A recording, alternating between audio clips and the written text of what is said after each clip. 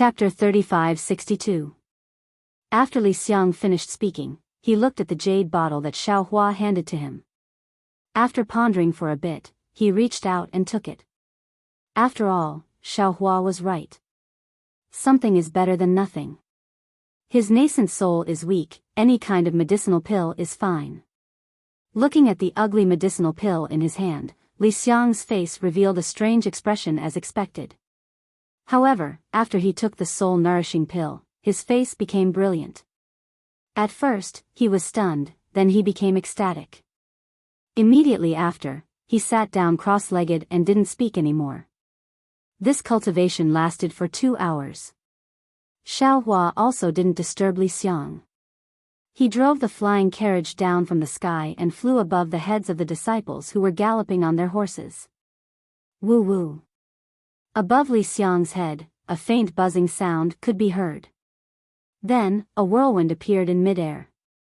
The whirlwind grew bigger and bigger, from a few feet wide to several feet wide. Then, the pressure of a yuanying stage cultivator appeared and spread out in all directions. Xiao Hua didn't care, but Li Xiang's disciples below him were overjoyed. One by one, they pulled their horses and waited on the ground. Under Li Xiang's pressure, the horses' hooves trembled, as if they couldn't stand steadily. Hee hee. Xiao Hua slightly smiled and patted the back of the Pegasus.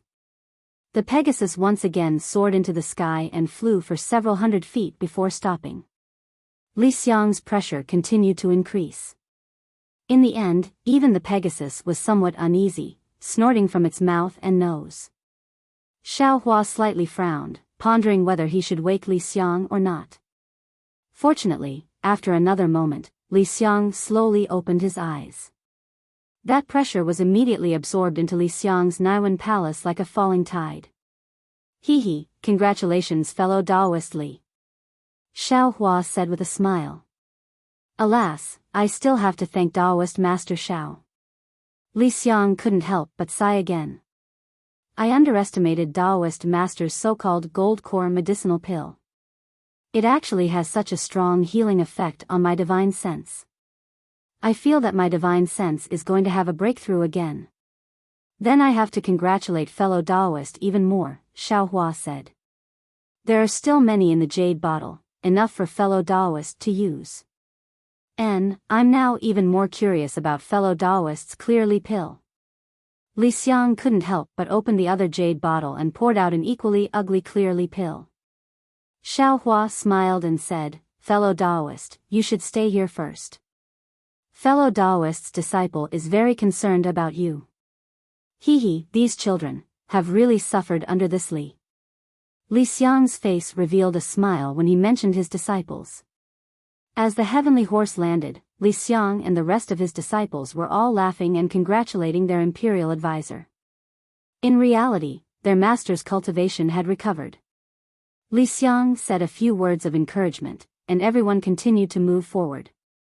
In anticipation, Li Xiang took the clear Li Dan, but this time the clear Li Dan did not give Li Xiang a special surprise. Although the medicinal power of the clear Li Dan was very good, it was just a drop in the bucket for a yuanying stage cultivator. Seeing that Li Xiang had only opened his eyes for a moment, Xiao Hua naturally knew that Li Xiang was disappointed. However, he just smiled and didn't say anything. How could he not take a good pill himself? Although he had the metal essence thriving marrow now, he did not dare to give it to Li Xiang. Spiritual items of heaven and earth were not something that ordinary cultivators could use at will. Although Li Xiang's meridians were tough, they were still far from Xiao Hua's. The spiritual energy of heaven and earth contained in the metal essence thriving marrow would definitely cause Li Xiang's meridians to collapse like a mountain flood. As for the 5 Qi righteous thunder, not to mention Li Xiang's yuanying, even if Li Xiang used his own life magic treasure, he would not be able to resist it. Wanting to use the 5 Qi righteous thunder to refine his yuanying was simply dreaming. Li Xiang was helpless and could only continue to take the clear Li Dan. After a few days, the black cloud ridge was already in sight. Along the way, there were no pursuers from the Copper Pillar State. Instead, they met a few groups of Confucian cultivators. Confucian cultivators were indeed somewhat different from Taoist disciples. Most of the Confucian cultivators only revealed admiration in their eyes. They took a few more glances at Xiao Hua's heavenly horse and flying chariot, but did not look for trouble. Only 2 or 3 people who were obviously reindeer followed for a while. When Xiao Hua sighed with emotion, they were frightened by Li Xiang's spiritual sense and fled. This is the Black Cloud Ridge? Although he had yet to reach the Black Cloud Ridge, Li Xiang could not help but release his spiritual sense. After all, Li Xiang naturally knew the original appearance of the Black Cloud Ridge, and even knew about the Black Cloud Ridge's origin stone mines. Furthermore, when he was at the previous Jade Mountain, Xiao Hua had already mentioned the Black Cloud Ridge, so how could Li Xiang not be curious? Seeing the current appearance of the Black Cloud Ridge, Li Xiang did not want to be surprised, but he was still surprised. How could this be the Black Cloud Ridge in his impression? Xiao Hua laughed and said, "This is naturally not the real Black Cloud Ridge. Fellow Taoist Li, take a closer look." Oh. Li Xiang was slightly startled. He released his spiritual sense again and carefully probed, but after a full meal, Li Xiang suddenly raised his eyebrows, opened his mouth, as if he wanted to say something, but in the end, he did not say anything. He looked again, and in the end, he sighed deeply and said, "The Taoist master actually set up a great formation in the entire Black Cloud Ridge. This is truly something that I would never have dreamed of. Even the entire Jiang country would not be able to complete it." Heh heh. Xiao Hua laughed and urged the heaven horse to descend. Li Xiang suddenly thought of something and hurriedly asked, "Oh right, this Black Cloud Ridge is underground. There seems to be an origin stone mine. Jiang country, Copper Pillar country, and Jia Sa country are mining it separately. Let's not talk about the Copper Pillar country, what about the Jia Sa country?" Naturally, they were chased away by this Xiao. Xiao Hua waved his hand and said, "Previously, the soldiers of the Jiang country had all submitted to the Jia Sa country after the destruction of the Jiang country. Why would I keep them?" "Oh." Li Xiang nodded absent-mindedly. He finally understood what Xiao Hua meant when he said, "I've done a lot of things that make Confucian cultivators jealous. This origin stone mine was probably even more eye-catching than the Zhu family's inheritance, right?" Furthermore, Xiao Hua had even openly offended the Jia Sa country, which was the closest to the Black Cloud Ridge and was established by the Buddhist sect. Seeing that they were getting closer and closer to the Black Cloud Ridge and did not see any spirit demon patrolling, Xiao Hua was a little displeased. He raised his hand and was about to cast a spell when he heard a sharp eagle cry from high up in the sky. 2 shadows that were about 3 meters in size descended from the clouds, and the wings of the 2 birds of prey blocked the sunlight above Xiao Hua and the others. "Io, that's right, there are still 3 demon kings in the Black Cloud Ridge." Li Xiang suddenly realized, could it be that Taoist Master Xiao killed them all? Is this Xiao that cruel? Xiao Hua pinched his chin, looking very innocent. The 2 birds of prey circled a few times above Xiao Hua's head, and with 2 cries, they descended towards the Black Cloud Ridge. A moment later, the 2 birds of prey charged into the sky again, still hidden behind the clouds. On the Black Cloud Ridge, lights suddenly flashed, and the scene in front of everyone's eyes twisted strangely a few times. From midair to the ground, a crack dozens of meters in size appeared out of nowhere. This crack was like a large door, flowing with light and splendor. The 3 demon kings brought a dozen little demons, and behind them, Qin Xiaoyao, Xiao Jian, Changling, and the others flew out, respectfully standing on both sides of the door. When Xiao Hua's horse landed, they all bowed and said, "Welcome back, Master. Get up, see who's here." Xiao Hua smiled and stood up, helping everyone up, and flew down from the flying carriage with Li Xiang. Junior greets Taoist Master Li. We greet State Preceptor Li. The Black Bear Spirit and the others ignored Li Xiang. Qin Xiaoyao, the Changling Princess, and the other people of Jiang country were very happy to see Li Xiang, and hurriedly bowed. "Ha, all of you, get up. Li Xiang waved his hand, looking much more practiced than Xiao Hua. He said with a smile, "Seeing you all safe and sound, this old man is reassured." Then, Li Xiang bowed to the Chongling princess alone and said, "This Li greets the princess." The Chongling princess's eyes were slightly red, and she hurriedly returned the greeting. "State preceptor, no need to be so courteous. Chongling is no longer a princess. In the future, I will have to rely on state preceptor and master." Ha! The Chongling princess's words naturally had a double meaning, but Li Xiang did not respond. As they spoke, Li Xiang's disciples arrived on their horses. Qin Xiaoyao and the others were very happy, and hurried forward to greet them, helping them down from their horses. "Xiaoyao, help arrange for Daoist Master Li's disciples. We will talk in the cave." Xiao Hua looked at the joyful crowd and ordered. "Yes, this disciple knows." Qin Xiaoyao immediately answered. "Also, Black Bear, prepare a banquet to welcome Daoist Master Li and the others." "Yes, this lowly one knows." "Old Master, do not worry." The Black Bear's spirit patted his chest, and left with the Golden Eagle and White Lion. Li Xiang looked at the orderly black cloud ridge, and the appearance of the 3 Yao kings. He was filled with curiosity. These Yao could be called kings. Their strength spoke for themselves, and their personalities were unruly. It was easy to kill them, but difficult to make them lower themselves. He did not understand how Xiao Hua had done it. After entering the cave, the people of Black Cloud Ridge took their seats. Lu Yi and Wang Yifei stood on either side of Xiao Hua. Little Silver and the Divine Power Centipede did not go back into the space, and stayed on their shoulders. Li Xiang's seat was not far from Xiao Hua's. It was a guest seat. Li Xiang was very satisfied and sat down as well. Looking at the magnificent cave, he sighed, "Spiritual Master Xiao, I've been to this Black Cloud Ridge before. It was not like this at all. I didn't expect that in Spiritual Master Zhao's hands, it would turn something rotten into something magical. This is not my doing." Xiao Hua laughed and said, "This is a big gift from Lengqinga." Saying this, Xiao Hua told him about the situation of Lengqinga setting up the array in Black Cloud Ridge, and then briefly described what had happened. Finally, he glanced at the cave and said, "Daoist Master Li, now everything is ready in Black Cloud Ridge. We only need one thing to help Princess Ling establish her country. Can you give me a hand?" "This." Li Xiang smiled bitterly, knowing that what was to come would come in the end. Although his cultivation had been restored, many of his disciples had not.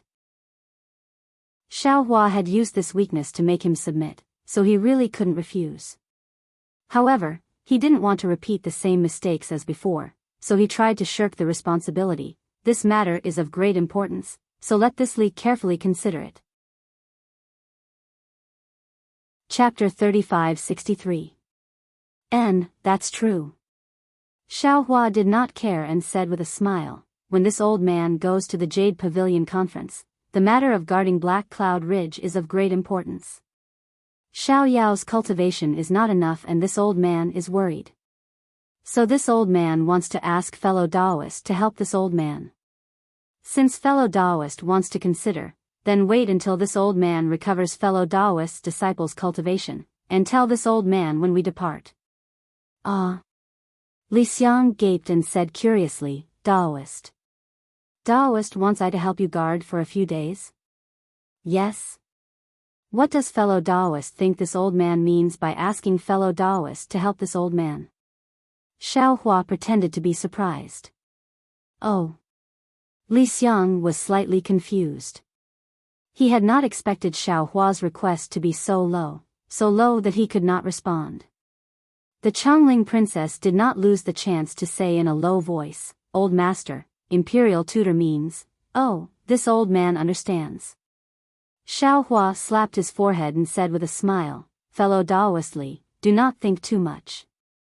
This old man is not good at state affairs, and has no experience as an imperial tutor. Changling once said that they would ask fellow Daoist Li to come out again to be the second imperial tutor of Jiang country.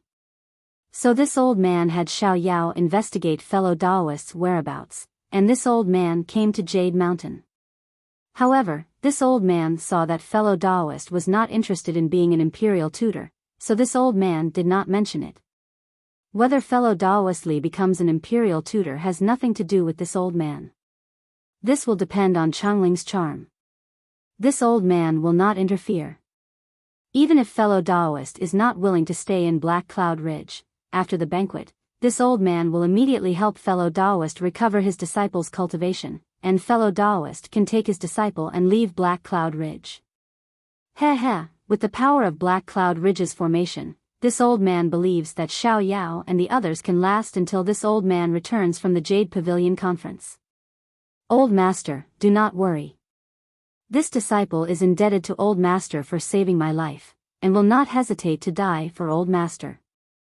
Qin Xiaoyao hurriedly got up and answered with one knee on the ground. Li Xiang's face burned.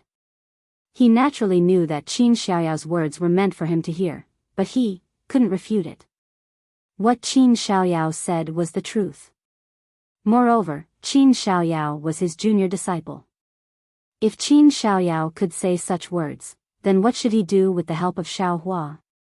Fortunately, without waiting for Li Xiang to think more, Xiao Hua smiled and said, I understand your thoughts. Everyone has the right to choose. I will never force people. Let's go. I think the banquet at Black Bear's side has already been set up. Today, we will only welcome Jinrenli with a feast. Nothing else. With that, Xiao Hua pulled Li Xiang's hand and walked out of the cave. Since ancient times, there had never been a banquet that was not perfect, and there were naturally no guests who did not enjoy themselves. Even the legendary Hongmen banquet was the same, and the Black Cloud Ridge's banquet was no exception. After a night of drinking, the spirit demons were lying all over the mountains and plains, and it was truly unsightly. The soldiers of Jiang country were still considered reserved. In the morning, they faced the morning sun and spat out the old and accepted the new. Daoist Master Xiao. Standing in front of the cave, Li Xiang smiled and said to Xiao Hua, Qin Xiaoyao and the others submitting to Daoist Master is not out of my expectations, but the 3 demon kings of the Black Cloud Ridge and their demon soldiers submitting to Daoist Master is out of my expectations. These demons, to be honest, if Daoist Master Xiao does not restrain them enough, it will cause a lot of trouble for Daoist Master. Yes, this Xiao knows. Xiao Hua nodded and pointed at the demons, saying, these demons have submitted to this Xiao the most, and have always been in fear. Previously, there was Leng Qinga forcing them from behind, and then there was the Confucian cultivators' formation killing them. Recently, I heard from the Black Bear spirit that many Confucian cultivators have begun to have designs on the Black Cloud Ridge. This old man is unwilling to let Qin Xiaoyao and the others go out to face the enemy, so these demons have to take the lead. Although the casualties are not great, these demons need to vent their emotions. A banquet should be useful. Of course, Daoist Master Li's reminder is in my heart. Since these demons have submitted to my fortune gate, this Xiao will definitely restrain them and not harm the hidden immortal continent. Hearing Xiao Hua mention the fortune gate, Li Xiang was not surprised. After all, the current fortune gate's outer disciples were all Dao cultivators from Jiang country. He had only been in the Black Cloud Ridge for half a day, and he already knew a lot of things. Li Xiang thought for a moment and said, Daoist Master Xiao, this Li has an idea, but I don't know if I should say it. Please speak. Xiao Hua laughed. He was eager for Li Xiang to say more. The hidden immortal continent forbids Dao sect disciples from establishing sects, this is public opinion. Although Daoist Master Zhao's cultivation is profound, compared to the accumulation of Confucian cultivators who have been passed down for who knows how many years, there is still a big gap. Li Xiang did not hide anything and said, Daoist Master Xiao certainly wants to establish a Dao sect, but in a situation where we cannot fight against the entire hidden immortal continent, it is very inappropriate to rashly bring up the fortune gate. Oh. Then what does Daoist Master think? Xiaohua frowned, his face full of worry. Li Xiang laughed and said, since it is not allowed to establish a sect, then take charge of a country. Now that Jiang country has been destroyed, if Taoist Master Shao establishes Jiang country again, naturally you can name it Fortune country. You can even call it Shao country. Taoist Master Shao is building this country into an empire, with vast territory. Taoist Master Li. Xiaohua interrupted Li Xiang's words, shaking his head and saying, this Shao has already promised the Chongling princess to help her restore her country. Wouldn't doing this chill her heart? This Shao also become a person who goes back on his words. That's even simpler. Li Xiang laughed and said, Taoist Master Shao can just support another country. Yes, that's true. Xiaohua woke from a dream, slapped his forehead, but then he grimaced. The problem isn't controlling a country different from a sect? There has to be a country ruler. If there is a country ruler, wouldn't there be a rift between us? Li Xiang laughed and said, use Taoist Master Zhao's own bloodline to be the country ruler, this Shao country is justified. Forget it, let's talk about it later. As Xiaohua spoke, he actually walked into the trap. He simply waved his hand and said, this Shao made a sect to simplify things, to be a hands-off shopkeeper. Now that I heard Taoist Master Li say that he also wants to marry and have children, wouldn't that be troublesome? Ha ha ha. Li Xiang also laughed. The two spoke a few more words. Seeing the sun rise from the mountain peak, Xiaohua smiled and said, Taoist Master Li, send a disciple up. You and I will see how to help them recover their cultivation. All right. Li Xiang saw that Xiaohua was so straightforward and was happy in his heart. He transmitted his voice, and not long after, a Jin Dan disciple came up. Xiaohua took Li Xiang and the disciple into the quiet room. Xiaohua only slightly checked the injury and already understood that this disciple's Jin Dan was broken. His lower dantian was pierced by the sword qi of the Confucian cultivator, and some of the meridians in his body were also cut off by the sword qi. As long as the meridians and dantian were repaired, Jin Dan would not be difficult. So Xiaohua pretended to discuss with Li Xiang for a moment, took out the heaven-mending pill, explained to Li Xiang how to use it, and let Li Xiang help his disciple. Li Xiang looked at the pill in his hand, his mouth bitter. How could he not understand that as long as he had this heaven-mending pill, why would he need to do it himself?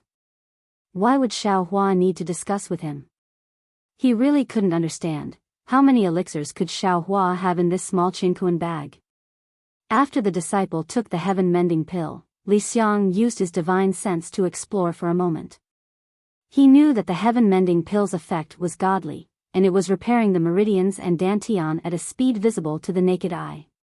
But then, Li Xiang worriedly asked, Taoist Master Shao, this pill is really miraculous, but do you know how many? Enough.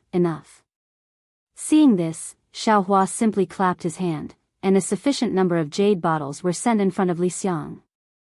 Li Xiang was so shocked that a walnut could be stuffed in his mouth. A single heaven-mending pill was already incomparably precious, but Xiaohua actually gave him dozens of pills the moment he opened his mouth. Too much. Li Xiang muttered. His raised hand was as heavy as 1,000 caddies.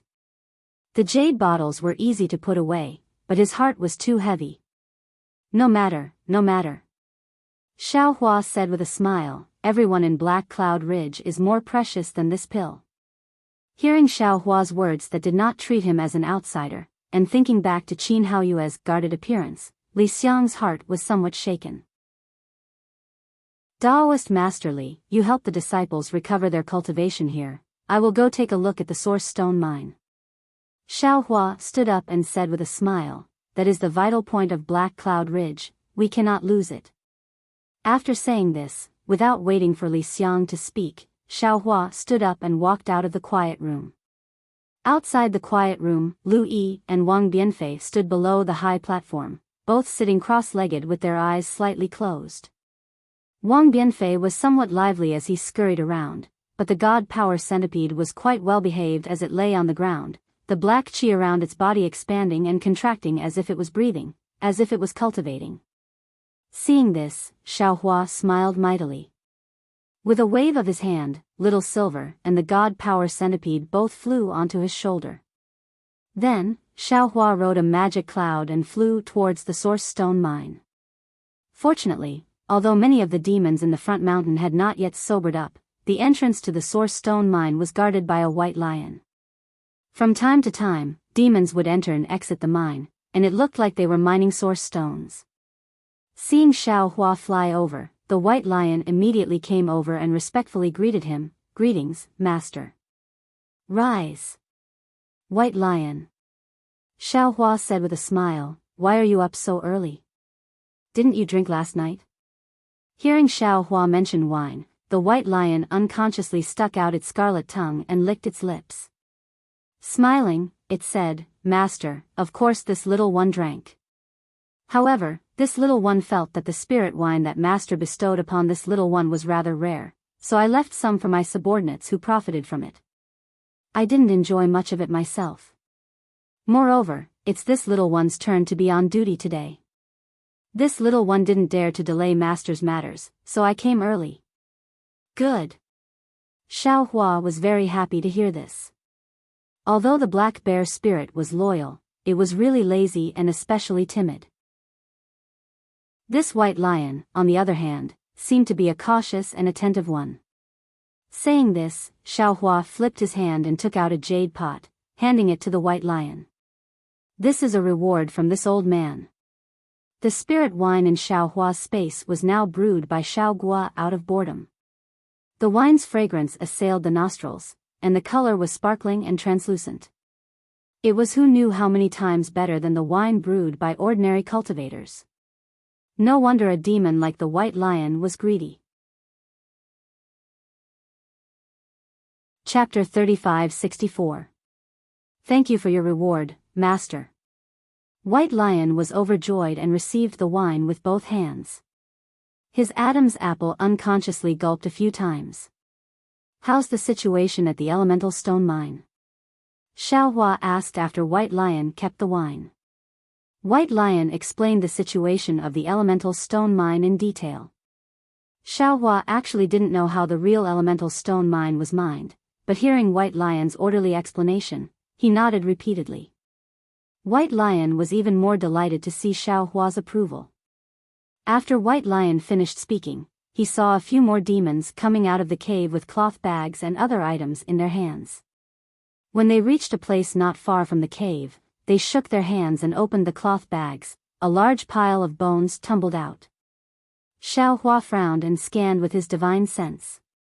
His expression changed unconsciously, and he said in a cold voice, "White Lion, what's with this pit full of bones?" "Oh, reporting to Master." White Lion wasn't afraid and smiled. "These were all cleared out from the elemental stone mine. I'm afraid that the mine soldiers of the three kingdoms died in the mine and were casually thrown in here. When we saw these bones while mining, we told Big Brother. Big Brother knows that Master is kind and likes cleanliness, so he asked us to clear these bones out and place them in this pit. When the time comes, we'll bury them all." "Good, you've worked hard." Xiaohua patted White Lion's shoulder and encouraged, "I'll go find some cultivation methods that demons can cultivate and teach you in the future." Thank you, Master." White Lion was excited and immediately knelt on the ground and kowtowed. Although they were demon kings, in reality, they were just small leaders of the demons. They relied on their talent and didn't have any particularly complete cultivation methods.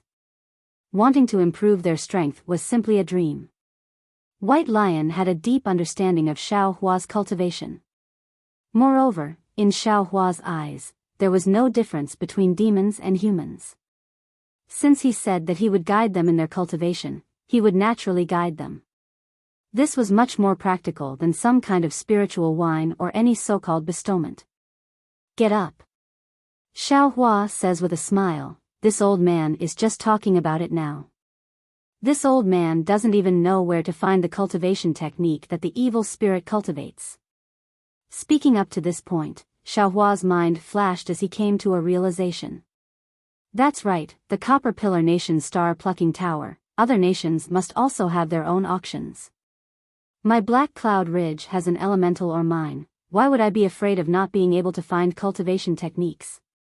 Baisher, tell He Xiong about this, and then discuss it with Qin Xiaoyao or Xiao Jian. Let them send some disciples out to bid. Yes, I understand. Baisher replied respectfully. Soon after, Xiaohua entered the essence stone mine and went to the deepest part. He collected more essence stones before coming up. In just a dozen days, Xiaohua's mind and primordial spirit had improved greatly. The amount of essence stones he collected was more than 10% more than the previous time. While Xiaohua was overjoyed, he couldn't help but be dumbfounded. The effect of this secret technique far surpassed any secret technique he had ever seen. He really didn't know where Do Shanjun had obtained this mysterious secret technique. Could it be that my appearance can't compare to that guy's, and my character can't compare to his? After Xiaohua cursed in his heart, he flew to the front of Dao Shan's tomb. Dao Shan's tomb already had weeds, but fortunately, when the 5-brocade cloud diagram array bombarded the Black Cloud Ridge, this place was not affected too much, and the tomb was still there. Xiaohua squatted down, extended his hand, and pulled out the weeds near the tomb one by one. He stared at the small tomb for a long time, as if he was thinking about something, but also as if he was comprehending something. After half a day, he finally stood up and flew towards the cave. However, before he could reach the cave, Xiaohua stopped again. He saw that not far from the cave was a military camp, and on the east side of the military camp was a hill that wasn't too steep. Right now, there was a person holding an axe and dancing on the side of the hill. Who else could this person be other than Yuanya? Xiaohua watched for a moment, and saw that Yuanya's axe technique was extremely methodical. It was obvious that someone had taught him. He couldn't help but smile, and descended from the sky. Yuanya was the first person he saw in the hidden Immortal continent. Now that there were many people in the Black Cloud Ridge, Xiaohua didn't have time to care about Yuanya. Previously, he had asked Lu Yi once, but there was no news. Dao. Master. Hearing the commotion, Yuanya put away the demon axe, hurriedly bowed and called out. It seemed that he was going to call him Daoist Master, but when he was about to say it, he changed his words. Looking at Yuanya, Xiaohua was quite emotional. People would always change. It had only been a little more than a year.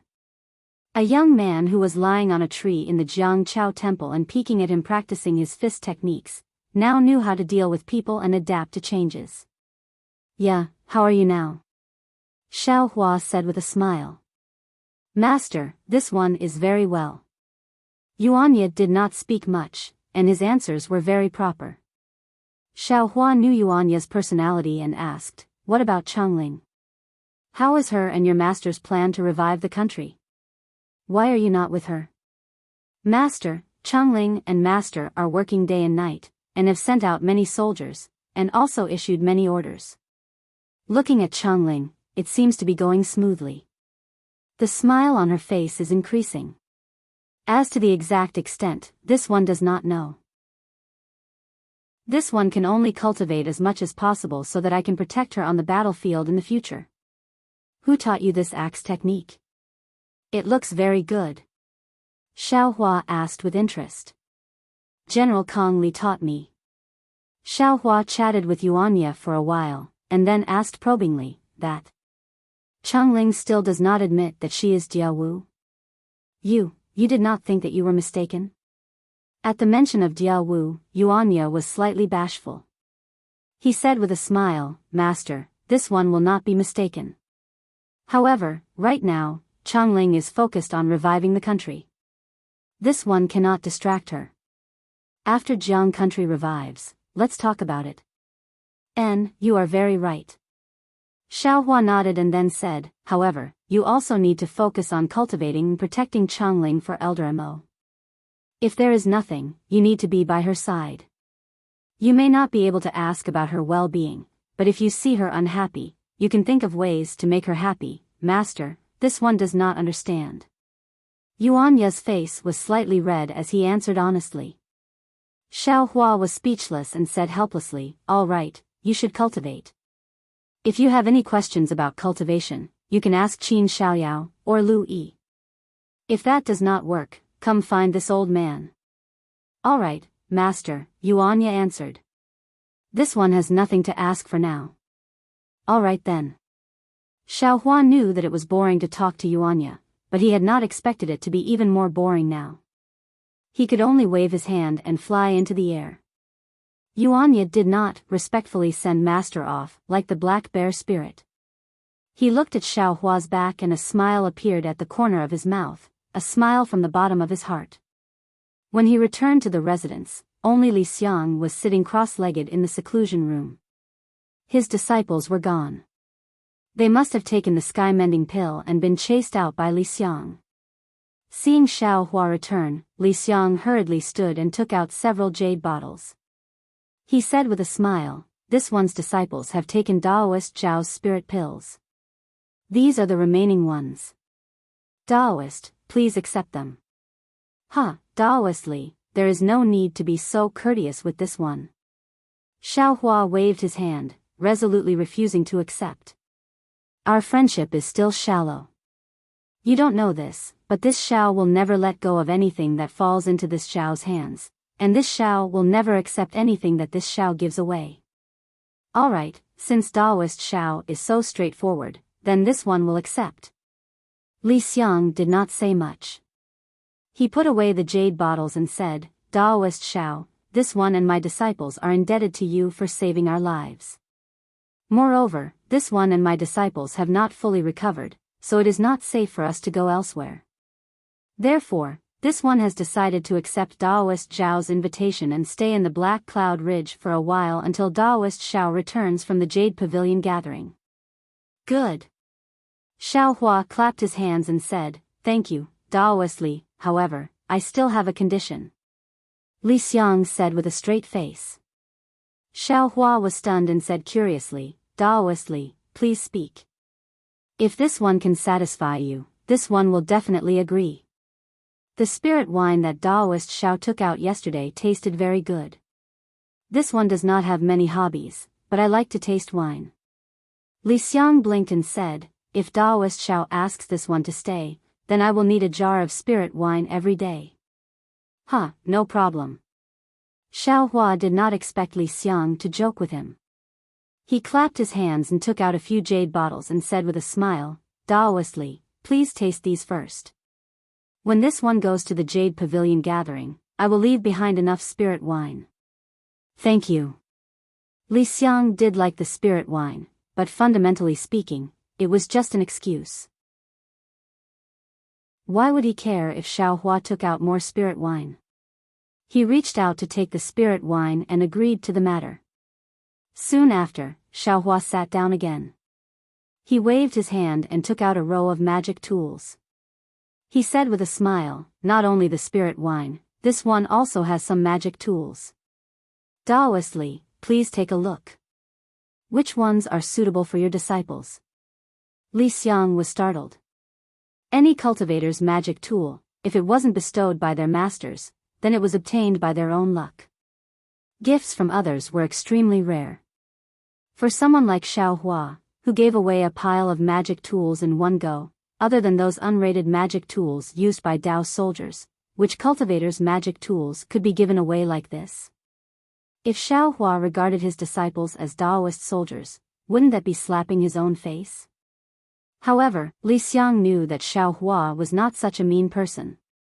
Moreover, with a sweep of his divine sense, he immediately knew the rarity of these magic tools. Li Xiang hurriedly stood up and waved his hand, saying, "Daoist Xiao, this one and this one's disciples have received too much help from Daoist Xiao. Why don't Daoist keep these magic tools in your hands and wait for a fated person in the future?" "Daoist Li, what is fated? What is not fated?" Xiao Hua said with a smile, "Daoist Zhao's disciples meeting this one is fated. This one has these magic tools in his hands is fated. Why is Daoist Xiao so polite?" "Alas, okay." Li Xiang casually picked up a magic tool and looked at it carefully. He found that this magic tool was definitely refined by a great refiner. It was far better than what he had seen before. Of course, he was not willing to let his disciples lose this opportunity, so he could only grit his teeth and agree. Chapter 35-65.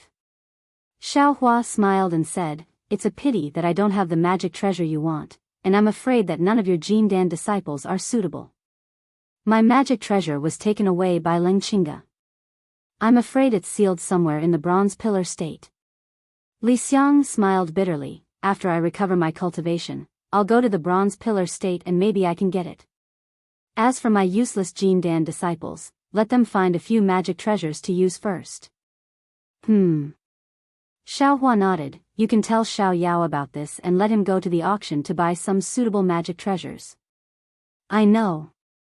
Li Xiang nodded, and then Xiaohua asked Lu Yi to call in Li Xiang's many disciples. Each disciple chose a magic treasure.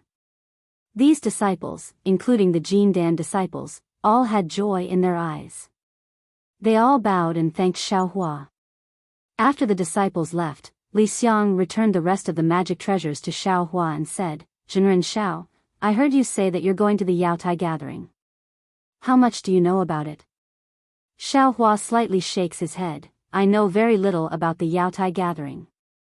Other than knowing that we Taoist cultivators must participate in the Yaotai gathering if we want to be teachers of a country, here is the approximate location of the Yaotai gathering."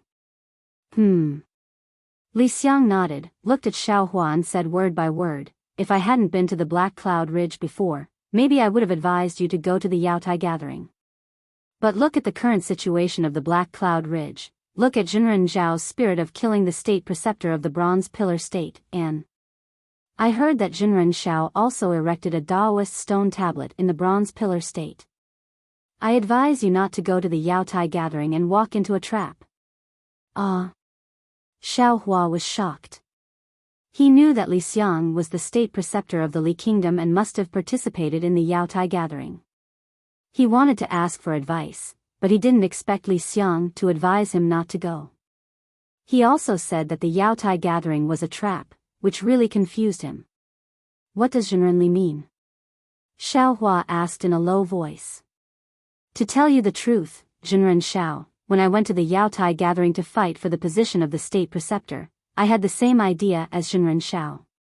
I wanted to be an influential figure on the hidden immortal continent and make achievements that no one before me could achieve." Li Xiang's eyes flashed with a trace of fanaticism, as if he was recalling his glorious days.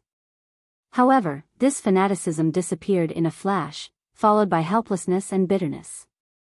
"It's a pity that we took the wrong path from the beginning.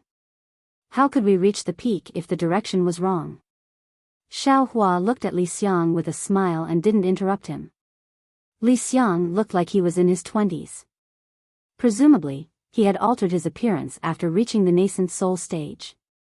However, from his tone, he seemed to have experienced a lot. Xiaohua also knew that Li Xiang was a person with a story and had more experience than him. Calmly listening to his thoughts would be of great benefit to him. Daoist Master Xiao isn't the first person to walk the path of Taoism on the continent of Confucian cultivators, and he definitely won't be the last. Li Xiang opened his mouth again. "Once upon a time, this Li also had the same idea. I wanted to establish a Daoist sect, raise Daoist cultivators, become the master of a country, and build a Daoist empire. Unfortunately, the Yaotai gathering pushed this Li to the bottom of the valley. Although this Li was lucky enough to obtain the lot to establish a country, the Li country's downfall made this Li completely lose the heart to contend for hegemony." "What's going on with the Yaotai gathering?" Xiaohua's brows furrowed even tighter. What Qin Xiaoyao said before was originally unclear. Xiaohua thought it would be enough for him to go take a look and register with his own cultivation. Who knew, it would be so troublesome. Xiaohua couldn't help but ask. "What exactly is the Yaotai gathering like?" "It seems to be different every time. The Yaotai gathering that Qin Haoyue and this Li participated in was different. After all, 10 years of planning is enough for the Immortal Palace to come up with many sinister ideas to kill nascent Daoist cultivators. Even if this Li told you, it might not be useful. It might even be harmful to you. Li Xiang shook his head and said, with Daoist Master Zhao's cultivation, it's best not to participate in it. 10 years? The Immortal Palace? Xiao Hua was shocked. He asked curiously, Qin Xiaoyao said it's once every 5 years. How did it become 10 years? Moreover, isn't this a matter of the Confucian cultivators of the hidden Immortal Continent? How is it related to the Immortal Palace?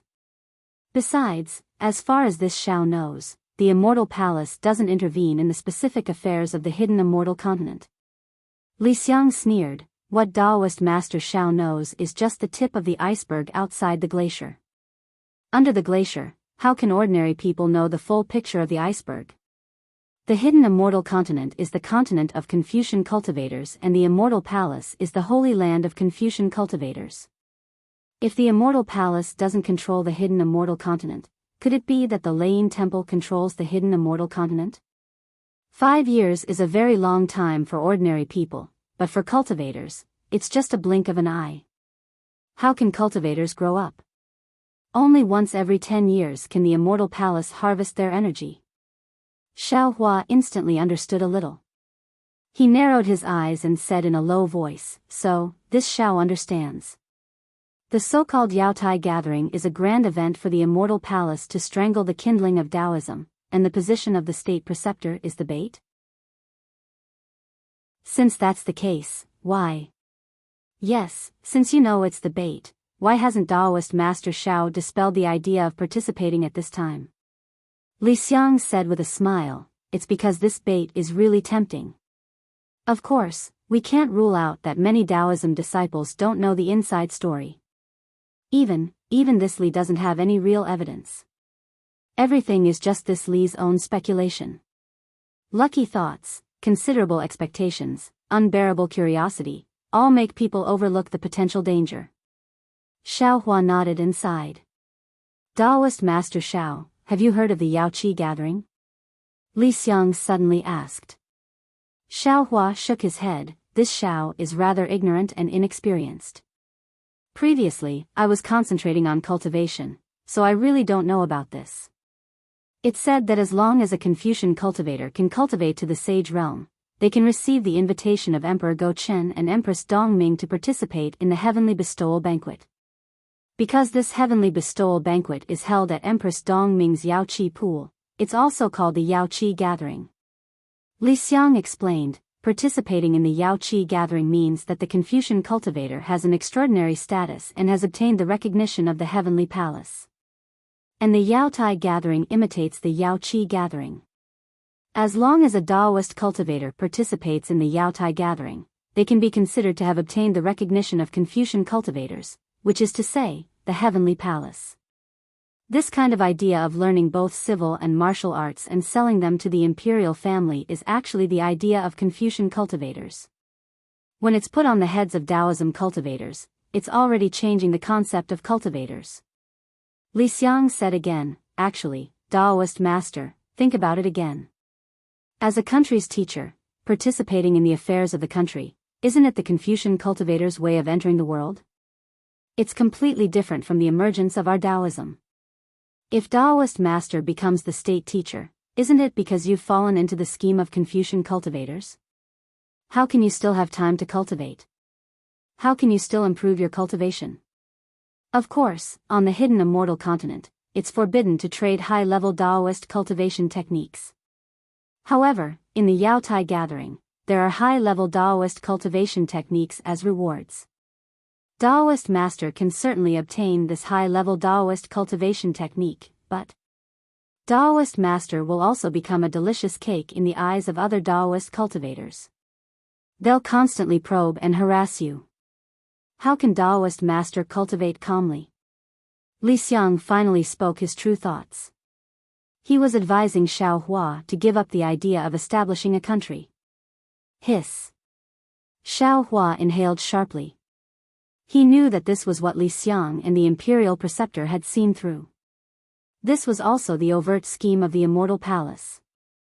The brilliance of the Immortal Palace was that they used the competition of the Yaotai gathering to cut off a portion of Daoist cultivators. 2. They used the name of the imperial preceptor to assimilate a portion of Daoist cultivators. 3. In the competition between countries, Daoist cultivators would fight with Daoist cultivators. 4. They used high-level Daoist cultivation techniques as bait to once again lure Daoist cultivators to kill each other. With such heavy killing, no wonder the hidden Immortal continent did not have Daoist cultivators. Different from the Dawn Rain continent, the hidden Immortal continent's Daoist sects were still not flourishing. Li Xiang really was sincerely trying to dissuade Xiaohua. Unfortunately, when he saw Xiaohua's expression change from astonishment to calmness, he smiled bitterly again.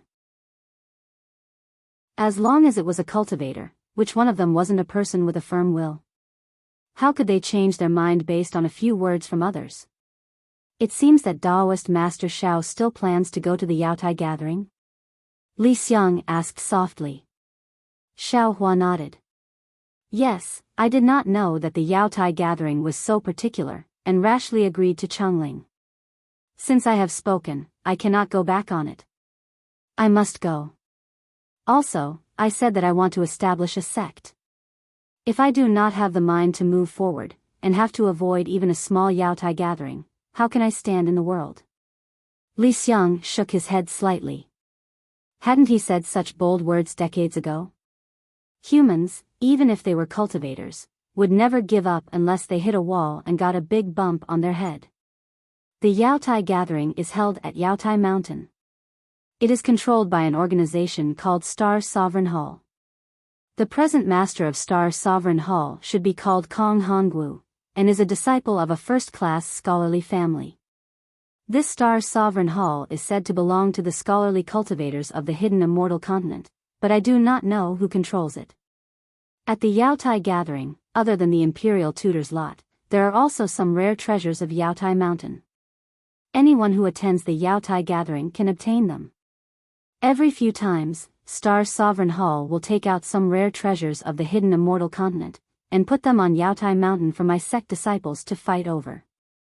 On the surface, it looks generous, but in reality, it is to have my sect disciples kill each other. Back then, let's not talk about it. This is my impression of the Yaotai gathering. Li Xiang sighed, and took out the jade eye he had prepared long ago. He handed it to Xiaohua and said, I know that Daoist Master is far stronger than I was back then, but Daoist Master must remember, the tallest tree in the forest will be destroyed by the wind. You must be low-key. Back then at the Yaotai gathering, none of the cultivators who were stronger than I could get the Imperial Tutor's lot. Heh, this is my specialty. Xiaohua took the jade eye and answered with a smile. He did not ask more about Star Sovereign Hall and the treasures. If Li Xiang knew, he would remember it in the jade eye. If Li Xiang did not know, it was useless to ask. Chapter 3566. In addition, Daoists shouldn't bring Lu Yi and the others. Li Xiang suggested again, their cultivation, not to mention me, even Xiao Yao can guide them. It's quite troublesome for Daoist to bring them along. Good. Xiaohua clapped his hands, then I'll have to trouble Daoist Li, Daoist Xiao, I've learned a lot from you. It's only right for me to do something for you. Li Xiang was helpless towards Xiaohua's clapping. After all, he was also a nascent soul cultivator. How could he teach two disciples who had just started cultivating? But it seemed that Xiaohua seemed to enjoy it. Thus, Li Xiang had to hit the nail on the head. Daoist, remember, if something goes wrong, immediately run away. Well said. Xiaohua smiled, I don't dare to boast about other cultivation, but in terms of running away, if I say I'm second, no one dares to say they're first. Soon after, Xiaohua called everyone over and made some arrangements. He sat on a flying carriage pulled by a Pegasus and flew out of the black cloud ridge. Everyone shouted and respectfully sent their master off. However, Li Xiang's face was very unhappy. He almost wanted to chase after Xiaohua and ask, where did the low-key go? The Pegasus shone brightly, wouldn't it be discovered from far away? At this time, how could Xiao Hua still think about Low-Ki? What he cared about was whether he could smoothly reach the Yaotai assembly. The reason why he brought Lu Yi and Wang Yifei along was not to guide them in their cultivation, but to identify the direction and help him find the so-called Jade Pavilion without taking any unnecessary detours. Li Xiang's jade eyes naturally had the location of the Yaotai assembly and the names of the countries around it. However, Li Xiang also made it clear in the jade eyes that he participated in the Yaotai assembly nearly 100 years ago. He didn't know whether these countries still existed or not. The jade eyes mentioned some taboos that Xiao Hua wanted to pay attention to. It was nothing more than keeping a low profile and being on guard. What puzzled Xiao Hua the most was that Li Xiang told him to pay special attention to Daoist cultivators. On the contrary, he didn't say much about Confucian cultivators. This Li Xiang. Xiao Hua withdrew his jade eyes and thought, I'm afraid that once bitten, twice shy. If it's Xiaoyu continent, everyone is Daoist cultivators, killing each other is not uncommon. But in the hidden Immortal continent, Daoist cultivators, after all, are in the minority. If they can join hands, they'll be together. Otherwise, they'll be alone, wouldn't fall into the scheme of Daoist cultivators. However, just as he sat down cross-legged and was about to cultivate, a thought appeared in his mind. Oh, so that's how it is. I understand. What Li Xiang wanted to say was that the Dao sect cultivators on the hidden Immortal continent had limited resources for cultivation, and these limited resources had to be obtained by the Dao sect cultivators themselves.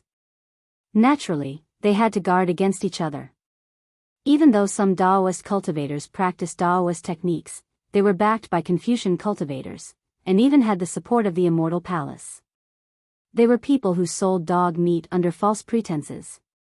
Naturally, they would be ruthless to the orthodox Daoist cultivators. Daoists say it, teet teet teet, it looks like, you still don't trust this Xiao. In fact, if Li Xiang was like this, it wasn't that he didn't trust Xiao Hua. After all, Li Xiang didn't really understand Xiao Hua. Speaking up to this point, it was already very clear. If he said it too bluntly, it might directly insinuate the relationship between Xiao Hua and Li Xiang. If Xiao Hua had a suspicious heart like Qin Haoyue, wouldn't Li Xiang have made an enemy? Xiao Hua sat on the flying carriage, free and unfettered. Now, he took out the small bone that Zhu Qing gave him. First, he looked at it carefully, then he released his soul consciousness. He took it for granted that since it was a bone, it must be a soul cultivator's bone. Xiao Hua himself was also curious as to why the Zhu family was related to soul cultivators. In fact, this was the real reason why Xiao Hua wanted to visit the Zhu family, not what Li Xiang said. Unfortunately, Xiao Hua was wrong. The small bone didn't have any reaction in his soul consciousness. Xiao Hua couldn't read anything from the bone. Oh. Don't tell me, this thing isn't a bone. Xiao Hua was astonished. He then used his soul consciousness and clear eyes technique to investigate, but to no avail. Helpless, Xiao Hua opened his Dharma eye. Similarly, the bone in his Dharma eye was empty, without any trace. That's strange.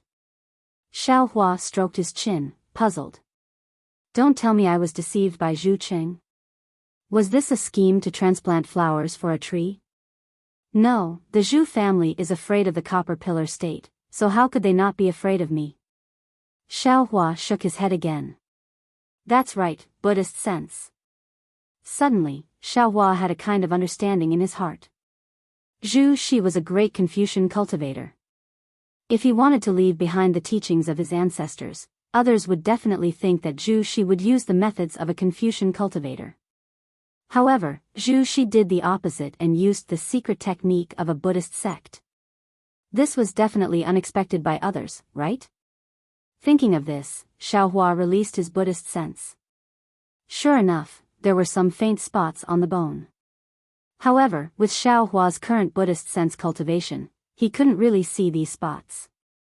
Finally, Xiao Hua sent the bone into his Naiwan palace. Under the Buddhist light of the Buddha's Saraira, Xiao Hua could see clearly that there were two prophecies on the bone, the ancestral tree is like the innate qi, the family tree is like the silk of the younger generation. Damn it, Zhu Shi is a saint. How could he leave behind something so unclear? It looks symmetrical but doesn't have any charm. Xiao Hua looked at it again and again, puzzled. He couldn't help but curse. Even if that bastard Zhu Cheng made this thing public, what could he do? He wanted to make it public, but Zhu Shi was too ruthless. Even his own descendants couldn't see what was left in the bone. What heavenly book truth? It's more like the heavenly book mystery. Xiao Hua now knew how to read the heavenly book. Moreover, he had already cultivated the 5 qis unifications. He didn't care about this heavenly book truth. He casually put the bone into his space. With a wave of his hand, a scroll appeared in his hand. He was going to read it carefully. Suddenly, a thunderous voice rang in his ears. "Fellow Taoist, this humble Taoist greets you." Ah! Xiao Hua shivered and hurriedly looked around. However, he saw that in the sky, there was nothing but astral wind. There wasn't any divine sense. "Fellow Taoist, can you come in for a chat?" Just as Xiao Hua was puzzled, the voice impatiently sounded in Xiao Hua's ear again. Oh, it's the bone-honing Xiao Hua. Hearing this impatient voice, Xiao Hua immediately understood and hurriedly sent his divine sense into his body. Sure enough, the bone-honing Xiao Hua had already stopped practicing the Big Dipper divine fist. The golden light on his head was radiating in all directions. The yellow brilliance around his body was also glaring. In particular, the aura of desolation was even thicker. His figure was also much taller than before. Facing such a bone-honing Xiao Hua, Jade Archive Xiao Hua felt powerless. He helplessly cupped his hands and said, "Fellow Taoist, why did you call I here? I just want to ask you, do you still want to cultivate the light escape?" Only this bone-honing Xiao Hua was so impolite to Jade Archive Xiao Hua. Xiao Hua was stunned. He scratched his head and asked curiously, "What do you mean, fellow Taoist?" "The light escape is the goal that I pursue. How can I not cultivate it?" "What the hell are you cultivating for?" Bone-honing Xiao Hua's voice seemed to reverberate between heaven and earth. "You found the exquisite pagoda for the Buddha Sarira, as well as the 10,000 Buddha diagram and the Mahavairokkana Buddhist edict. You found the 5 Qi Thunder and the heavenly book for the Confucian cultivator Xiao Hua. You found the 9 Heavens Spirit Origin and the Little White Dragon for the Soul cultivator Xiao Hua. You found the Dragon Transformation Art for the Dragon Vein Xiao Hua. You even found the Blood Drop Paradise and the Devil Qi for the Devil Spirit cultivator Xiao Hua. What did you find for me? Is it this devil blade?" While speaking, bone-honing Xiao Hua waved his left hand. The devil blade that seemed to grow on his left arm flashed with a pitch-black brilliance. "Doesn't fellow Taoist have the Big Dipper divine fist?" Jade Archive Xiao Hua asked curiously. "I remember, there is also the bone-honing technique of the Sunset Island?" "Damn, when did the Big Dipper divine fist happen? Are you going to use it for the rest of your life?" Bone-honing Xiao Hua shouted angrily, "I'm cultivating the Big Dipper divine fist because I'm too bored and playing around. The Big Dipper divine fist is no longer effective." Ah! Jade Archive Xiao Hua was shocked, but he understood in a flash. He nodded and said, "That's right, I overlooked this." Bone-honing Xiao Hua again exclaimed in disappointment, "Also, the bone-honing technique of the Sunset Island is somewhat effective now, but you should be cultivating it. Why are you holding that bullshit scroll and reading it every day for no reason? Can that thing let you cultivate the light escape technique? Actually, even the bone-honing technique of the Sunset Island has a time when it becomes ineffective. You should also look for a follow-up to that heavenly laws embodiment technique of yours. You can't let me be idle. Moreover, if you don't find a suitable technique, this devil blade of mine will never be removed, and you'll always have a devil hand." That. Jade Archive Xiao Hua frowned and said, "What if I use the 5 Qi Righteous Thunder to help fellow Taoist temper your bones? Is that possible?" Of course it's possible to use the 5 Qi righteous thunder. If it's the thunder water in the space, that would be the best. Bone Honing Xiaohua saw that Jade Archive Xiaohua was very sensible, and his tone became somewhat gentle. I understand. Jade Archive Xiaohua nodded. This thunder water is beyond I's ability to use outside the body, but I can still do it inside the body. Moreover, fellow Taoist is one with the space, so you should be able to do it. However, this thunder water is too overbearing. Is fellow Taoist sure it's possible? Fellow Taoist is looking down on me too much. Bone Honing Xiaohua sneered proudly. The golden light around his body flourished, and the strange rune on his forehead made Jade Archive Xiaohua's heart tremble in shock. Perhaps fellow Taoist doesn't even know what the light escape technique is. Fellow Taoist knows, but I don't know. Could it be that fellow Taoist knows what I don't know? Jade Archive Xiaohua didn't know whether to laugh or cry. Bone Honing Xiaohua really thought too highly of himself. Fellow Taoist knows, but fellow Taoist doesn't necessarily think too much. If I don't say it, you may not realize it. Bone Honing Xiaohua's bell-like laughter rang out. Chapter 3567. Bone Honing Xiaohua smiled and explained, fellow Taoist was able to freely use the Devil Realm's concealment technique because of fellow Taoist's Big Dipper God Fist. The Big Dipper God Fist should be the Devil Realm's bone tempering technique. The Sunset Island's bone tempering technique originated from the Desolate Era and should belong to the Giant Clan. The Heavenly Law's embodiment technique and the bone tempering technique you obtain from Yellow Flower Ridge should be related to the Monster Clan. However, I can't casually practice this bone tempering technique right now. I have to wait until the Sunset Island's bone tempering technique completely tempers me. I understand. Jade Archive Xiaohua nodded. One light into 7 colors hide all things. What we need to do now is to use the 7 colors to combine into one light. To be sheltered in the light, we have to go through the 7 bone tempering techniques and use the 5 elements to change the foundation of the bones. However, the 5 elements don't seem to be able to reach 7. I don't know about this.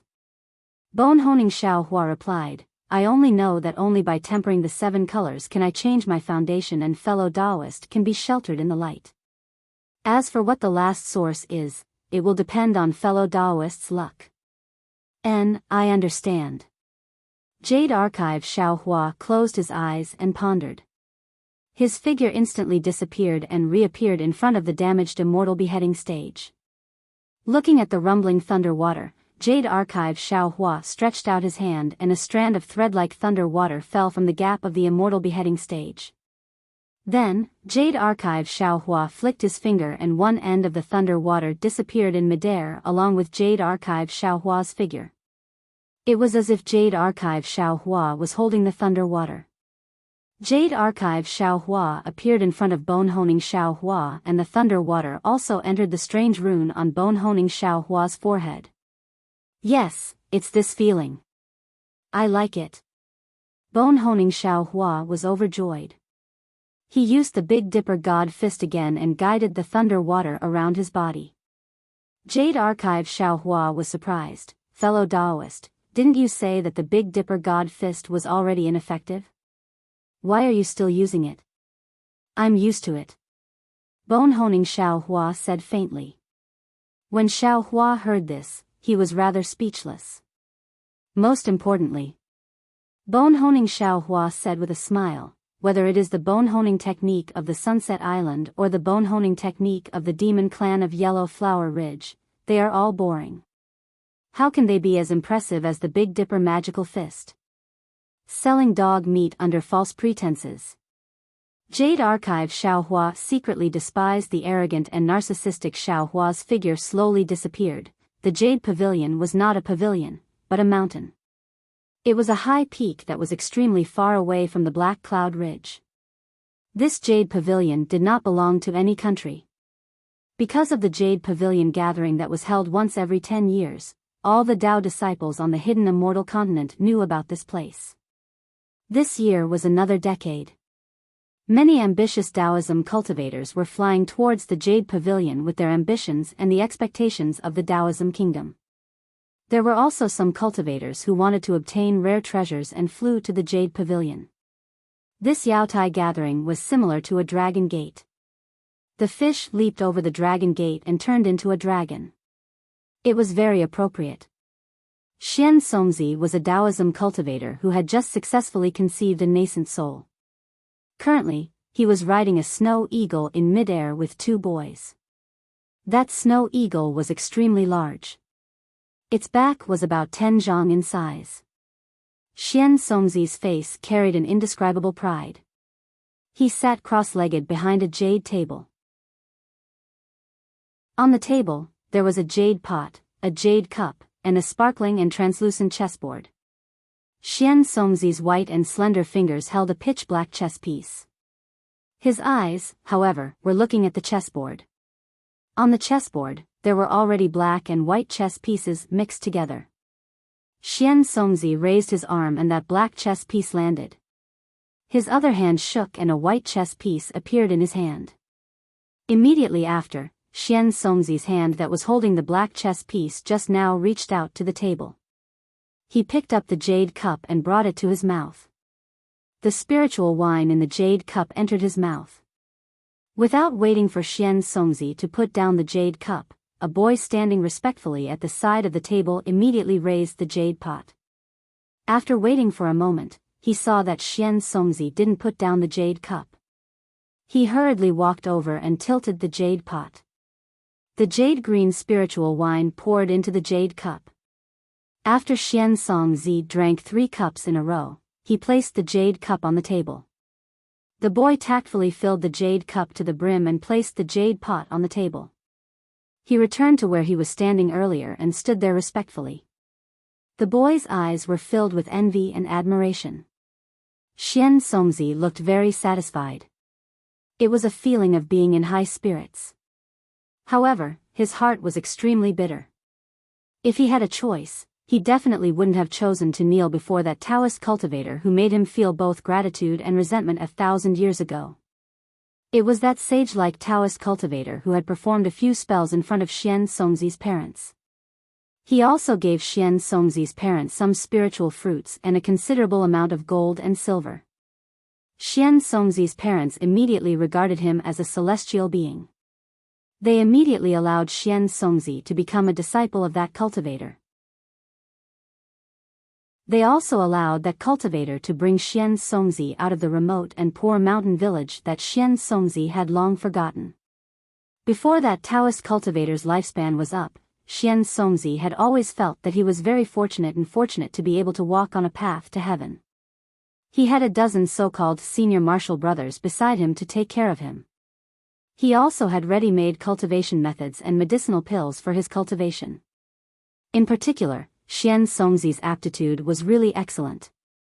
He had only been a disciple of Taoism for 100 years, but his cultivation was already catching up to his senior martial brothers who had been cultivating for hundreds of years. At that time, he was already a famous cultivator in a dozen countries. Unfortunately, those happy days were gone when that Taoist cultivator failed to cultivate to the nascent soul stage and reached the end of his lifespan. First, the spiritual herbs and other things provided by the country that Xian Songzi relied on began to decrease. Then, Xian Songzi's so-called senior martial brothers gradually fell in the battle with other Taoist cultivators and Confucian cultivators. Finally, the remaining 2 or 3 senior martial brothers also left that country and went to other places in the hidden Immortal continent to look for opportunities for cultivation. Xian Songzi's so-called sect was thus disbanded. However, at this time, Xian Songzi already understood that this was the fate of all Taoist cultivators in the hidden Immortal continent. No one could escape. If he wanted to cultivate, then he had to find vitality stones, spiritual herbs, cultivation methods, and so on. Of course, he could also choose not to cultivate. However, as a Taoist cultivator without roots in the hidden Immortal continent, he was very likely to die in the hands of Confucian cultivators one day. Perhaps his life would be worse than that of a secular person. The Taoist sect was a road of no return. Of course, it was impossible for Xian Songzi not to cultivate. His aptitude was very high. According to that Taoist cultivator, he was the only disciple who could cultivate to the nascent soul stage and become the master of a country. In the following hundreds of years, Xian Songzi suffered a lot. Not to mention the exclusion and inexplicable pursuit of the Confucian cultivators, the Taoist cultivators forced Xian Songzi to the edge of death several times in order to snatch spiritual herbs, magic weapons, and other things. Countless times, Xian Songzi regretted that he didn't enter a Confucian cultivator's sect. Unfortunately, there was no medicine for regret in this world. After regretting, Xian Songzi could only continue to cultivate. Fortunately, Xian Songzi, the leader of the hidden Immortal Continent's Taoist sects, finally became pregnant. However, after becoming pregnant, Xian Songzi immediately faced two choices. He could either become a rogue cultivator and cultivate with his own strength, or he could become the master of a country and use the power of the country to support his cultivation. Xian Songzi, who had suffered a lot, chose the latter almost without hesitation, just like most of the Taoist cultivators on the hidden Immortal Continent. Although the strength of a rogue cultivator's nascent soul stage was very strong, it was really dangerous in the hidden Immortal Continent, where there were many strong Confucian cultivators. Even if he took in a few more children, he might be hunted down and killed by the sanctimonious Confucian cultivators. Of course, this choice was not made by Xian Songzi on the spur of the moment. As early as when he cultivated to the late gold core stage, some monarchs who had no backing contacted him. Many monarchs also put forward excellent conditions. However, Xian Songzi was very ambitious. He knew that once he became the master of a country, his cultivation time would be reduced, and the possibility of him being able to cultivate to the nascent soul stage would be even smaller. Therefore, Xian Songzi declined all visits and concentrated on cultivation. With limited medicinal pills and other things, he finally stepped into the nascent soul stage. As soon as Xian Songzi became pregnant, he immediately attracted the attention of various countries. More than 10 monarchs came to visit him with generous gifts. Xian Songzi naturally welcomed them one by one. After discussing one by one, he chose a country with both potential and wise monarchs to be under his control in the future. Then, he waited for several years and made some preparations to participate in the Yaotai conference. In addition to these unknown difficulties in Xian Songzi's heart, at this time, Xian Songzi was a high-spirited person.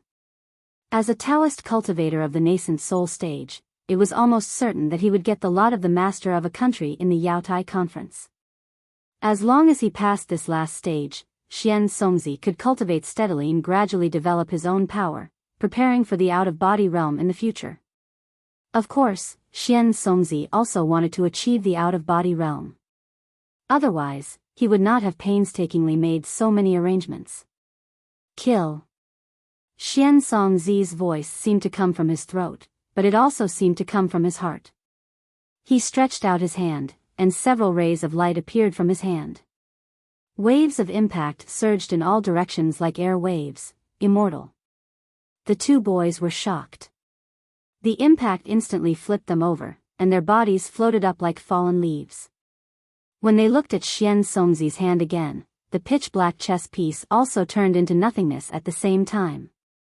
On the contrary, the chessboard on the table was under Xian Songzi's finger. The air waves dispersed calmly, and the chess pieces on the chessboard were not affected at all. Alas! Xian Songzi raised his hand and slightly flicked his finger. The air waves for more than 100 feet to the left immediately stagnated, and the two boys also stopped there. When Xian Songzi pulled his hand again, the two boys fell from the air and stood steadily on both sides of the table. Phew! After half a cup of tea's time, Xian Songzi poured himself a few cups of wine.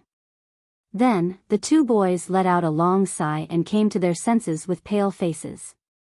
They hurriedly knelt down and said, "Immortal, please forgive us. What have you done wrong?"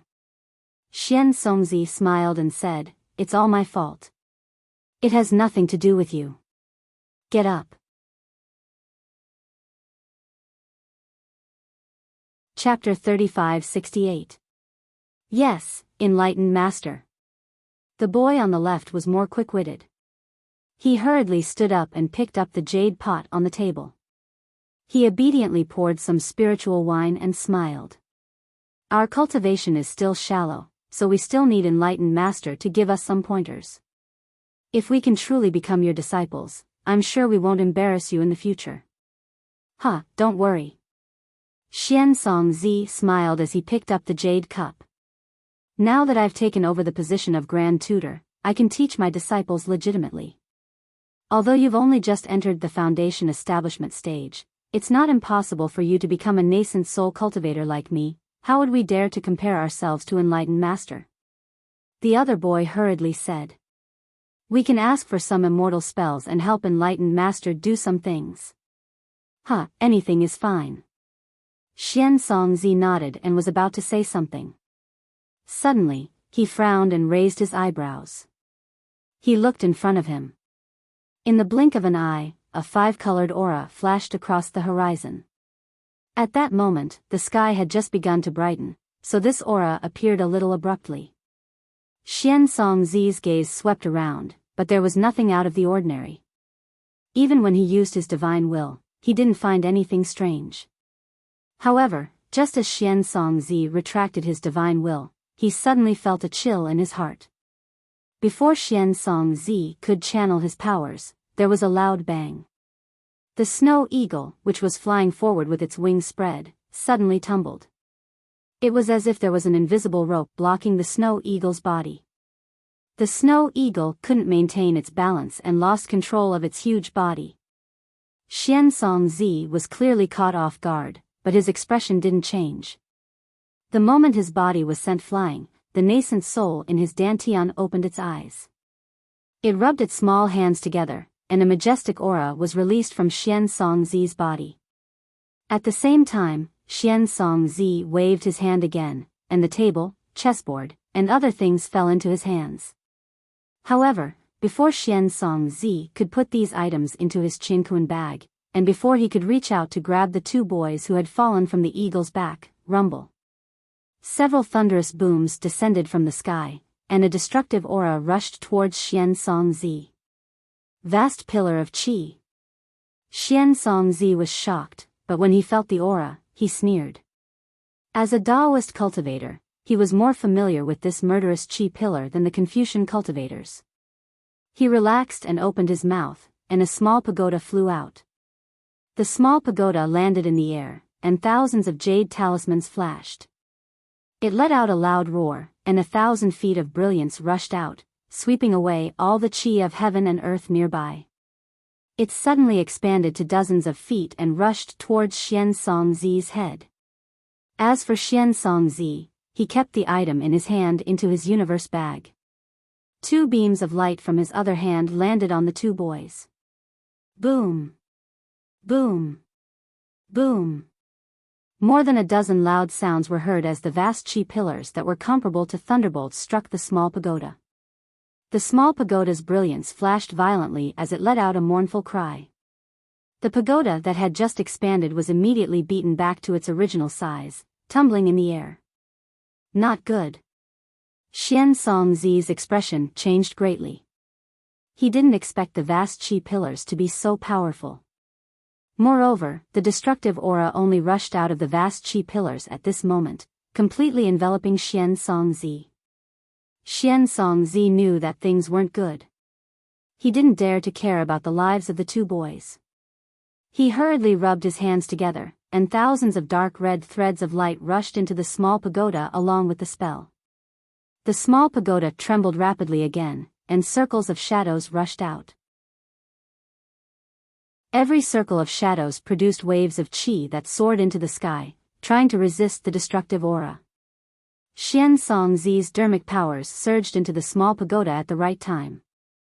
The second wave of the vast qi pillars rushed over like a tidal wave. Xian Zi also shouted with great spirit, "Where did this shameless scoundrel come from? Kill, kill, kill." After he said the word "kill" 3 times, the small pagoda rose up in response. The jade talisman floated up, and the sky was filled with flying flowers. Boom. The rumbling sounds never stopped. Humph. Xian Songzi sneered. The vast Qi pillar's aura was indeed very strong, so strong that it made his heart tremble. He couldn't help but want to release the pressure of a nascent soul to resist it. However, when he saw that his natal dermic treasure was able to resist the vast Qi pillars, Xian Songzi began to look down on them. He was prepared to release a trace of his divine perception to check on the two boys. After all, the two boys might not have fallen too far in such a short time. Jie. However, just as Xian Songzi's divine perception was released, the snow eagle that was trying its best to stabilize itself in midair suddenly let out a wail. The wail was so ear-piercing that it split the sky. This. Xian Songzi was shocked again. He hurriedly looked over and saw several five-colored rainbow bridges flying over from afar in front of the snow eagle. They arrived in front of him in a flash. Xian Songzi could already see clearly that the rainbow bridges weren't formed by a cultivator's escape technique. They were sword lights formed by the five-colored Qi pillars. Ambush. How could Xian Songzi not know that he was in big trouble? In his shock, he quickly retracted his divine perception and didn't dare to be distracted. He controlled his natal dermic treasure with one hand and slapped his forehead with the other. The hand of a nascent soul rushed out and grabbed at the rainbow bridges. Puff puff puff. Amidst the continuous rumbling sounds, Xian Songzi's nascent soul hand was shattered by the five-colored sword pillars. The roaring waves of qi covered the sky and earth. Such a huge commotion also resounded through the nearby space.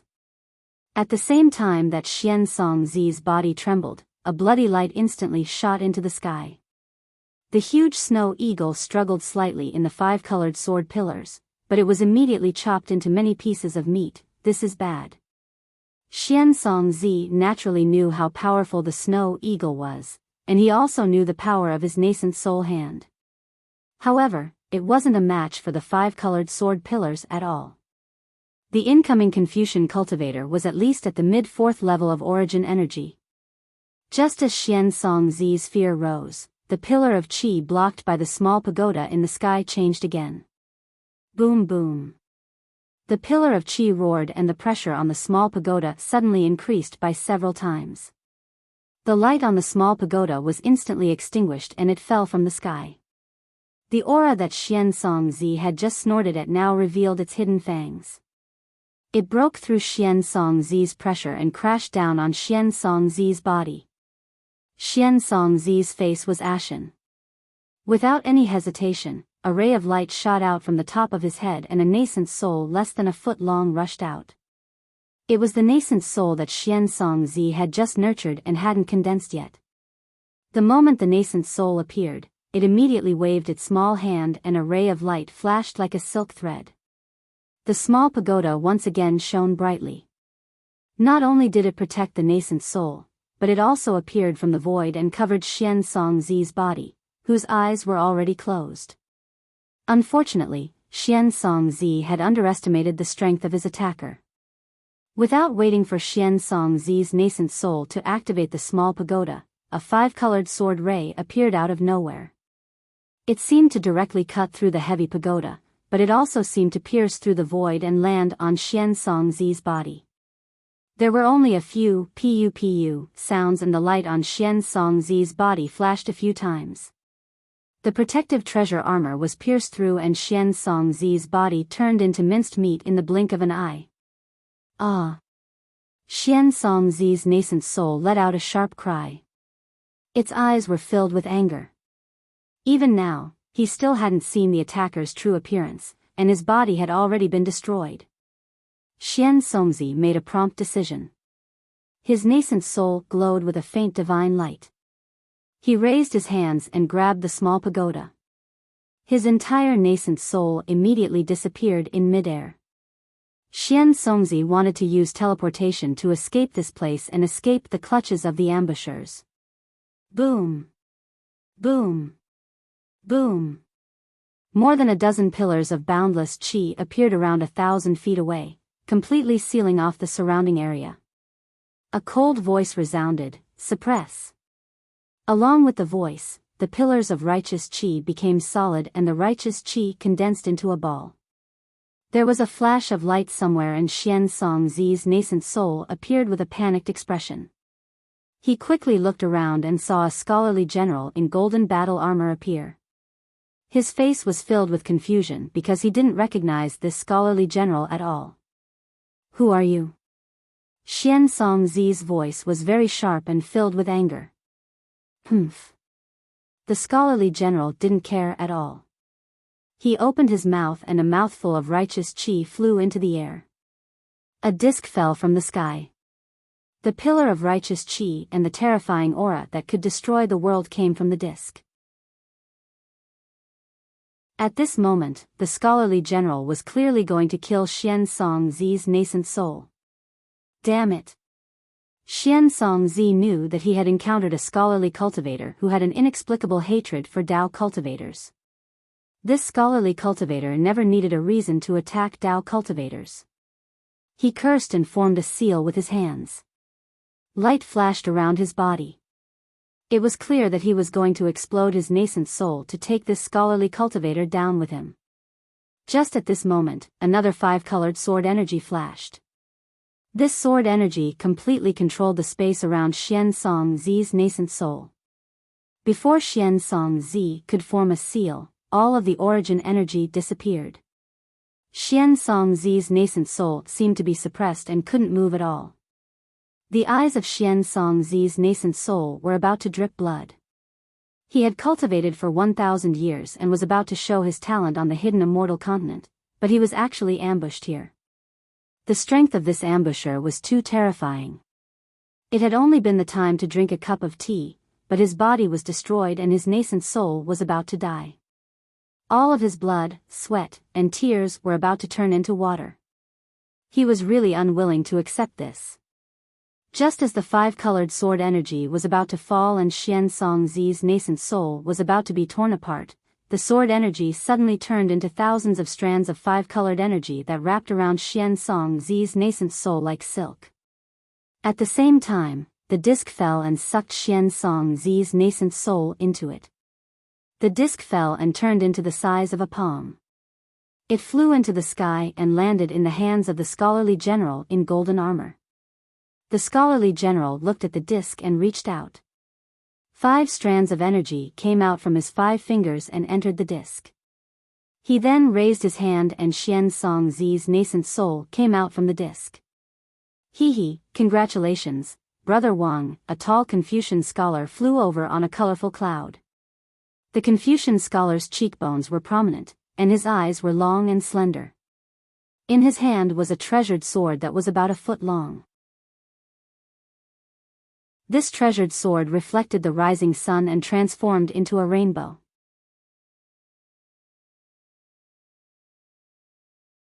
Chapter 3569. "Same to you," the golden-armored Confucian nodded slightly and narrowed his eyes. He looked at the nascent soul on the round plate that had its eyelids closed and was motionless. He said, "This is already the 3rd one. Brother Wang is indeed my unparalleled strategist. I have destroyed 2 Daoist countries and spent a lot of effort to search for Daoist nascent soul stage cultivators in the hidden immortal continent. In 2 years, I only captured 14 nascent soul stage cultivators, which is far from the number of immortal emissaries. I didn't expect to capture 3 nascent soul stage cultivators in a dozen days at the Jade Pavilion. This is all thanks to Brother Wang's good fortune." The Confucian scholar waved his hand and laughed. "If Brother Wang hadn't been conferred the title of Marquis, how could I have learned about the Jade Pavilion meeting from that Daoist cultivator? Moreover, it is said that in this Jade Pavilion meeting, most of the Daoist cultivators are so-called gold core cultivators. There aren't many nascent soul cultivators who can participate. Isn't it a sign of Brother Wang's great fortune? As long as Brother Wang completes the mission of the immortal envoys, you will certainly be favored by the immortal palace. Not to mention establishing an empire that will last for eternity, you can even expect to be ranked among the immortals. Don't worry. You and I have been side by side since we were children. With me, there will be no shortage of Brother Wang. The golden-armored Confucian laughed. After I obliterate this nascent soul, we will look for the fourth nascent soul. With that, a dragon pattern appeared between the golden-armored Confucian's eyebrows. He bit his middle finger and a drop of blood oozed out. He touched the dragon pattern with his hand, and a wisp of blood-red dragon chi rushed into the air. The Confucian scholar's index finger moved in the air, and the dragon chi followed the movement of his index finger. Inscriptions that resembled the roaring of small dragons appeared above the nascent souls. However, before these inscriptions were finished, the Confucian scholar frowned and his eyes flashed with five-colored brilliance. He turned his head and reminded, Brother Wang, I'm afraid there isn't enough time. It seems that there are Daoist cultivators coming from that side. Oh. Delight appeared on the golden-armored Confucian general's face. He opened his mouth, and the inscriptions that had already been written, as well as the remaining dragon chi, were immediately sucked into his mouth. He raised his hand, and the clouds above the round plate surged, suppressing Xian Songzi's nascent soul into the imperial artifact. He raised his eyebrows and smiled. These Daoist cultivators are like carps crossing the river, all for the sake of the imperial master's lot. Even outsiders can't escape the temptation of fame and fortune. Brother Wang, please conceal yourself. I'll go and take a look. The Confucian scholar's eyes were abnormally bright. Wait for my signal. Brother Wang, we'll attack together. Thousands of air currents surged around the golden-armored Confucian as he rushed into the sky. The disk also flew up, and the clouds turned into layers of white clouds, which were the same as the ones in the sky, covering the golden-armored Confucian for hundreds of feet around him. The Confucian scholar waved the five-colored sword in his hand, and the sword turned into a rainbow. The Confucian scholar's figure also fell into it, and he became one with the sword as he rushed into the distance. In less than half a meal's worth of time, in the distant horizon, flames flashed into the sky, followed by a burst of music. More than a dozen boys with music in their hands stood on 3 or 5 huge fire vultures and flew over. The fire vultures were several feet in size, and as they flapped their fiery red wings, wisps of flames rushed into the air. Caw. Occasionally, the fire vultures would open their mouths and let out a clear cry, and several fierce flames would spurt out from their mouths and noses. The boys all wore fiery red Daoist robes, and the cuffs of their Daoist robes were decorated with flame patterns. Behind the fire vulture were several flaming carpets. On each of the carpets stood a cultivator in the same Daoist robes.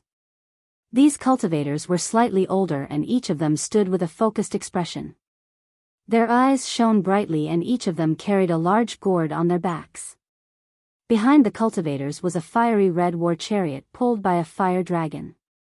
Needless to say, the fire dragon was only dozens of feet long, and its body was surrounded by flames.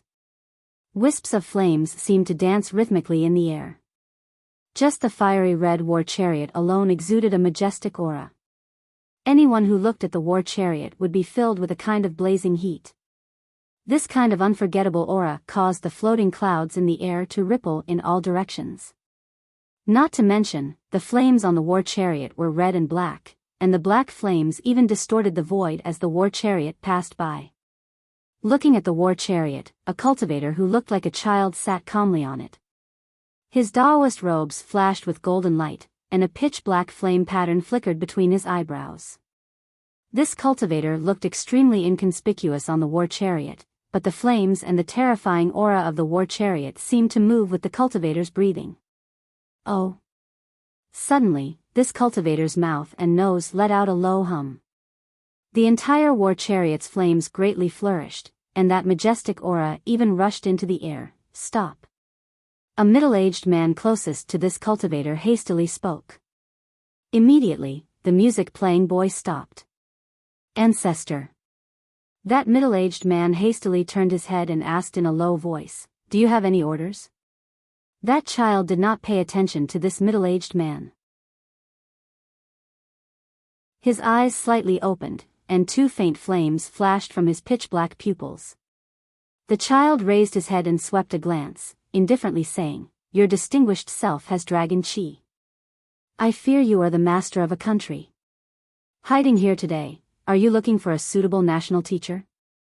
It was a pity that after a long while, no one spoke. That child was not angry, and he still said with an indifferent tone, "This old man is the Leaf Fire Nation's Taoist Master Huada. I received Star Lord Hall's Kong Hongwu's invitation to go to the Jade Pavilion. If your distinguished self has the heart to find a talent that can assist your distinguished self in stabilizing the country, you can wait until after the Jade Pavilion's meeting to pay a visit to each Star General." However, speaking to here, Taoist Huada's voice suddenly became cold. However, this old man sees that your Confucian cultivation has already reached the upper fourth level of origin energy. You can use a dragon weapon to fight against someone with the fifth level of origin energy. I fear you don't need my Tao Sect's national teacher, right? Let this old man give you a piece of advice. Don't have any dirty thoughts in your heart. My Tao Sect's cultivators are all celestial monarchs in the eyes of the immortal palaces. They are not people that an emperor of a continent like you can understand. As a Tao Sect's cultivator, although I can't rashly kill you, if you don't listen to this old man and insist on doing things your own way, sooner or later, you will fall at the hands of my Tao Sect's disciples. After a while, Taoist Huada waved his hand and ordered, "Let's go, go." When the middle-aged cultivator heard this, he hastily waved his hand. The dozens of children in front of him began to play again. The fire dragon roared and the war chariot began to move again. Behind the war chariot, there were dozens of young and beautiful women dressed in palace attire. They held various magic tools in their hands and their jade pendants and other items were jingling. Just as Taoist Huada's war chariot flew over 100 meters, a huge dragon-like flame suddenly appeared in the sky and pounced toward a large cloud. Boom! With a loud bang, the clouds did not dissipate like ordinary clouds. Instead, they flashed with golden light. Although the golden light quickly melted into liquid gold in the flames, the clouds did not dissipate. After the time it took to eat a meal, Taoist Huada's trump card disappeared and the fire dragon also gradually disappeared. The cloud violently tumbled and the golden-armored Confucian stepped out of the cloud with an angry expression. At this moment, the disc in his hand was still covered in a layer of faint flame. Brother Wang. In the distance, a five-colored rainbow appeared out of thin air and the Confucian scholar appeared again. There was a kind of fear on his face and he whispered, "I was also warned by Taoist Huada and didn't dare to rashly send out a message.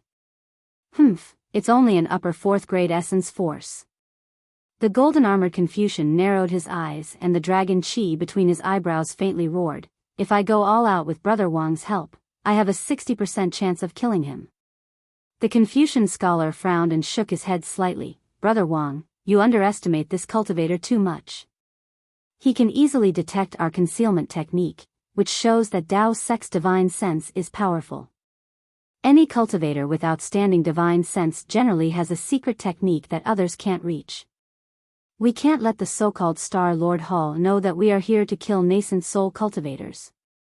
Moreover, Taoist Huada is invited to the Jade Pavilion meeting. If something happens to him, the entire Tao sect of the hidden immortal continent won't agree. This Star Lord Hall, what is it?" The golden-armored Confucian didn't comment and asked curiously, "Who is this Kong Hongwu that Taoist Huada mentioned? How come I don't know anything about him? These are all tricks that the Immortal Palace uses to fool Tao sect, right?" The Confucian scholar smiled. "Not only Brother Wang doesn't know, but even those Tao sect cultivators who haven't participated in the Jade Pavilion meeting may not know. Forget it." The golden-armored Confucian waved his hand. "It's enough to get 3 nascent soul cultivators this time. Now that the Jade Pavilion meeting is close, don't let other Tao sect cultivators notice anything strange." "Yes, I will listen to Brother Wang's orders." The Confucian scholar was very respectful and answered with his head lowered. The golden-armored Confucian waved his hand, and the disc fell and turned into a dragon-shaped cloud. The Confucian general flew and landed on the cloud, ordering, "Brother Wang, come up and return to the country with me." "I don't dare." Seeing the dragon-shaped cloud, the Confucian scholar immediately felt fear and said respectfully, "This mountain river seal is the heirloom seal of the capital Qin state. It has always been controlled by the monarch. I don't dare to get close to it." "I pardon you," the golden-armored Confucian said with a smile. The Confucian scholar still didn't dare and bowed, "Even if Brother Wang agrees, I don't dare to ride on the jade seal. I ask Brother Wang to control the jade seal, and I will open the way for Brother Wang." "Alas, okay." The golden-armored Confucian shook his head slightly. "Now you're going to become the monarch of a country, but you're still so reserved in front of me." "Hee, Brother Wang, don't worry. Although I can be called monarch, my monarch and subject status with Brother Wang has already been established when we were brothers. It won't change in this life." The Confucian scholar smiled and turned into a sword again, rushing into the distance like a nascent soul cultivator. When the Confucian scholar left, the golden-armored Confucian general smiled. The dragon-shaped cloud under his feet flashed with golden light, and he also chased after him like a meteor. In just over an hour, the two had already flown more than thousands of miles. Seeing the mountains spread out under them and the sunlight shining down from above, the golden-armored Confucian general pointed with his finger and said with a smile, "If I were born with a cliff, I would expand the territory of the empire to this place. I am willing to rule the hidden immortal forever, and the people of the hidden immortal are all my children."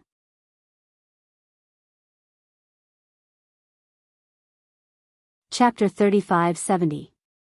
Brother Wang's spirit is rare in the world. Even immortal emissaries have to be convinced. Brother Wang's great wish will definitely be realized. It wasn't clear whether the scholar in the distance was flattering or sincere, but his voice was very respectful. At this moment, a pure and holy white brilliance appeared in the distance, like a full moon falling from night to day. It immediately attracted the golden-armored Confucian general's gaze. His eyes flickered with a faint golden light, and his pupils were blooming with the shape of a flower. "Light feather heavenly horse?" The golden-armored Confucian general cried out in surprise, but there was also joy in his tone. When the golden light in his eyes gradually faded, the dragon-shaped cloud under his feet immediately changed direction and rushed towards the heavenly horse. The golden-armored Confucian general shouted, "Brother Wang, wait a moment. This Taoist cultivator doesn't seem to be going to the Jade Pavilion gathering. When I kill this Taoist cultivator, I'll use the heavenly horse as a congratulatory gift for you becoming king." "Brother Wang." The scholar raised his eyebrows, and his eyes flashed with an indescribable expression. Although his words were still respectful, there was a hint of intimacy in the way he addressed him. When he turned around the five-colored sword light and followed the Confucian general to the heavenly horse, a five-colored divine light slowly appeared in his eyes. However, when he saw the cultivator who was coldly facing the mountain river seal that his royal brother had taken out, his expression changed drastically. He hurriedly cried out, "Yan Ming, be careful. This person's cultivation is definitely not on the surface." However, before the scholar finished speaking, his brother Wang had already made his move. The scholar didn't dare to be negligent. He urged his five-colored true qi and flew into the distance a bit faster than a rainbow. Although it was a bit slower than when he ambushed Xian Songzi, the momentum of a joint attack had already been formed. This scholar's eye-clearing technique was far superior to his brother Wang's. Unfortunately, he still didn't truly see how powerful this Taoist cultivator was. Before he could fly closer, everything that happened in front of him left him dumbfounded. The cultivator riding the heavenly horse was naturally Xiao Hua. However, Xiao Hua's direction was a bit wrong again. He passed by the side of the Jade Pavilion and collided with the two scholars. When the scholar looked at Xiao Hua had already sensed it.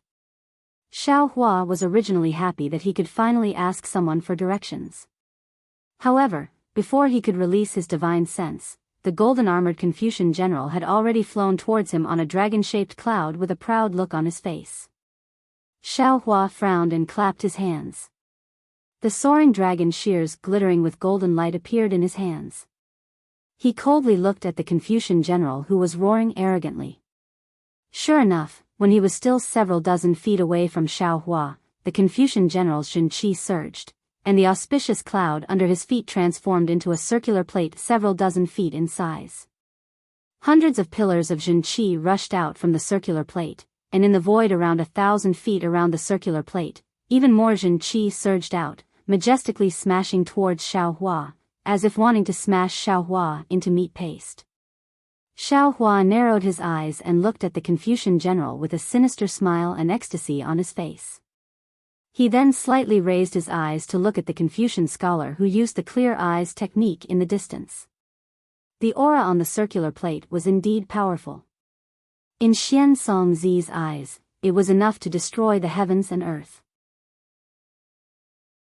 However, in Xiaohua's eyes, after seeing the 5 brocade cloud paintings aura that could exterminate all living things, this kind of aura was somewhat insufficient.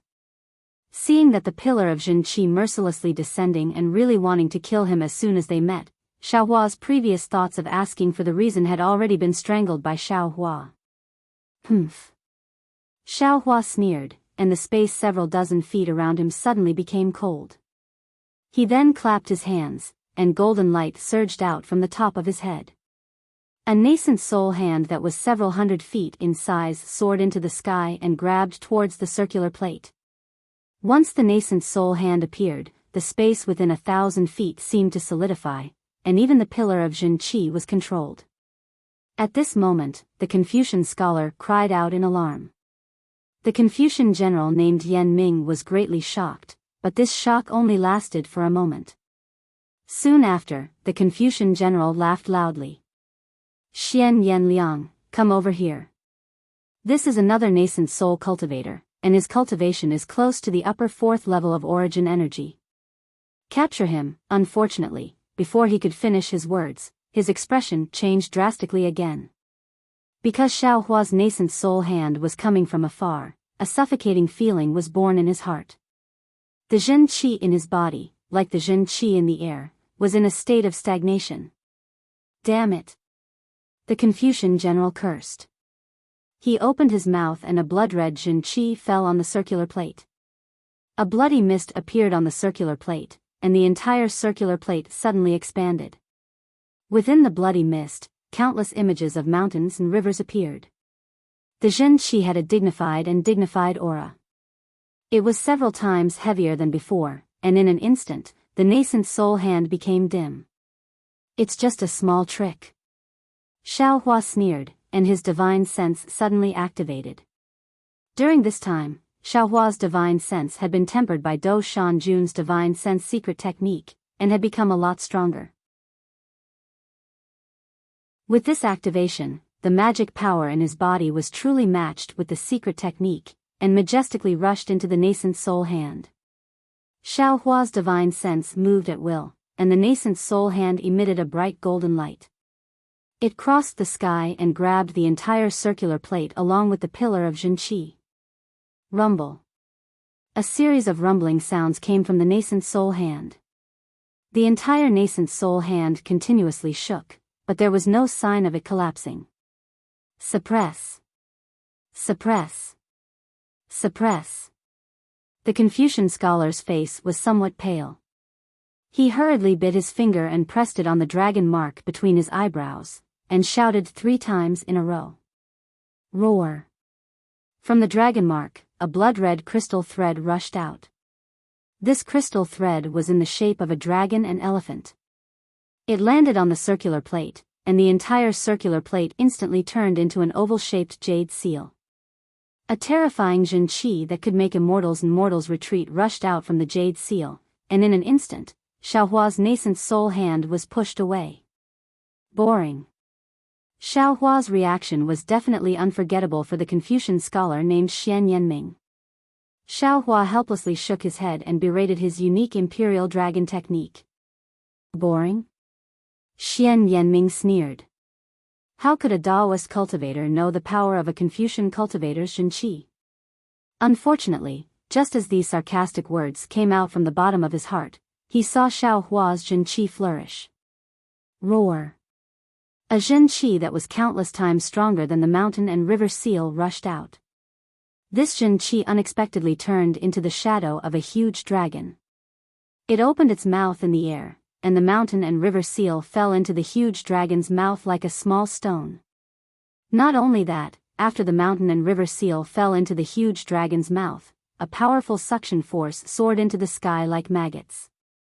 It really fell on the dragon mark between Xian Yanming's eyebrows. Before Xian Yanming could do anything, his body became light, as if a cold wind blew through his heart. The dragon mark between his eyebrows turned into a golden python and fell into the huge dragon's mouth. Xian Yanming was stunned. Although this was the first time he encountered it, and he had never heard of it before, he clearly knew in his heart that the Jin Qi in his body, which was the fate of the capital Qin state, had been robbed. It was taken away by this unremarkable Taoist cultivator in front of him. How is this possible? Xian Yanming almost roared in his heart, but the development of the situation had long been out of his control. In the moment when he was absent-minded, he saw Xiaohua open his hand, and a golden light flashed in the air. Although Xian Yanming's golden armor flashed with countless inscriptions, layers of Jin Qi were generated from the void, layer by layer, and layer by layer, they condensed, wanting to block the sword light. However, under the swing of the golden dragon's tail, all the inscriptions were cut in half, and all the Jin Qi was cut off from Xian Yanming's neck as easily as tofu. Xian Yanming's eyes were rounder than usual. Perhaps only at this time did he remember what Huda Jinren said before. Pooh! Xian Yanming's neck spurted out several feet of blood, and the same green Jin Qi rushed out from the blood, with a panicked face, and fell towards the five-colored rainbow in the distance. Humph! Xiaohua coldly snorted, and the Ting Jiao shears slightly trembled. A golden light streaked across the sky, and the whole Jin Qi was cut in half. As the Ting Jiao shears' golden light shone brightly, the Jin Qi was also absorbed by the Ting Jiao shears. Go! Xiaohua pointed his finger again, and the Ting Jiao shears did not stop in the air, and cut towards the approaching five-colored rainbow. Xian Yanliang's eyes almost popped out of their sockets. In the blink of an eye, in the time it took for him to urge his Jin Qi to catch up, Brother Wang, who was at the upper fourth level of Jin Qi, had already fallen. Not to mention that the capital Qin state's national weapon had fallen into the hands of this Taoist sect cultivator. Even the Emperor's imperial dragon technique was a piece of cake in front of this Taoist sect cultivator's Jin Qi. In particular, the golden light that pierced through the sky, flashed with a cold light and sharpness that was not the slightest bit inferior to the Jin Qi sword in his hand. Although Xian Yanliang's heart was filled with hatred, he did not lose his reason. The moment he urged his Jin Qi to cut towards the Ting Jiao shears, his entire body flashed, and he prepared to escape in another direction. Caw! With a crisp sound, the five-colored rainbow shook violently, and several cracks appeared. Xian Yanliang's face immediately paled. Xian Yanliang did not dare to hesitate any longer, and the Jin Qi in his body gushed out like it was free.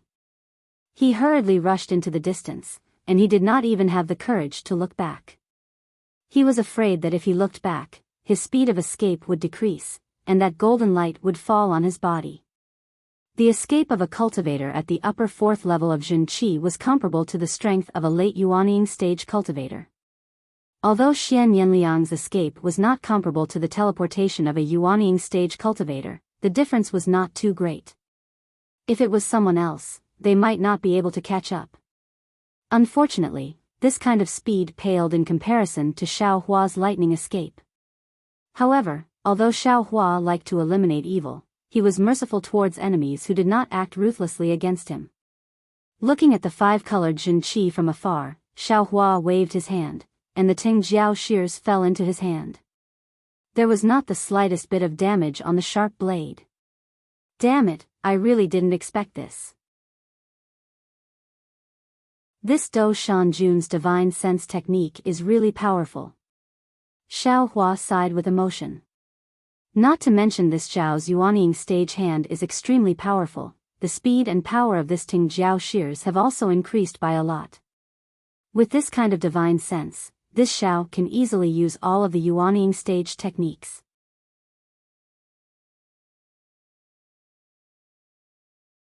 Chapter 3571. However, after putting away the soaring dragon shears, Xiaohua scratched his head and said in distress, I just wanted to ask for directions. How did I get involved in another life? I really don't know what this Confucian cultivator is thinking. He seems to have the luck of an emperor. Why is he coveting my heavenly horse? Immediately after, Xiaohua's figure descended and used the Samadhi true fire to set Xian Yanming's corpse on fire. He also took the golden armor, Qinkuan bag and other items. After looking through them, he sneered, this guy is actually the king of Su province's capital Qin state. He didn't want to be the king of a good country and came to find trouble with me for no reason? Looking at the memorials and other items in the Qinkuan bag, he can be considered a diligent king. Why is he even more blind than the king of Bronze Pillar state? Thinking about it, Xiaohua prepared to burn all these items, but after a slight hesitation, he put them away. These items were just waste paper to Xiaohua. They couldn't be compared to the large amount of vitality stones in the Qinkuan bag, but who knows if these things will be useful in the future. Just as Xiaohua landed on the flying carriage and was about to find someone to ask for directions, a deep voice sounded in Xiaohua's mind, fellow Daoist, I am Dragon Vein Xiaohua. Can you come in for a chat? Oh. Xiaohua was slightly stunned. The disc was taken away by Dragon Vein Xiaohua. It must be similar to the 5-dragon Imperial Jade Seal. Xiaohua couldn't use it himself, so he didn't care. Who knew that Dragon Vein Xiaohua would call him? That thing must be strange. Xiaohua didn't dare to be negligent. His mind immediately returned to his body. Fellow Daoist, please. Dragon Vein Xiaohua held the oval-shaped mountain river seal in his hand and smiled at Jade Archive Xiaohua. Jade Archive Xiaohua didn't dare to be negligent and returned the greeting, I am polite. Thank you for your trouble. No need to be polite. Dragon Vein Xiaohua was majestic and graceful. His voice was equally dignified, this is just a small matter for I. Moreover, I can devour dragon chi. Why wouldn't I do it? Hee, I don't know why fellow Daoist called me. Is there a problem with this item? Jade Archive Xiaohua asked with a smile. There's nothing special about this item. It's just an ordinary item used to suppress fate, similar to the 5-dragon Imperial Jade Seal from before. Dragon Vein Xiaohua replied, it's just that this item is somewhat different from the 5-dragon Imperial Jade Seal. There are actually a few interesting things suppressed inside. Something interesting? Jade Archive Xiaohua was deep in thought. He looked at the disc in Dragon Vein Xiaohua's hand. Dragon Vein Xiaohua opened his mouth and a mouthful of yellow qi landed on the disc. The image of mountains and rivers gushed out from the disc and then 3 nascent souls were sent out along with the dragon qi. Oh.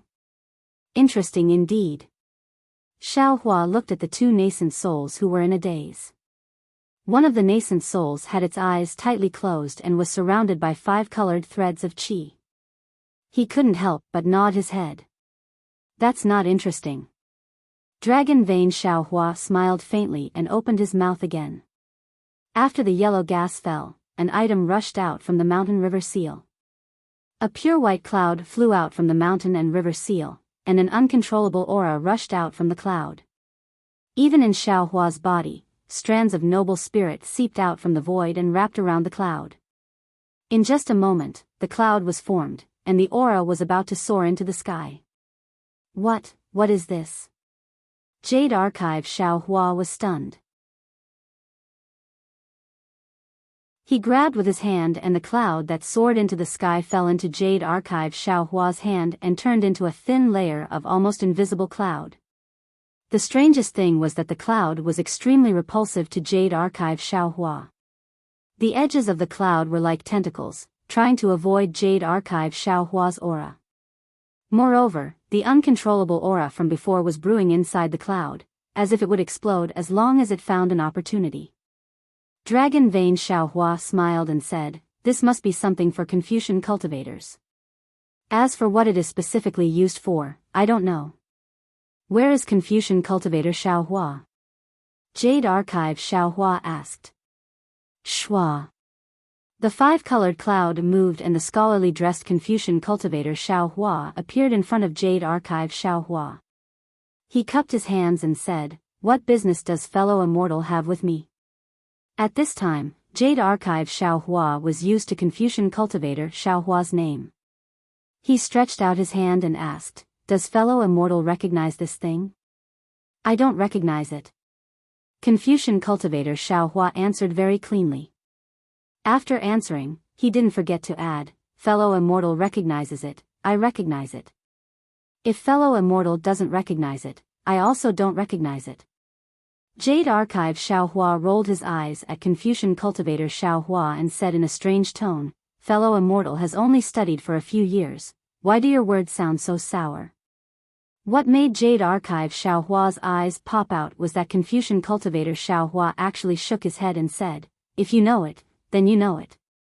If you don't know it, then you don't know it. I still have clothes to dry at home.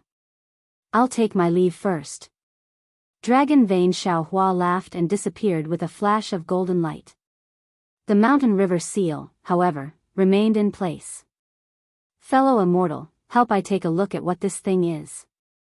Jade Archive Xiao Hua waved his hand and threw the cloud into Confucian cultivator Xiao Hua's hand without waiting for him to drop his book bag. Scholarly cultivator Xiao Hua took the strands of cloud, but before he could do anything, a loud boom resounded. The strands of cloud began to expand as if they were filled with air. Soon after, strings of jade flew out from the expanding cloud along with heavenly music. Then, layers upon layers of palaces appeared from the cloud. Xiao Hua glanced at the Jade Archive and saw that there was an immortal jade palace hidden inside the cloud. Immortal Palace? Jade Archive Xiao Hua frowned because he was very familiar with the image of the immortal palace inside the cloud. It was the immortal palace that Chongyun Sex Mo Jianli and the others showed on the stage during the longevity-suppressing immortal ceremony. This is the immortal palace decree. Jade Archive Xiao Hua didn't hear anything, but Confucian cultivator Xiao Hua's eyes flashed with 5 colors, as if there was something Confucian cultivators could see inside the cloud. Confucian cultivator Xiao Hua said indifferently, "It's for the king of Qin State, Xian Yanming, but there's nothing written inside. I don't know what use it has." Jade Archive Xiao Hua frowned even more. Looking at the immortal palace decree in Confucian cultivator Xiao Hua's hand, he asked curiously, "Why did the immortal palace give the immortal palace decree to the king of hidden immortal continent? Moreover, according to common sense, any decree should be written on the immortal palace decree, right?" "That's true, but maybe the immortal palace has some secret that they don't want others to know, so they didn't write anything." Confucian cultivator Xiao Hua nodded. "Unfortunately, Xian Yanming's corpse is long gone, and I'm afraid his soul is also gone. Otherwise, fellow immortal could ask." "Forget it, who cares? Confucian cultivator Xiao Hua's matter has nothing to do with I." Jade Archive Xiao Hua waved his hand and asked, "Is it better to leave this immortal palace decree with fellow immortal, or in the mountain river seal?" "Naturally, it's better to leave it with me. This immortal palace decree is the same as Mahavairocana's Buddhist edict. The essence of Confucian cultivator Xiao Hua's cultivation can be traced. It's very useful for my cultivation. Leaving it with fellow immortal Dragon Vein is like casting pearls before swine." Confucian cultivator Xiao Hua smiled, and his eyes curved. Only now could it be seen that this Confucian cultivator Xiao Hua was definitely Xiao Hua's primordial spirit. Even if he read Confucian cultivator Xiao Hua's poems and books, he still couldn't change his greedy nature. After Confucian cultivator Xiao Hua finished speaking, he opened his mouth and spat out a mouthful of true qi. The entire immortal palace decree turned into a pure white feather robe that fell on Confucian cultivator Xiao Hua's body. Waves of clouds appeared out of thin air, and Confucian cultivator Xiao Hua really looked like an immortal. "Goodbye." Confucian cultivator Xiao Hua was very polite. He cupped his hands and said, "In the future, if there is such a good thing, don't hesitate to call me over. I'm willing to serve fellow immortal. I won't see you off." Jade Archive. Xiao Hua's eyes seemed to have seen Confucian cultivator Xiao Hua's fox tail. He waved his hand and his gaze fell on the three nascent souls. After thinking for a moment, Xiao Hua made a grabbing motion with his hand and the three nascent souls fell into his hand. Then, his entire figure disappeared. In a flash, Jade Archive Xiao Hua's figure appeared in the space. However, before he could stand still, he saw layers of bubbles appear on the skin of the three nascent souls in his hand. The bubbles rapidly expanded and kept bursting. The skin of the three nascent souls collapsed in the space. Oh, not good. Jade Archive Xiao Hua was shocked. He didn't dare to be negligent. He covered his robe and his figure swayed. He quickly rushed out of the space with the three nascent souls. When the three nascent souls came out of the space, the bubbles on the skin immediately disappeared. The previous collapse also disappeared. This. Jade Archive Xiao Hua pondered for a moment and immediately understood. Damn it, I understand.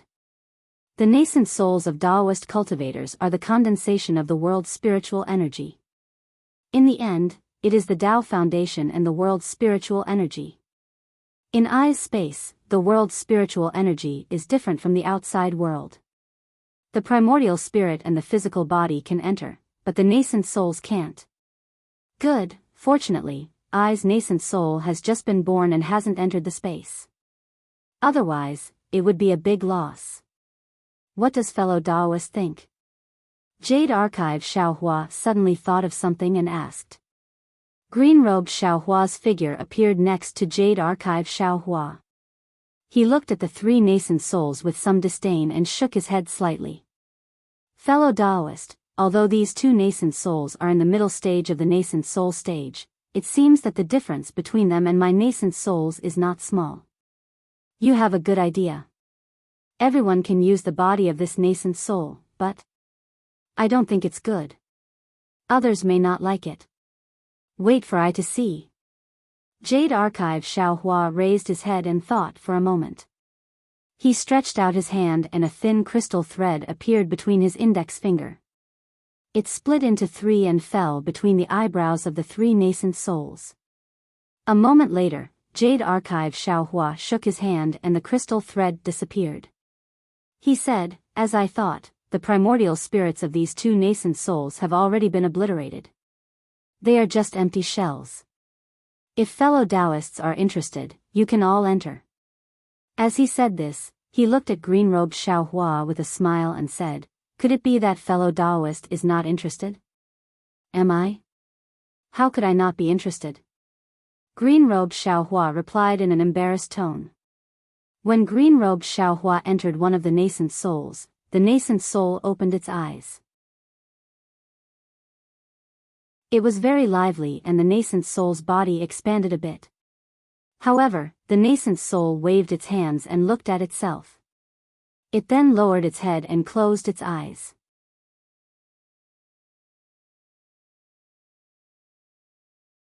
Chapter 3572. Xian Songzi bitterly smiled and landed on the flying carriage. He sat down cross-legged and asked in a low voice, I wonder where Taoist Xiao is going? And where did you meet the king of the Qin state, Xian Yanming? When Xiao Hua said that he came to participate in the Jade Pavilion meeting and met Xian Yanming, Xian Songzi sighed and said with emotion, alas, it's all because of fate. If I met you half a day earlier, I'm afraid I wouldn't have encountered such a disaster. Oh? What do you mean? Xiao Hua understood, you're also going to the Jade Pavilion meeting? You just met Xian Yanming half a day ago? Of course. Xian Songzi nodded. Moreover, if I guessed correctly, Xian Yanming and another Confucian cultivator were lying in ambush on the way to the Jade Pavilion meeting. Damn it. Xiao Hua's eyes flashed with ruthlessness. He knew that the other two nascent soul cultivators must have the same goal as him. But then, Xiao Hua was puzzled again. He looked at Xian Songzi and said in a low voice, but the problem is, Xian Yanming is a Confucian cultivator. Why does he want the nascent soul of a Taoist cultivator? This is not something I can know. Xian Songzi clenched his teeth and said, doesn't Xian Yanming have an accomplice? He must also be from the capital Qin state. When we find that person, we'll know. Yes, there will be a chance in the future. Xiaohua nodded and looked around, but right now, it's better for me to participate in the Jade Pavilion meeting. Oh. Daoist Xiao, this is. Xian Songzi looked at Xiaohua in confusion. Xiaohua smiled bitterly, I'm lost. I can't find where the Jade Pavilion is. Ha. Xian Songzi laughed. This was the first time he saw a Daoist cultivator who was lost, not to mention a nascent soul cultivator. Daoist Xiao, please land the flying carriage. Let I see where this is. Xian Songzi was now a nascent soul cultivator, so he could only use his nascent soul to explore. After Xiaohua landed the flying carriage, Xian Songzi looked to the left and pointed, Daoist Xiao, you went the wrong way. You should fly in that direction. Thank you, fellow Daoist Xian Song. Xiaohua also smiled and urged the Pegasus to fly towards the Jade Pavilion once again. After flying for a while, the atmosphere in the flying carriage became a little awkward. Xiaohua looked at Xian Songzi, who didn't close his eyes to meditate, but had a flicker in his eyes as he looked at him from time to time. He asked, Daoist Xian Song, since things have come to this, it's useless to think too much about it. I'd better look forward. After all, it's better to have a nascent soul than to have a nascent soul obliterated. Yes, I understand. Xian Songzi hurriedly said, but with my current situation, I really can't do anything about it. That's right. What do you plan to do in the future? Xiaohua couldn't help but feel pity in his heart. He knew that this question of his definitely had a cause and effect, but in the end, he still spoke. When Xian Songzi heard this, he hastily stood up and looked at Xiaohua. He clenched his teeth and was about to kneel down. Unfortunately, Xiaohua had already waved his hand and stopped him from kneeling down. He smiled and said, fellow Daoist Xian Song, if there's anything you want to say, feel free to say it to me. If I can help, I'll help. Xian Songzi's face was slightly red and he said bitterly, to be able to meet Daoist Master Xiao is Ai's fortune. Not only did Daoist Master save Ai, you also didn't have any thoughts of enslaving Ai. This is really the luck that I cultivated in my previous lives. Now that I've met Daoist Master Xiao, then in the future, I can't help but rely on Daoist Master. In my opinion, I don't have anything to make a deal with Daoist Master. I'm willing to swear a blood oath and serve Daoist Master for 1,000 years as the price for my survival. Of course, I also hope that fellow Daoist can do a few things for I in consideration of being a slave to I. Swear a hard oath? Serve for 1,000 years? Xiaohua blinked his eyes and looked at the 1-foot-long nascent soul. If it was a nascent soul without a nascent soul, Xiaohua wouldn't mind. But what's there to command about a nascent soul with a nascent soul? Moreover, if he really agreed, from Xian Songzi's words, what would he have to do for him? Forget it, forget it. Xiaohua didn't like trouble and hurriedly waved his hand. Fellow Daoist is still a nascent soul cultivator, how can you lower yourself? Moreover, I don't like to order others around, so there's no need to mention this. But. Xian Songzi was a bit tongue-tied. Oh, if you're afraid of being ordered around by others, then in order to survive, you can stay by this Xiao's side. It doesn't matter. Xiaohua hurriedly said, when you feel that you can leave, just tell this Xiao. Daoist Master Xiao. Xian Songzi was almost about to cry. He had cultivated for 1,000 years and had never seen such a righteous Daoist cultivator. Is this still a Daoist cultivator? This wasn't much. When Xiaohua said the second sentence, Xian Songzi really felt that happiness had come too quickly. Oh, if you have anything you want me to do, I can also say it. Of course, it can't be too difficult. Otherwise, I can't do it. Xiaohua said with a smile, as if he was sure that he could help Xian Songzi. Really? Xian Songzi was shocked by happiness to the point that his brain couldn't function properly. After a while, he said, Daoist master doesn't want any price? What price? Xiaohua waved his hand and said, what fellow Daoist wants me to do is naturally how to cultivate my nascent soul.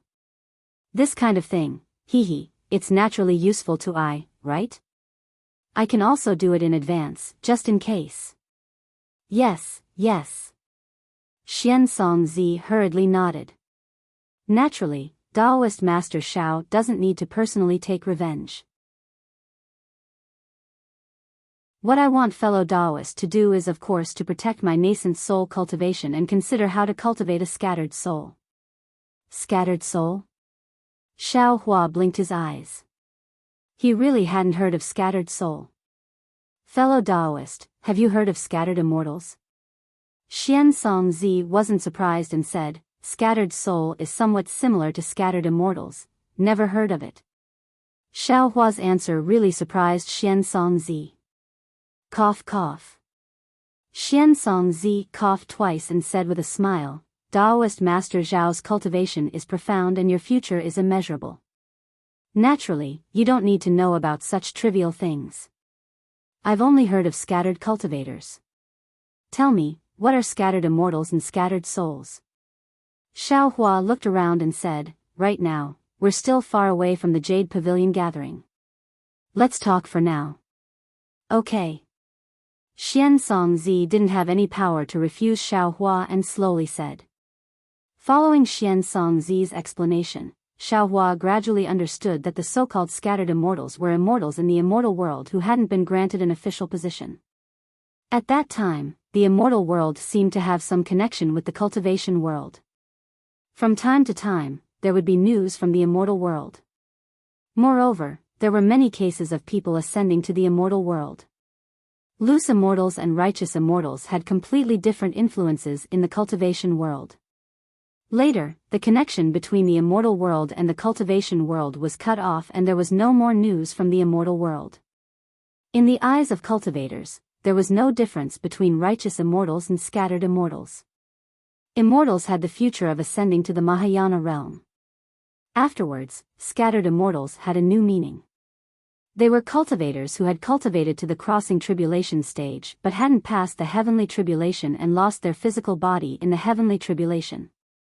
However, they were lucky enough to leave behind a nascent soul. If these cultivators had passed the heavenly tribulation, their physical body would disappear and they wouldn't be able to enter the heavenly realm. However, if they hadn't passed the heavenly tribulation, their nascent soul would be left behind. This kind of awkward situation was different from immortals, so they were called scattered immortals. A scattered immortal's nascent soul had a part of the heavenly tribulation's power, which formed the so-called immortal chi. However, it was also because there was no immortal chi in the cultivation world that it was difficult for scattered immortals to improve their cultivation. The most troublesome thing for scattered immortals was that the nascent soul had the power of the heavenly tribulation. Every once in a while, a heavenly tribulation would appear. The power of the heavenly tribulation would increase again and again until the immortal chi in the scattered immortal's body was completely purified. In fact, cultivators who had truly passed the heavenly tribulation could rely on their physical body to absorb immortal chi. When the immortal chi in their body was enough, they could ascend to the immortal world. However, scattered immortals didn't have physical bodies and could only use the heavenly tribulation to cultivate. They could gather the immortal chi in their body to reach the limit that the cultivation world couldn't accommodate. Of course, this process was extremely painful and dangerous. Each heavenly tribulation wasn't inferior to the initial heavenly tribulation. If a scattered immortal couldn't pass any of the heavenly tribulations, they would turn into ashes. Of course, this kind of hard work also had a huge harvest. After ordinary scattered immortals ascended to the immortal world, their strength would far surpass ordinary immortal world cultivators and they would be valued in the immortal world. As for the scattered nascent soul that Xian Songzi wanted to cultivate, it was also compared to the normal cultivation method and was even inferior to that of a scattered immortal. Scattered nascent soul was merely borrowing the cultivation method of a scattered immortal. After a cultivator lost their physical body, they relied on a unique cultivation method to cultivate using the nascent soul method and finally reached the heavenly tribulation stage. However, even if a scattered nascent soul cultivator transcended the heavenly tribulation, they could only be a scattered immortal. It was impossible to obtain enough immortal chi in one heavenly tribulation. In particular, scattered nascent souls didn't have physical bodies and it was practically impossible for them to transcend the Deshang heavenly tribulation. The fate of a scattered immortal was miserable, but the fate of a scattered nascent soul was even more miserable. Alas, so that's how it is. After Xiao Hua finished listening, he sighed and said, I thought that loose immortals meant freedom, leisure, and comfort. Who would have known that this loose immortal is similar to loose cultivators who belong to sects and clans? This loose immortal is filled with blood and tears. However, fellow Taoist Xian Song Zi, actually, with your current realm, you should consider. Xiao Hua actually wanted to say possession, but if Xian Song Zi possessed, then what about the person who was possessed? Xian Song Zi also didn't avoid Xiao Hua and said with a bitter smile, there's no need for Taoist to remind me. I naturally know that possession is the best path. However, the problem is that I's nascent soul has already been formed and an ordinary body wouldn't be able to withstand it. How can a body that can accommodate I's nascent soul be something that I can possess in my current state? Currently, it's already not bad that I can survive. How could I dare to think about anything else? Besides, even if I want to possess, I still have to rely on Taoist Xiao. With Taoist Xiao's character. AI, that's right. Xiao Hua nodded. I definitely won't allow you to casually harm other people.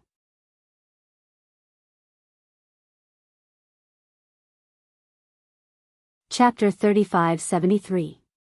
Green-robed Xiao Hua came out of his nascent soul and waved his hands, shouting, not good, not good. It's like wearing a pair of small shoes, but also like wearing a very sullen Taoist robe. I can't move at all.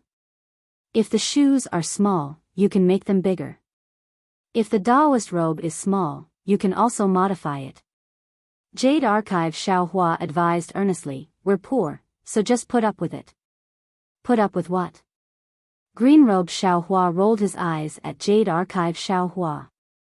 He pointed at the two nascent soul cultivators and said, these useless things can't be nourished by the 5 chi righteous thunder. If they were to cultivate slowly, I'm afraid it would take thousands of years. Having is better than not having it. Jade Archive Xiao Hua naturally understood and said, also, if you can adapt to this thing, won't you be able to come out and help when I'm in danger? Don't let it be like the 5 brocade cloud painting battle last time. Obviously, everyone can help, but there's no way to go out. Okay. Green-robed Xiao Hua waved his hand, fellow Taoist, think of a way yourself. I know you've been thinking about that old bald donkey Gu Zhen's 200 years of cultivation. Fellow Taoist, don't forget, that's the cultivation path of a Buddhist sex protector. There's no future. Hee. Jade Archive Xiao Hua gave a rare embarrassed smile, I was just thinking about it. Fellow Taoist, you don't have to take it out and embarrass yourself, right? A gentleman is magnanimous. Green-robed Xiao Hua's voice drifted, and his figure disappeared again. Jade Archive Xiao Hua immediately tested it. Sure enough, when the 5 chi righteous thunder touched the nascent souls immediately showed signs of collapse. Helpless, Jade Archive Xiao Hua could only place the 2 nascent souls outside the 5 chi righteous thunder and slowly nourish them with the true essence in his lower dantian. Xiao Hua took a look at the nascent soul that was flashing with 5 colored threads of chi. He then opened his mouth and a flying sword rushed out. In the blink of an eye, the nascent soul's 5 colored threads of chi were about to be cut in half. Xiao Hua then spat out another mouthful of chi. The nascent soul's body flashed with a faint golden light. The surrounding yuan chi began to gather toward the nascent soul, slowly repairing the previously collapsed skin of the nascent soul. Kill. After the time it took to finish a meal, Xian Song Zi's weak nascent soul finally opened its eyes. Without any hesitation, the moment it saw the person in front of it, Xian Songzi's nascent soul's eyes turned red.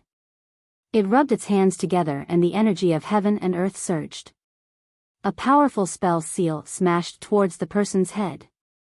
Xiaohua had already anticipated this, so he wasn't angry. With a wave of his hand, under the heaven and earth in the sleeve, even Xian Songzi, who was a nascent soul cultivator, felt as if his entire body had sunk into something solid. It was difficult for him to move, let alone mobilize the qi of heaven and earth. Fellow Daoist, this is a dog biting an immortal. You don't know how to appreciate my kindness. Xiaohua said with a smile, do you think I am the Confucian cultivator who killed your physical body and captured your nascent soul? You're a Daoist cultivator. At this moment, Xian Songzi was only a foot tall. He looked up and down at the giant like Xiaohua. The hatred in his eyes was gone, but an indescribable fear was born. What caught Xiaohua off guard was that Xian Songzi's hands once again formed a spell seal with great difficulty. Golden light splashed out from Xian Songzi's nascent soul. It was actually about to self-destruct. Damn it, you're sick. Xiaohua was shocked. He angrily cursed and slapped his hand. The nascent soul's hand was displayed and firmly grasped Xian Songzi's nascent soul. The nearby qi of heaven and earth was blocked. Xiaohua's entire body even soared into the sky. He flew straight into the astral winds before stopping. He looked at Xian Songzi in his hand with lingering fear. If something went wrong, he would immediately throw Xian Songzi into the astral winds. Do you want to die? Xiaohua coldly said, if you want to die, you only need to nod your head. This Xiao will immediately throw you out. Don't even talk about using some self-destruct technique. As long as you enter the astral winds, your little body that just became a nascent soul will immediately turn into ashes. Although Xian Songzi was currently a nascent soul, he couldn't even sense a trace of qi of heaven and earth. Especially his own body, he couldn't move at all. He couldn't even answer Xiaohua's question. Xiaohua ignored him and continued to say, I know that your physical body was destroyed by the king of the capital Qin state. You have hatred in your heart, but your deep-rooted hatred should go to the king of the capital Qin state and take revenge on him. Oh, I forgot to tell you. The king of the capital Qin state has already been killed by this Xiao. If you want, you can go kill the other people of the capital Qin state. Of course, even if you kill a Confucian cultivator, this Xiao has no objections. What right do you have to self-destruct in front of your savior? Don't you know that if you self-destruct, this Xiao will also be implicated? If this Xiao knew, this Xiao would have just let that Xian Yanming obliterate your nascent soul. Seeing Xiaohua ramble on for so long, the fear in Xian Songzi's nascent soul's eyes slightly disappeared and revealed a pleading expression. Xiaohua didn't dare to easily relax his vigilance. His nascent soul's hand slightly relaxed as he asked, if you want to die, then nod your head. This Xiao will lend you a hand. If you don't want to die, then shake your head. Xian Songzi was somewhat silent as he stared at Xiaohua. After half a cup of tea's time, he still didn't move. Forget it, forget it. How could Xiaohua really send Xian Songzi's nascent soul into the astral winds? Seeing that Xian Songzi didn't speak, he waved his hand and said, don't struggle. This Xiao was just joking with you because you really scared this Xiao. How about this Xiao will let you go. You can go wherever you want. Even if you want to self-destruct, you can. But wait until this Xiao leaves. Xian Songzi's nascent soul's eyes revealed a trace of disbelief, but soon after, he really believed it. Xiaohua flew for a moment. Seeing that there was no one nearby, he reached out with his nascent soul's hand and threw Xian Songzi's nascent soul to the side. Then, he used the wind escape technique and ran far away. When he landed on the flying carriage, Xiaohua was still muttering. However, when he really urged the heavenly horse, his heart calmed down and he suddenly realized why Xian Songzi was so scared. He then sighed and shook his head. Looking at the heavenly horse flapping its light feathers, his gaze was somewhat unfocused. Of course, it was only for a moment. Xiaohua raised his voice again and said, "Fellow Taoist. Why are you following this Xiao for no reason? Whether you live or die has nothing to do with this Xiao. Can you just pretend that you never saw this Xiao?" The fellow Taoist Xiaohua spoke of was none other than Xian Songzi, who had used teleportation to land beside the flying carriage. In just a moment, Xian Songzi's nascent soul had already become somewhat dim. "I wonder if fellow Taoist can let I in for a chat." Xian Songzi was somewhat helpless. He seemed to be pleading, but also seemed to be negotiating. Xiaohua shook his head slightly and said, "I'm very sorry. Fellow Taoist is really too dangerous. This Xiao still wants to live for a few more years. If fellow Taoist wants to thank me, then there's no need to say anything. You and I are both Taoist cultivators. To be able to meet you is fate between us. Moreover, this Xiao didn't intend to save you. However, that Xian Yanming also wanted to kill this Xiao, so this Xiao killed him. When I saw that you were captured, I just happened to save you. Fellow Taoist." Xian Songzi sighed and said, "If I was captured by a Confucian cultivator or even killed, then all troubles would be over. However, if I was captured by a Taoist cultivator, then I wouldn't be able to reincarnate for 100 lifetimes. Fellow Taoist, don't say. You don't know about this and don't have such thoughts in your heart. TCH. Xiaohua flicked his sleeve and said, "Who do you think this Xiao is?" This Xiao naturally knows that capturing a nascent soul can be of great use. It can be used as the tool spirit of a spiritual treasure or eaten to increase one's cultivation. However, does this Xiao need to use such methods? Moreover, if this Xiao wants to use it, why would I need you? That king of the capital Qin state killed more than one nascent soul cultivator. However, you were lucky and your primordial spirit wasn't erased. Fellow Taoist may be straightforward and upright, but there are very few people like you in the Taoist sect." Xian Songzi bitterly smiled. He knew that what Xiaohua said was correct. Otherwise, would immediately be afraid when I saw that fellow Taoist was a Taoist cultivator. It's fine, it's fine. Xiaohua waved his hand again. This Xiao didn't think about it before, but when I just returned, I already knew. This Xiao doesn't blame you anymore. You can go now. Thank you, fellow Taoist Xiao, for forgiving I. Xian Songzi's face revealed bitterness. He said again, "However, this world is so big. Where can I find a place to stand? If fellow Taoist Xiao doesn't help me, I'm afraid that in less than an hour, I will turn into ashes." Seeing that Xian Songzi's nascent soul had dimmed a bit as he spoke, Xiaohua sighed.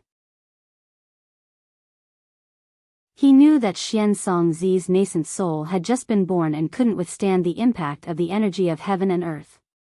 It couldn't withstand the wind and rain of heaven and earth.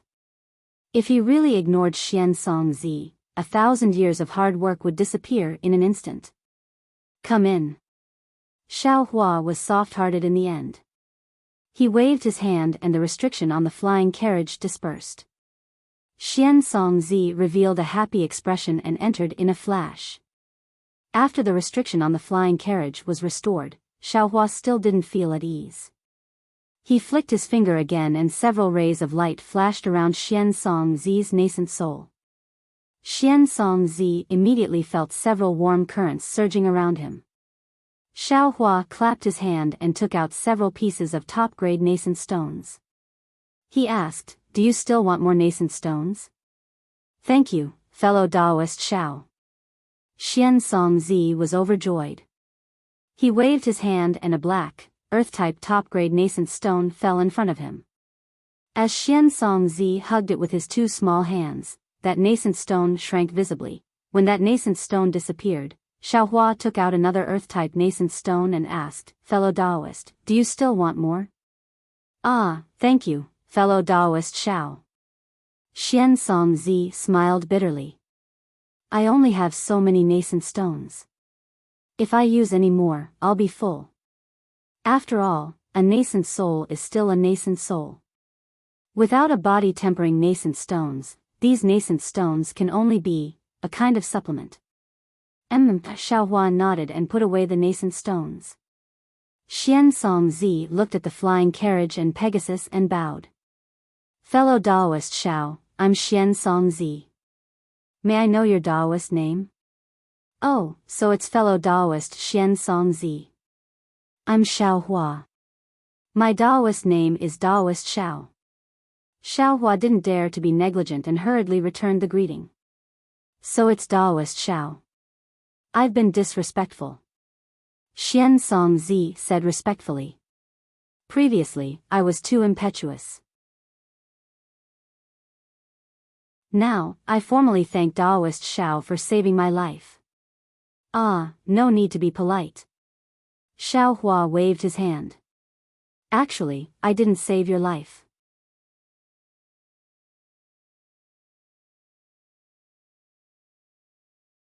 Chapter 3574.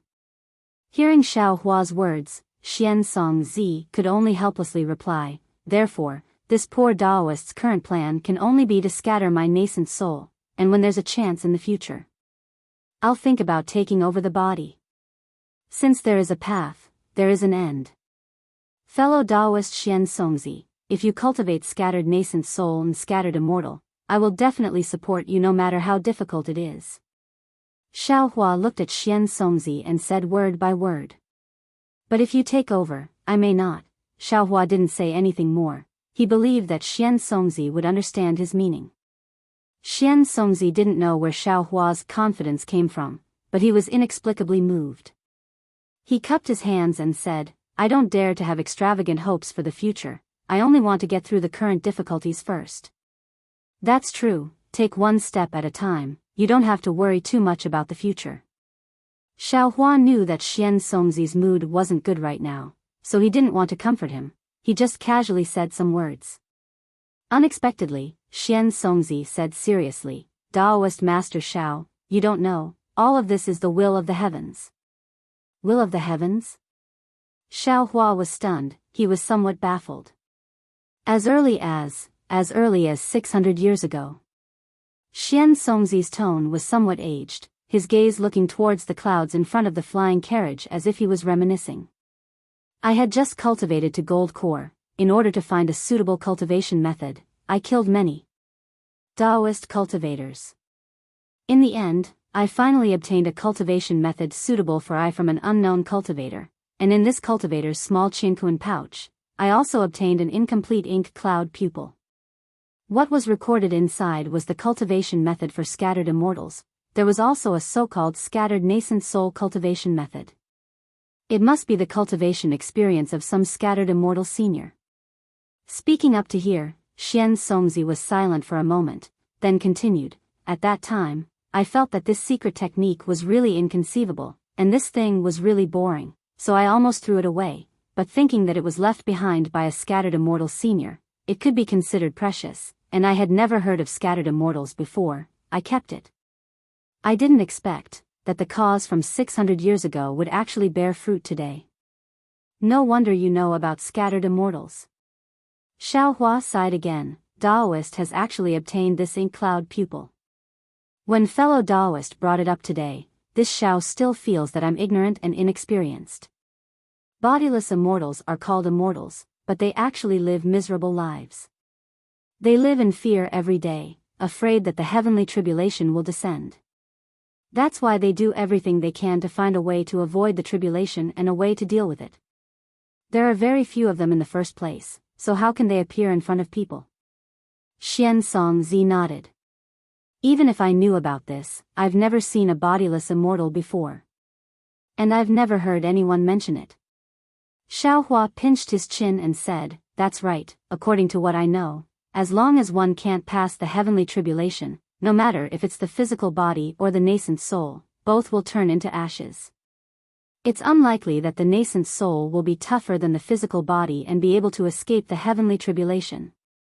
There's always a way out. There's always an exception. Xian Songzi smiled. 10,000 years later, I'll show you this exception. Good, this Xiao will wait and see. Xiao Hua said with a smile, I wonder how this Xiao can help you now? Tell me about it. That Mo Yuntong is in Ai's Qinkuan bag. If you killed that bastard Xian Yanming, Mo Yuntong must be in your hands. Xian Songzi smiled and said, moreover, Ai's natal magic treasure, the Hanging Mountain Pagoda, should also be in your hands. Now that I can't stay outside for long, I can only rely on the Hanging Mountain Pagoda to survive. Oh, I understand. Xiao Hua waved his hand and took out Xian Yanming's Qinkuan bag. He handed it to Xian Songzi and said, it should all be inside. Take it yourself. Taoist. Xian Songzi smiled bitterly. Now that I don't have the strength to truss a chicken, I have to rely on Taoist for everything. Even, that nascent soul cultivation secret technique needs Taoist to pass on to me. Oh, this Xiao understands. Xiao Hua suddenly understood. He knew that when Xian Songzi lost his physical body, he couldn't cultivate any divine abilities. He really had to rely on Xiao Hua to pass on these secret techniques to him first. Therefore, Xiao Hua didn't hesitate. He first looked for Xian Songzi's magic treasure and gave it to Xian Songzi. Xian Songzi hugged the small pagoda with both hands, and his nascent soul flashed with light and faint magic power fluctuations. When the small pagoda also fluctuated, the small pagoda slowly shrank and fell into the nascent soul's hands. Only then did the vigilance on Xian Songzi's face, which had never disappeared, slightly relax. Then, Xiao Hua looked for Xian Songzi's shabby Mo Yuntong. Fortunately, although there were many things in Xian Yanming's Qinkuan pouch and Xian Songzi didn't care about the Mo Yuntong before, Xian Yanming had just obtained it from Xian Songzi. Xian Yanming didn't have time to deal with it, so Xiao Hua only spent a little effort to find it. After obtaining Xian Songzi's consent again, Xiao Hua placed the Mo Yuntong on his forehead and carefully looked at it. Then, he stretched out his hand and a faint crystal thread appeared on his index finger. He touched the forehead of Xian Songzi's nascent soul. Xian Songzi's nascent soul rapidly trembled, unable to withstand the power of Xiao Hua's touch. Xiao Hua was helpless. He could only pass on less than 30% of the Mo Yuntong's contents, which were suitable for Xian Songzi's current situation. Even so, Xian Songzi's expression became dispirited after reading this and the luster of his nascent soul dimmed again. Fellow Taoist Xian Song. Xiao Hua frowned and said, now you need to cultivate. This Xiao has also seen the contents of the Mo Yuntong. This Xiao will do his best to find suitable spiritual herbs and spiritual items for you so that you can continue to cultivate. However, the spiritual items you need are really rare. To tell you the truth, this Xiao has never heard of them before. This Xiao doesn't dare to guarantee. Taoist Xiao, thank you for your trouble. Xian Songzi was really out of breath. He said in a low voice, those things are called ancient things. Perhaps they have changed their names after being passed down. Unfortunately, there are no diagrams. I will leave everything to Taoist Xiao. Now, I will enter the suspended mountain pagoda to cultivate. If Taoist Xiao has any news or any errands, you can take out the suspended mountain pagoda. Yes, fellow Taoist Xian Song can rest assured. This Xiao's luck has always been very good. Perhaps I will be able to find the items that fellow Taoist needs very soon. Xiao Hua said with a smile, fellow Taoist can rest assured and cultivate in seclusion. Many thanks, at this time, no amount of gratitude was enough. Xian Songzi said a few words.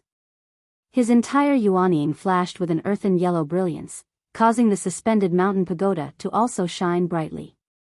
Soon after, the Yuanying slowly fell into the suspended mountain pagoda and disappeared.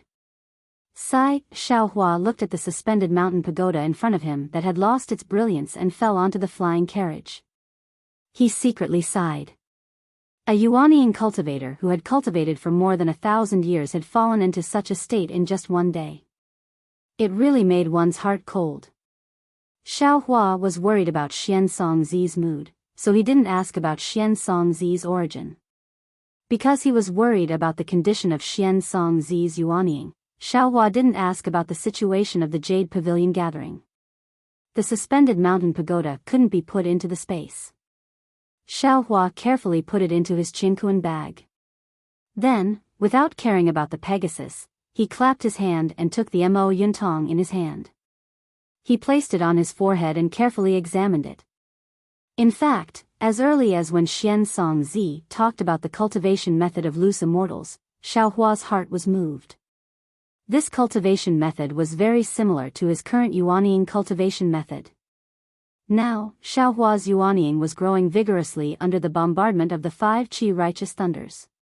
Wasn't it the same as a loose immortal increasing immortal spiritual force through the lightning tribulation?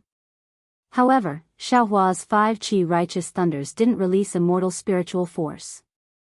Moreover, the 5 qi righteous thunders were also under Xiao Hua's control, so they wouldn't be a threat to Yuanying. In fact, Xiao Hua still didn't understand why the 5 qi righteous thunders could promote the growth of Yuanying. Could it be because the 5 qi righteous thunders were an item of the Immortal Palace and contained immortal spiritual force? But no matter how he thought about it, there was a problem. The Immortal Palace wasn't the immortal world, and the Immortal Palace of a Confucian cultivator wasn't the Immortal Palace of a Taoist sect. Of course, since Xian Songzi's Yuanying could cultivate a loose immortal soul, then the 2 Yuanying without primordial spirits that Xiao Hua obtained could also cultivate a loose immortal soul under the support of the green-robed Xiao Hua and the other primordial spirits. This temptation made Xiao Hua's heart pound. However, after looking at it for a moment, several divine senses swept over the flying carriage, which attracted Xiao Hua's attention again. Xiao Hua thought for a moment, then threw a Mo Yuntong to drag in vain Xiao Hua to take a look. He stood up, put his hands behind his back, and looked in the direction where the divine senses swept over. The direction where the divine senses swept over wasn't where the Jade Pavilion was, but where Xiao Hua was about 100 miles away. After Xiao Hua let the heavenly horse slow down its flying speed, in just the time it took to eat a meal, 3 cultivators wearing Taoist robes came over. The one in front was an old man with white hair and a beard. Below him was a pigeon-like bird, but this pigeon was about 2 zhang in size. The pigeon's face looked fierce, and when its wings flapped, it set off a powerful airflow. This old man had a red face, a pair of broom-like eyebrows, and leopard-shaped eyes. He looked majestic without being angry, which was quite a match for the bird below him. The 2 cultivators behind the old man were slightly younger, but their hair was also white, and their eyebrows were quite weathered. One of them was on a flying boat, and the other was on a flying sword. Although their faces were not very fierce, there was also a kind of powerful momentum in their eyes. It seemed that the 3 of them were not ordinary people. Fellow Taoist. Although the 3 of them had already scanned Xiao Hua with their divine senses, now that they really saw Xiao Hua, they saw that Xiao Hua was so young, and they couldn't see Xiao Hua's strength even when using spells. They couldn't help but look at each other. The person in front hurriedly stood up from the back of the pigeon, cupped his hands and said, "I'm Changyu of Qingzhou Qingyun Ridge. I wonder if you are going to the Jade Pavilion meeting?" Xiao Hua naturally returned the salute and said with a smile, "I'm Xiao Hua of Black Cloud Ridge in Yuzhou, and I'm going to the Jade Pavilion meeting." Could it be that the 3 of you are also going to the Jade Pavilion meeting? Yes, that's right.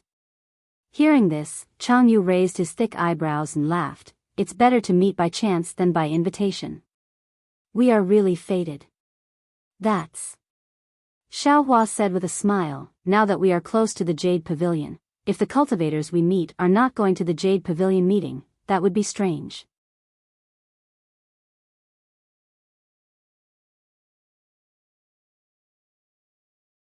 Chapter 3575. Come. Changyu seemed to be very straightforward. He pointed to the 2 people behind him and said, these are the 2 fellow Taoists I met on the way. The 4 of us are going to the Jade Pavilion together. It's really lively. I'm Zhu Qingli from Yangzhou Ruins Hu Mountain. Greetings to fellow Taoist Xiao. The person on the flying boat also had a smile on his face. The person on the flying sword next to him, although he looked a little unwilling, reluctantly cupped his hands and said, I'm Wu Tianxin, from Yangzhou's Pan Shan Cave. Hee, I'm very happy to see you 2 fellow Taoists. Xiao Hua smiled and cupped his hands, not because their cultivation was low. Ignore old Wu's dead face. Chang Yu looked at Wu Tianxin's appearance and didn't find it strange. He said to Xiao Hua, when you saw me before, he was also like that. Later, I heard from other fellow Taoists that he was originally like this. I don't know how many fellow Taoists he offended, but he didn't change. It's no wonder fellow Taoist Wu is like this. Zhu Qingli hastily explained, he didn't intend to participate in the Jade Pavilion gathering. However, I've encountered a bottleneck in my cultivation.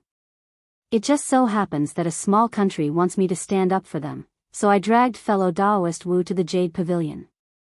Xiao Hua smiled, touched his nose and said, it seems. I've never said that I care, right?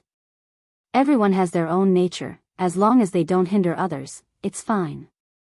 Previously, when I saw the 3 of you aggressively chasing after me, I thought you 3 fellow Taoists had bad intentions. Now that I see you 3 fellow Taoists being so friendly, I've just calmed down. How could I care? Hee. Chang Yu smiled embarrassedly. He didn't seem to be embarrassed. Presumably, he didn't have any dirty thoughts before.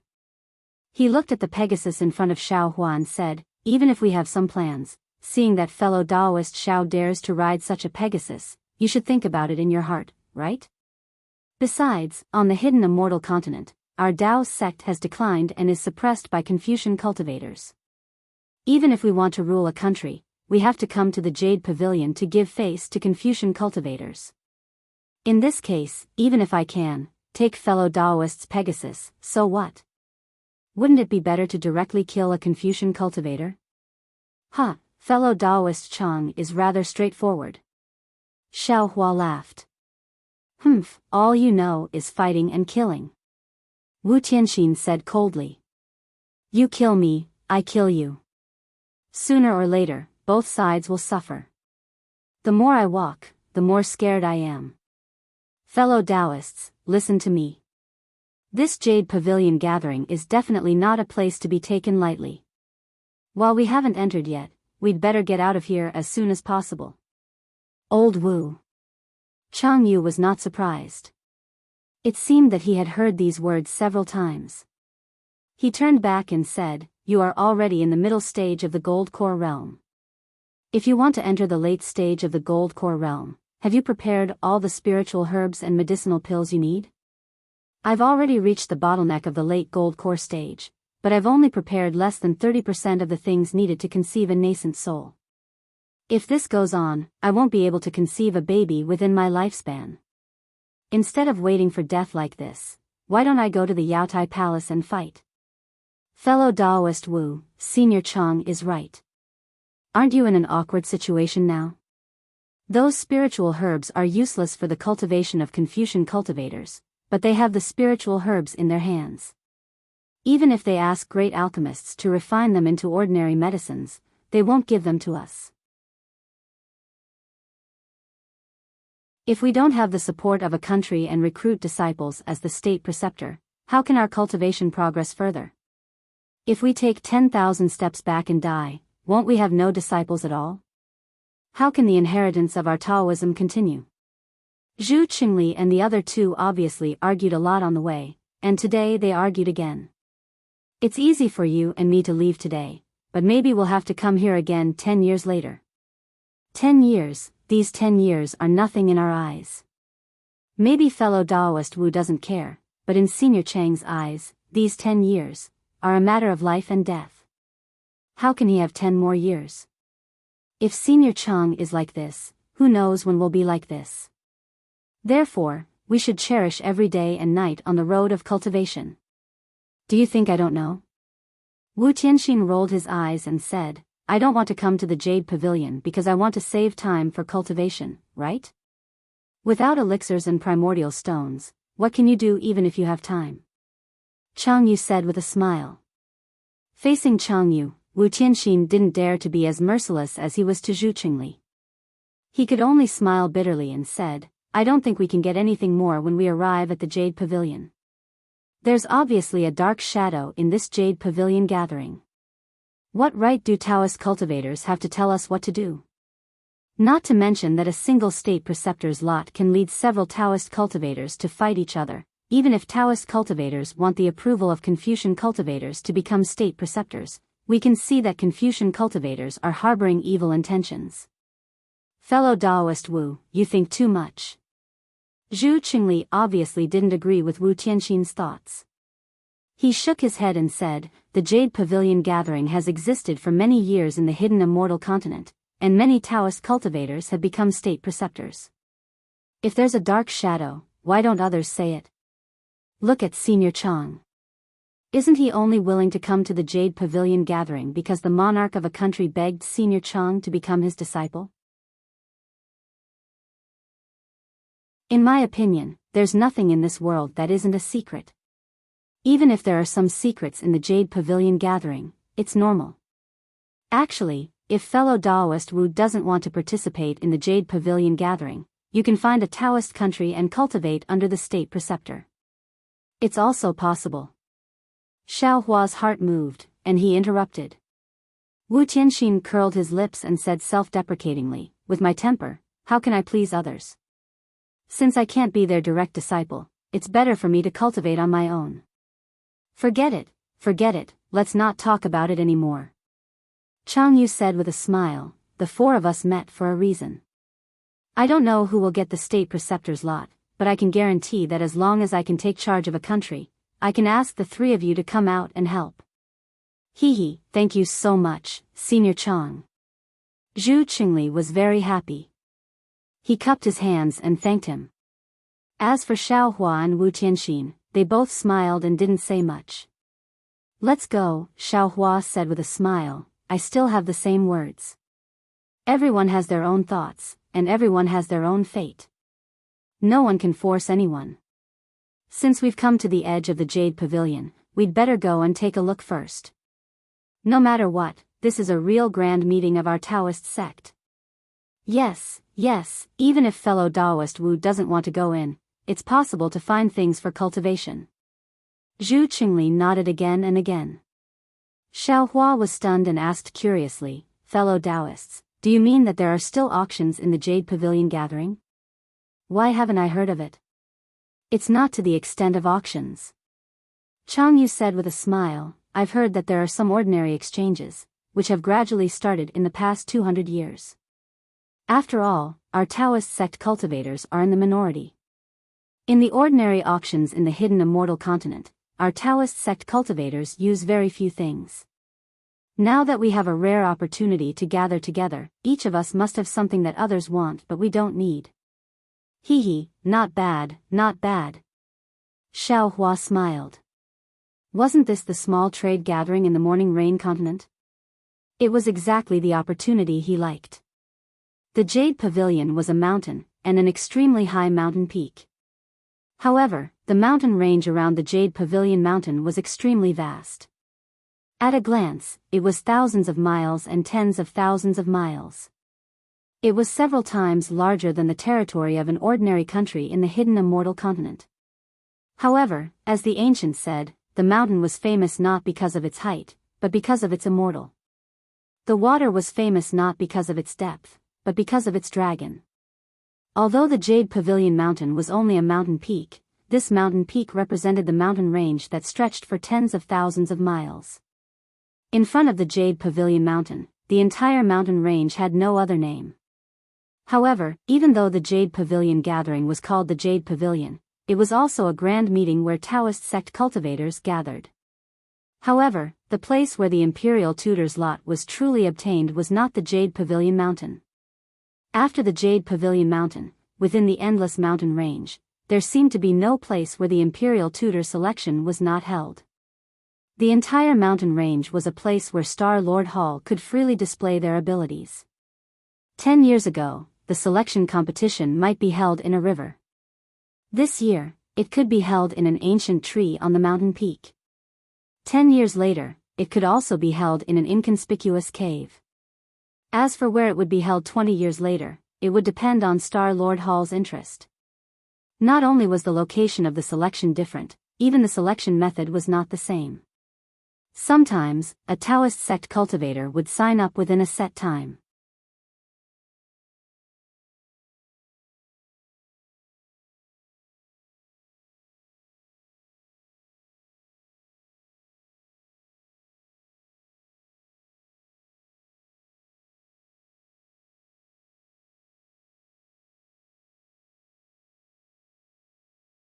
Then, Star-Lord Hall would randomly group these cultivators together.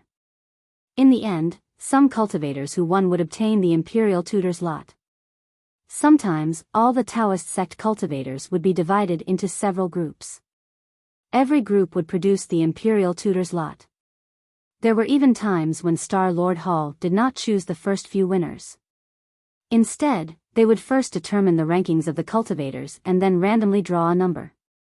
Whichever number was drawn, the corresponding cultivator would obtain the Imperial Tutor's lot. In particular, the number of the Imperial Tutor's lot in each Yaotai meeting was not always certain. Sometimes it was dozens, sometimes it was hundreds, and so on. Of course, among the many variables in the Yaotai meeting, there was one that was eternal. That was, no matter how the cultivators who entered the Yaotai meeting died, no one would care. In short, the Yaotai meeting was the rhythm of Star-Lord Hall using all the methods in the entire mountain range and using the Imperial Tutor's lot as bait to kill the Taoist sect cultivators who participated in the Yaotai meeting. But even so, whether it was those who could see the essence or those who could not see the essence, or those who had a plan in their heart, or those who had a fluke in their heart, the Tao sect cultivators of the 9 regions of the hidden Immortal continent still appeared in the vicinity of Yaotai Mountain like carps crossing the river. How could Xiaohua not be one of them? Xiaohua, Changyu, and the others flew like this for a few days. After exchanging what they knew, they finally understood why Immortal Li Xiang did not tell them the specific situation of the Yaotai meeting. Because everything could not be used as reference, and all the experiences could be the cause of death. Only in the Yaotai meeting, it was really wise to deal with all changes by sticking to the status quo.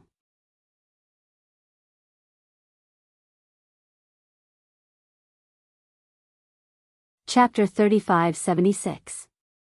As for Changyu and the other two, they were even more shocked.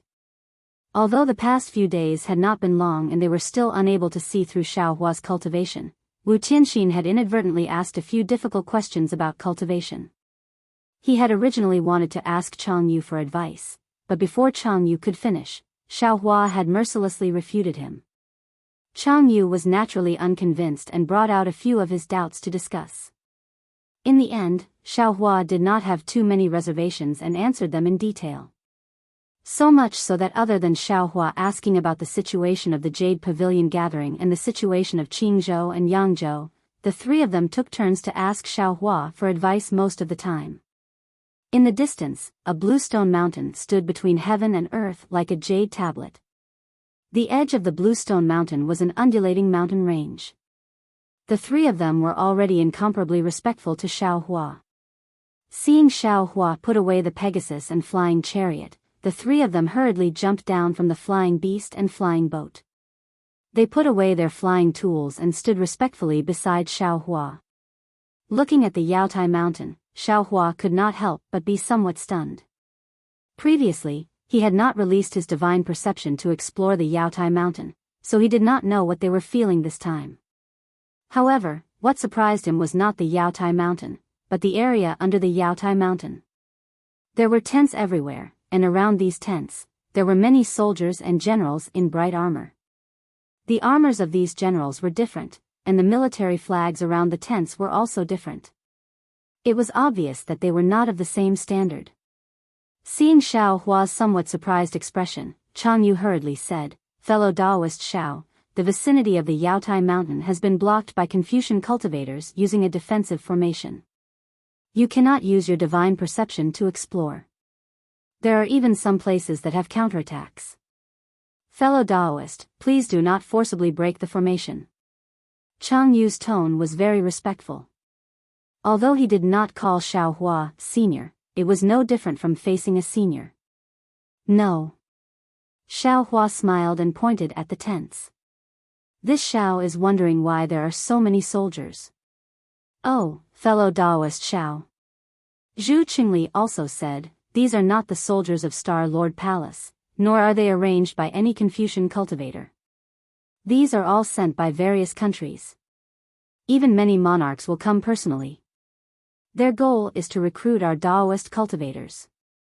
Some didn't have a big appetite. Whether it was those who participated in the Yaotai meeting or Taoist cultivators who came to watch the fun, as long as they met their requirements, they could get their offerings. Some came for the cultivators who got the imperial preceptor's lot. Of course, these countries should be established by Taoist cultivators. On the other hand, the former might have been founded by Confucian cultivators. These monarchs are just recruiting our Taoism cultivators to be their hired thugs. If they are sincere, why would they appear here? Wu Tianxin still spoke in an unsociable manner. No matter what, their presence here represents their attitude. Chang Yu said unhappily, moreover, their arrival can at least allow some Dao sect cultivators with shallow cultivation to have a place to stay. Old Wu, don't always look at things from the bad side. Xiaohua smiled and said, this Yaotai gathering is getting more and more interesting. Indeed, I've heard people talking about it before, but I didn't pay much attention to it. Now it seems that I've come a little late. Chang Yu nodded. If I had come in the past, I might have encountered some opportunities. Hee, maybe we won't be able to go back. Xiaohua faintly reminded. Oh. This can't be, right? Chang Yu was stunned. I've never heard of Taoism cultivators who don't participate in the Yaotai gathering disappearing for no reason. If Taoism cultivators who disappear can send messages, can they be called disappearing? Wu Tianxin replied with a somewhat sarcastic tone. Fellow Daoist Xiao, you're thinking too much. Chang Yu said embarrassedly, even if the Confucian cultivators have such a plan, I'm afraid they won't really do it. Otherwise, who would come to the Yaotai gathering? Xiaohua shrugged his shoulders, pointed to the sky, pointed to the ground, and pointed to the mountain peak. He said with a smile, heaven knows, earth knows, Yaotai mountain knows, but we Taoism cultivators don't know. Chang Yu wanted to say something again, but he saw a flying boat breaking through the sky from afar. A middle-aged Taoism cultivator was standing on it. So Chang Yu closed his mouth and stood in the air, waiting. In just a moment, the flying boat approached. Everyone could clearly see that the person on the flying boat was actually a cultivator of the second stage of Yuanli. When the cultivator saw the four people, he immediately bowed and said, Junior greets the four seniors. When Xiaohua and the others saw that this cultivator didn't report his name and flew from the direction of Yaotai Mountain, they already understood something. Chang Yu raised his hand and said with a smile, no need to be so polite. Are you the reception envoy for the Yaotai gathering? Senior, there is no reception envoy for the Yaotai gathering this time. Junior is only here to give you the tokens to enter the Yaotai Mountain. As for the matter of entering the Yaotai Mountain in 10 days, Senior, please do as you please. As the cultivator spoke, he took out 4 bamboo slips from his bosom and respectfully presented them in front of the 4 people. Xiaohua and the others took them and scanned them with their divine senses. They couldn't see anything special about these bamboo slips. Chang Yu hurriedly stopped the cultivator, who turned around and asked, I want to ask you, since there is no reception envoy, how can we enter the Yaotai Mountain? Where can we wait for these 10 days? As far as I know, at the foot of the Yaotai Mountain, there have always been quiet rooms and caves for the cultivators who come to participate in the Yaotai gathering to rest. Who would have thought that the cultivator himself was completely clueless? He smiled bitterly and said, Senior, this junior really doesn't know. This junior is in charge of everything within sight. Whenever a senior comes, this junior will hand over the token and not ask about anything else. If senior knows where there is a quiet room, senior can go. Forget it, you can go. Chang Yu naturally wouldn't make things difficult for a junior with second-level essence force. He smiled and waved his hand to indicate that cultivator to go. Only then did he turn around and say to Xiao Hua, "Fellow Daoist Xiao, this time's Yaotai gathering is really loose." Previously, early gold core stage cultivators weren't allowed to enter the Yaotai mountain, and this disciple is only at the heartbeat stage. The seniors he mentioned even include spirit tranquil stage disciples. Could it be that this time's Yaotai gathering has more lots for the state preceptor than before? If there are more, won't fellow Daoist Chang be happy? Xiao Hua said with a smile, fellow Daoist Chang will also have the opportunity to get the state preceptor's lot and become the state preceptor. Not at all, not at all. Chang Yu said with a smile, I only came to try my luck. Fellow Daoist Xiao is the one who is truly confident. He. Xiao Hua smiled and looked around. He said, since there's no restriction on where we can rest, we can just find a place to rest? Fellow Daoist Xiao doesn't know. Chang Yu explained, during the Yaotai gathering, although Star Lord Hall didn't send any disciples to maintain order, there won't be any Confucian cultivators near the Yaotai mountain. After all, this is Star Lord Hall's face. If we're too far away from the Yaotai mountain, it might not be safe. Therefore, I think it's better to go to the bottom of the Yaotai mountain first. Moreover, it's rare for us Dao disciples to gather together. If we're close, won't we be able to move around more? I don't care. I'll listen to fellow Daoist Chang. Xiao Hua had always been casual about this kind of matter and nodded in agreement. Xiao Hua naturally knew about the dangers near the Yaotai mountain.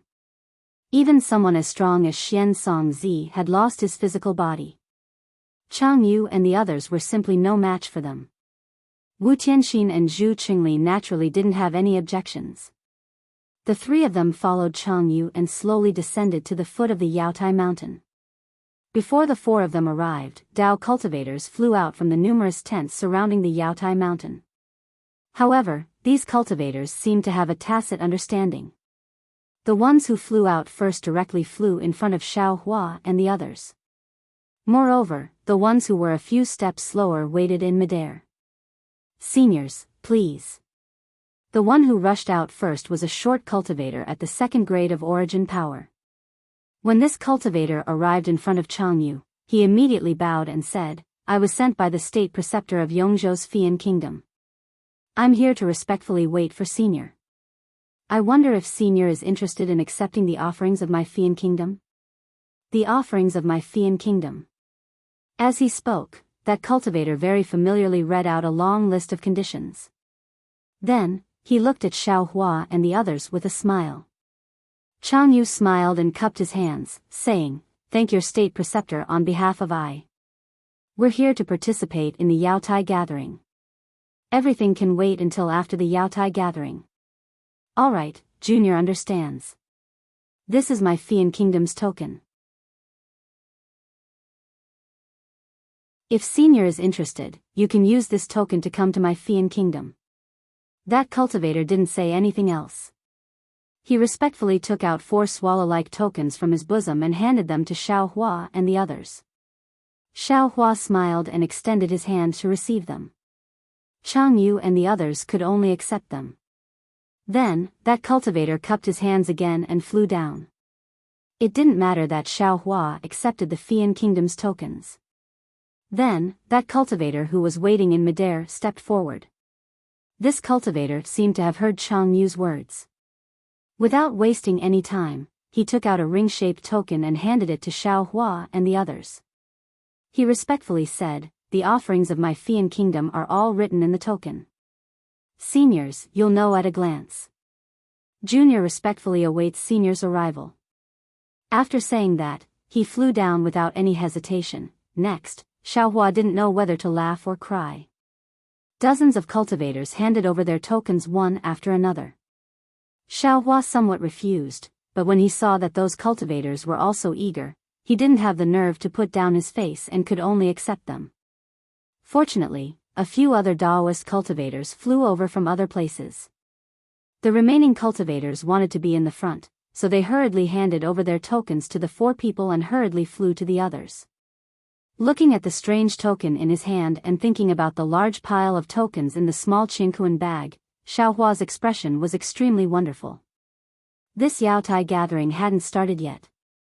He hadn't even set foot on Yaotai Mountain yet, but his harvest was already so full. This really made Xiaohua feel embarrassed. Fellow Daoist Xiao. Chang Yu couldn't help but laugh.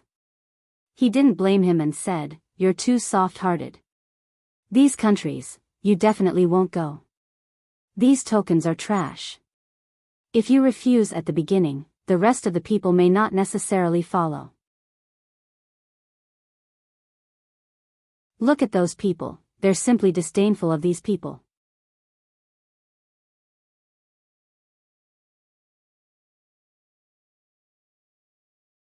Chapter 35-77. As Chang Yu spoke, he pointed at the cultivators who arrived later than them. Sure enough, as Chang Yu said, those cultivators waved their hands and flew away without waiting for the low-level cultivators of the various countries to speak. Some of them even waved their hands and a gust of wind blew those low-level cultivators away. Xiaohua helplessly touched his forehead and said with a smile, "I'm not soft-hearted, but seeing that we're all Dao sect disciples, I have to be a little lenient." Ha!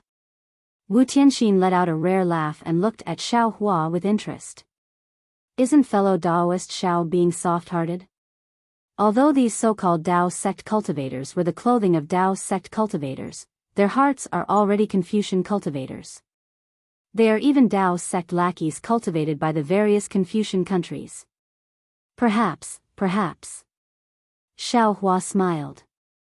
In fact, not to mention Dao sect cultivators, even if a few Confucian scholars came over with tokens with smiles on their faces, with Xiaohua's temperament, he might not necessarily refuse.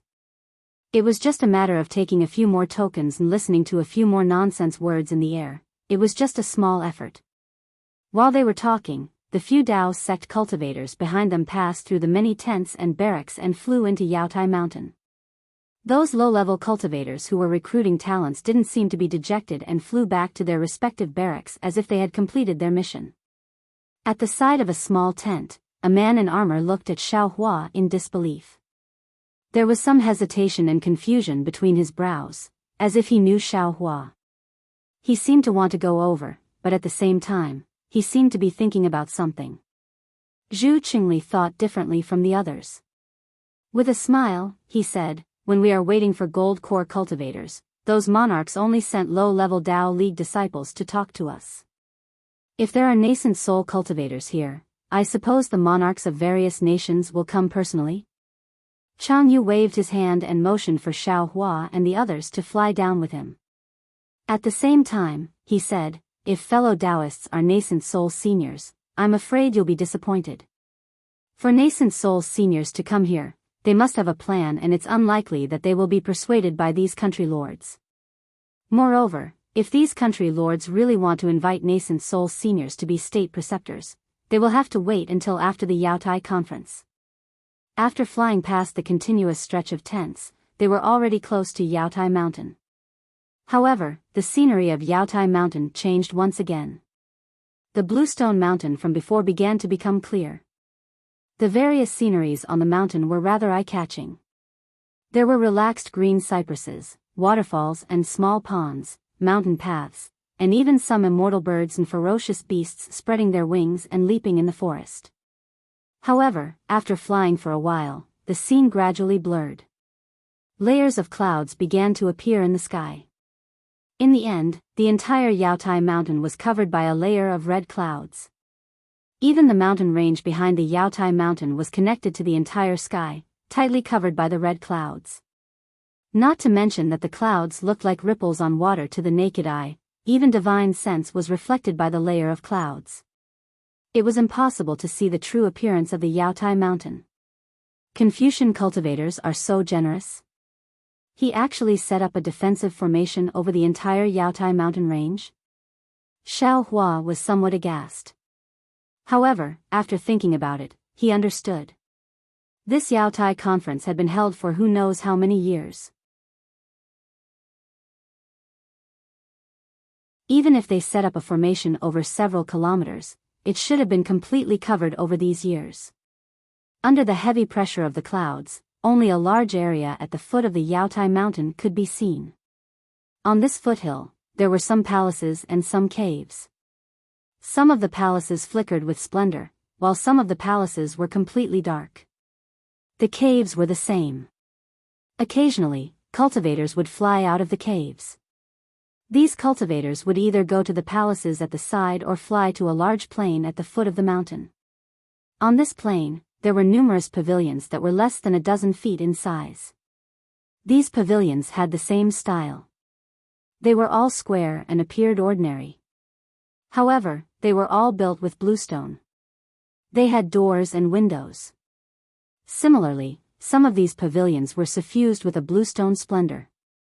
Lines of talisman characters flickered within the splendor, while others were completely dull. Between the pavilions, there were some commonly seen spiritual trees. Some of them were blooming flowers, some bore fruits, and a strong fragrance assailed the nostrils. Fellow Taoist Xiao.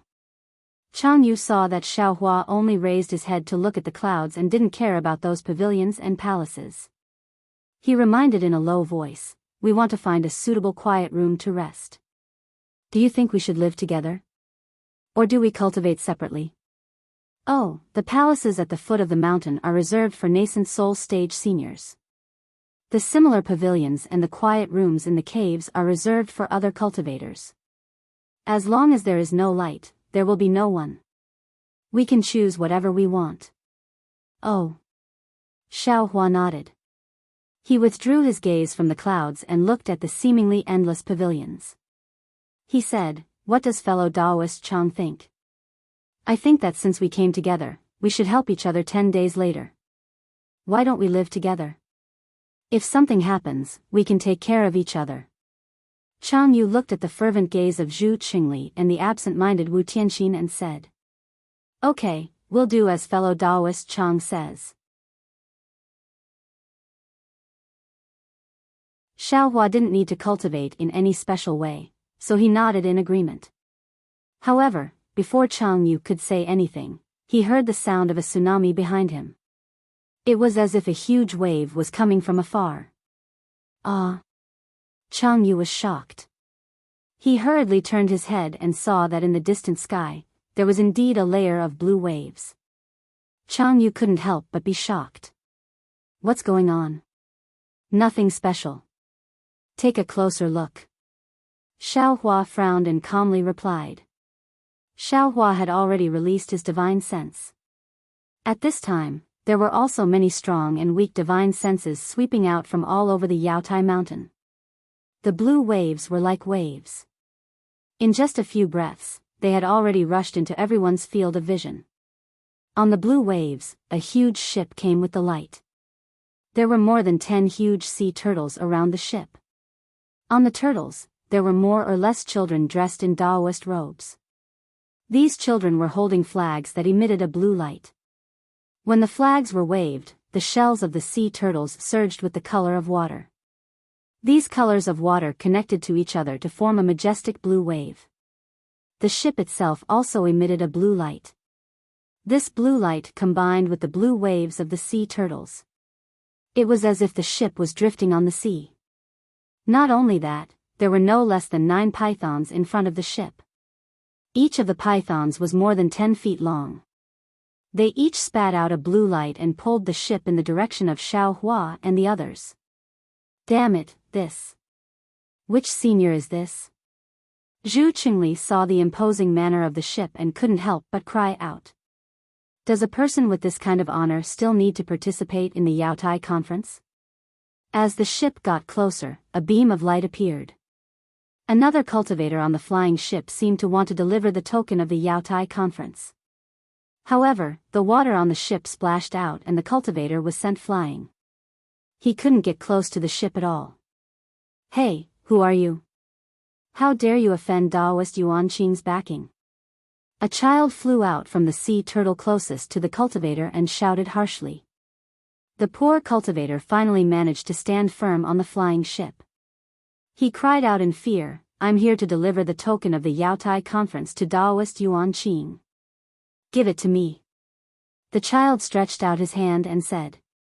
But the cultivator looked at the people on the turtle as well as the people on the boat that he couldn't see clearly. It seemed like he wanted to ask how many people were on the boat, but after muttering a few words, he didn't say anything. He reached out and took out a token. Before he could give it to the boy impatiently reached out and the token flew into the boy's hand. The boy didn't say anything and chased after the turtle. Tsk tisk. Zhu Qingli smacked his lips and said, "A nascent soul senior is really powerful. Hee, let's see what those who want to recruit Taoist cultivators will do." Wu Tianxin looked with interest at the tents behind him that seemed to outnumber the pavilions and said with a smile. Unfortunately, Wu Tianxin was disappointed. The low-level Taoist cultivators from various countries who were flying like butterflies just now were now hiding in their tents. He didn't see any one of them.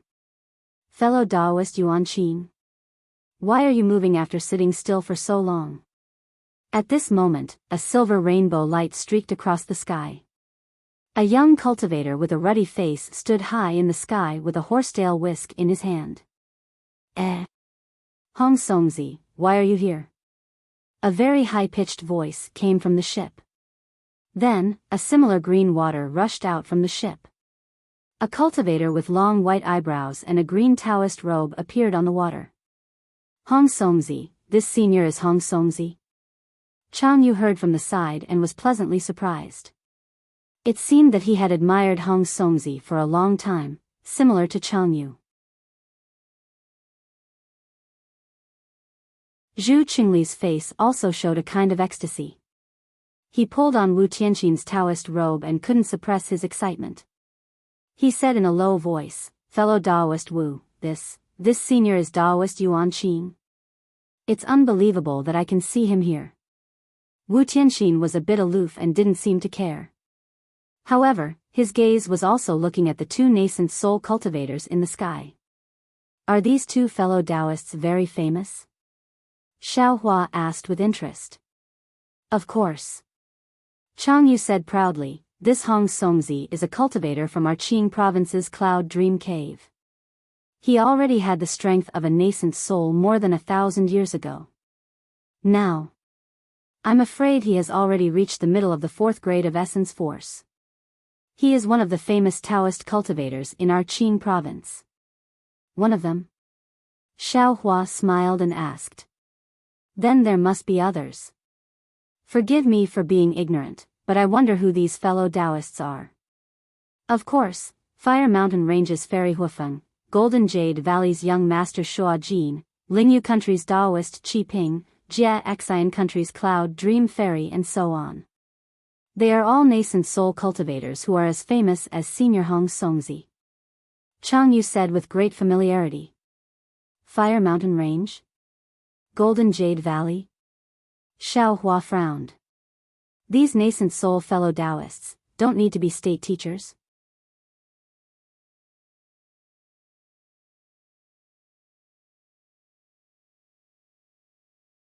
Chapter 3578. Hee, fellow Taoist Xiao is too old-fashioned. Zhu Qingli was very excited and whispered, "We don't have the resources to cultivate, so we can only look for them. However, although I haven't seen Volcano Ridge and Golden Jade Valley, it sounds like they are similar to Taoist Yuan Qing's. They have resources such as small primordial stone veins near their caves. With these veins, these seniors can continue to cultivate without ruling a country. It's a pity that these spirit veins are so rare. We don't have the fortune." Wu Tianxin snorted. "Even if we find these spirit veins, it'll only benefit others." Hearing this, Xiao Hua's interest was piqued. He smiled and said, "These nascent soul Taoists, are they starting their own sects? Do Confucian cultivators allow them to be carefree?" "Who said Taoist Yuan Qing started his own sect? He never accepts disciples. It's just that some Daoist countries send Daoist soldiers to him for guidance when they have the heart to do so. Zhu Qingli hurriedly said. Then, fellow Daoists, are there any famous nascent soul cultivators in Yangzhou? Xiao Hua knew that there were always exceptions, so he didn't ask and changed the topic.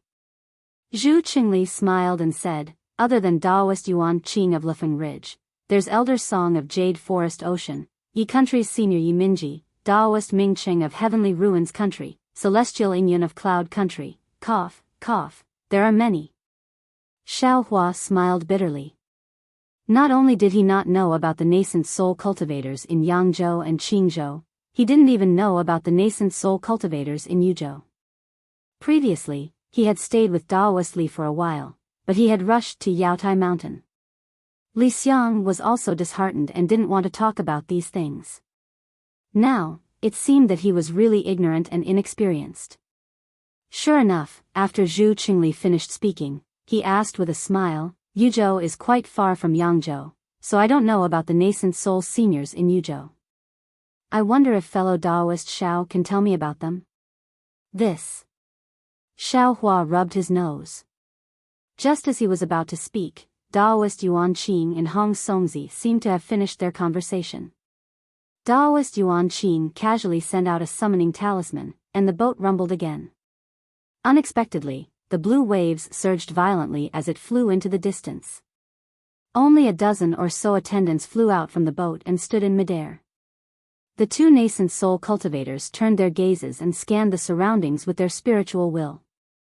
The two nascent soul cultivators naturally weren't looking at Xiao Hua and the others. What they cared about was the continuous stretch of tents below them.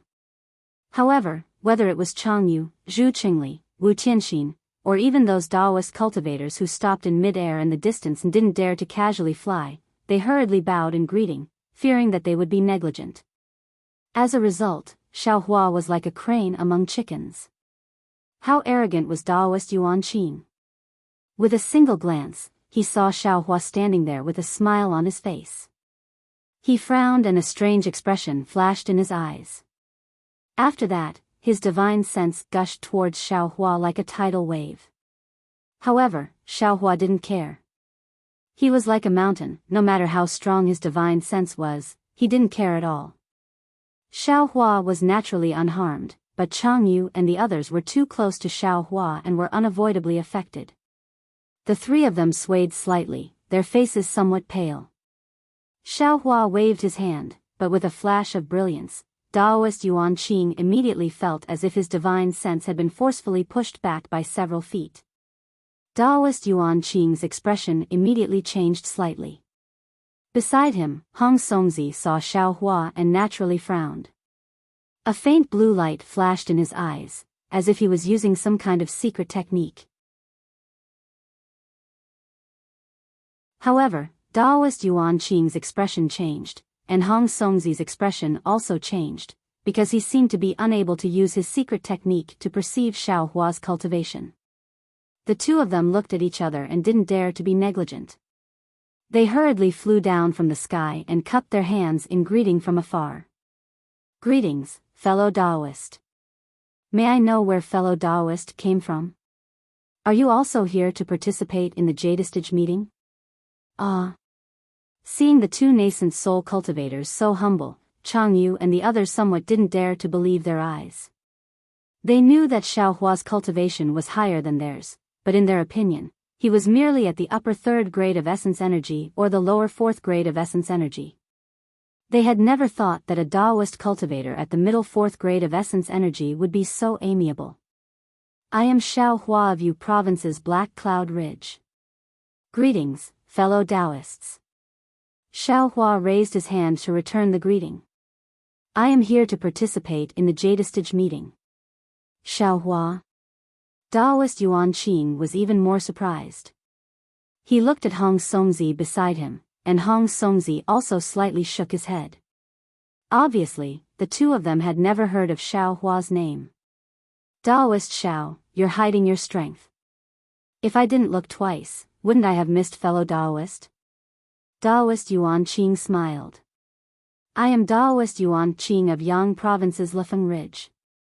This is Hong Songzi of Qing Province's Cloud Dream Cave. On the hidden Immortal continent, there are not many nascent soul cultivators in my Taoist sect. Since we are all here to participate in the Jadestage meeting, why don't we get to know each other? Hee, fellow Taoists, please go ahead. Xiao Hua looked at Zhu Qingli and the others beside him and smiled. How about I pay you two a visit after I settle down? Okay, Hong Songzi looked at Xiao Hua's surroundings. He knew that Xiao Hua didn't bring any attendants with him. He nodded and said, fellow Taoist Xiao, please take a rest first. Later, I will send some attendants to invite fellow Taoist. I'll follow fellow Taoist's arrangement. Xiao Hua smiled and agreed. Soon after, the two of them cupped their hands towards Xiao Hua and flew away. They brought along a dozen attendants and landed in the palace at the foot of Yaotai Mountain. Senior Xiao. Chang Yu smiled bitterly and said, Senior, you've really played with this junior. These past few days, you've really made this junior lose face. Since you know this Xiao's temper, then there's no need to be so polite. Xiao Hua saw the respect in Chang Yu's tone and the smile on his face. He knew that Chang Yu had already grasped his temper. You all, follow this Xiao to the palace used by nascent soul cultivators. Yes, Junior will listen to Senior Zhao's instructions. Chang Yu and Zhu Qingli's voices were rather respectful. However, Wu Tianxin seemed to be a bit reserved. After all, he had complained a lot along the way. Thinking about it now, he felt very embarrassed. Chang Yu, you lead the way. Xiao Hua instructed. Chang Yu took the lead and flew towards Yaotai Mountain. The crowd in the distance and many people in the underground tent saw this scene. They all whispered in the distance. They didn't dare to sweep their divine senses over. They looked over again and again, wanting to know what was so special about Xiao Hua. Of course, the eyes of the man who was hiding at the side of the tent flashed with ecstasy. He stared straight at the place where Xiao Hua landed. He seemed to have made a decision. Unfortunately, even when Xiao Hua landed at the foot of Yaotai Mountain with Chang Yu and the others, they still didn't discover anything. At the foot of Yaotai Mountain, the palaces were different from the pavilions. They had different styles and sizes. Many of the palaces were already flashing with brilliance. The restrictions inside had already been activated. It was obvious that there were already people inside. However, there weren't many of these palaces. Xiao Hua took a glance and knew that there were about 20 of them. These 20 or so palaces were naturally the minority, but the number made Xiao Hua's heart startled. These were nascent soul cultivators. On Dawn Rain Continent, they were already grandmaster figures who established their own sections. How many nascent soul cultivators appeared in the Sword Dao Great War? On this small Yaotai Mountain, on the hidden Immortal continent where Confucian cultivators stood in great numbers, there were actually 20 nascent soul cultivators all of a sudden. How could Xiao Hua not be shocked? Of course, after thinking about it a little, Xiao Hua had some understanding.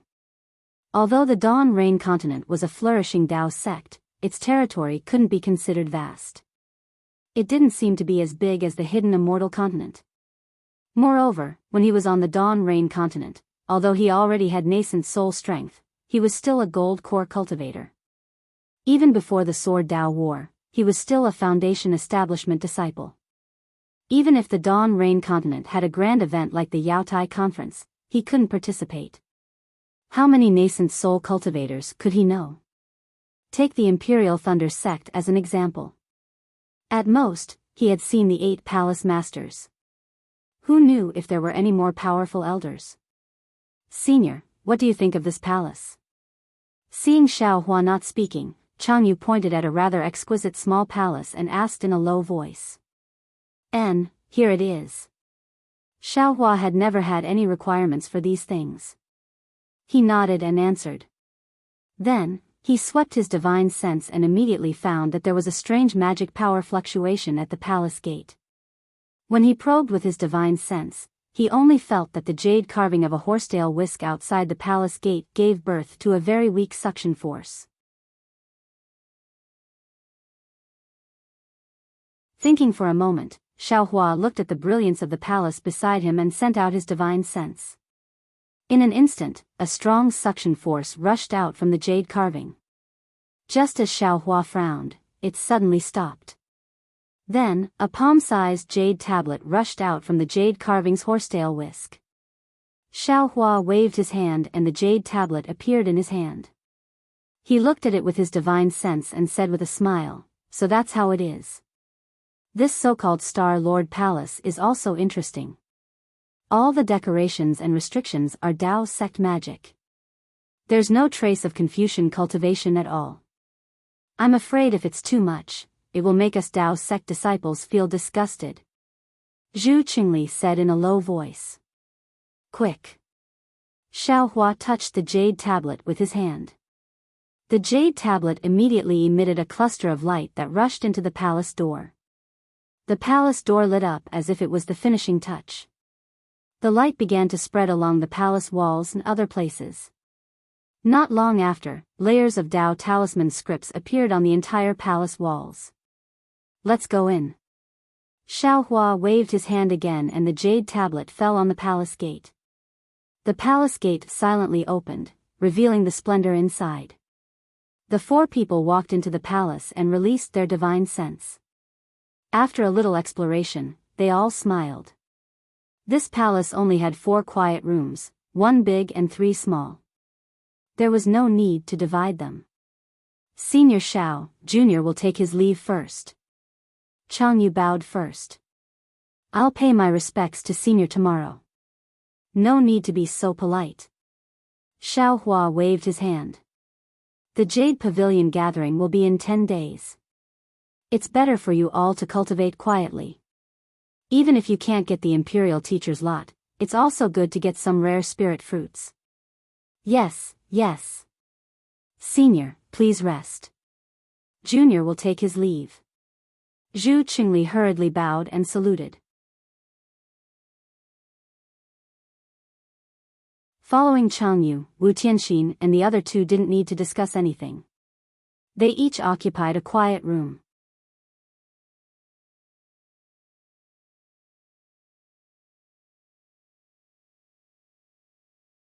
Chapter 3579.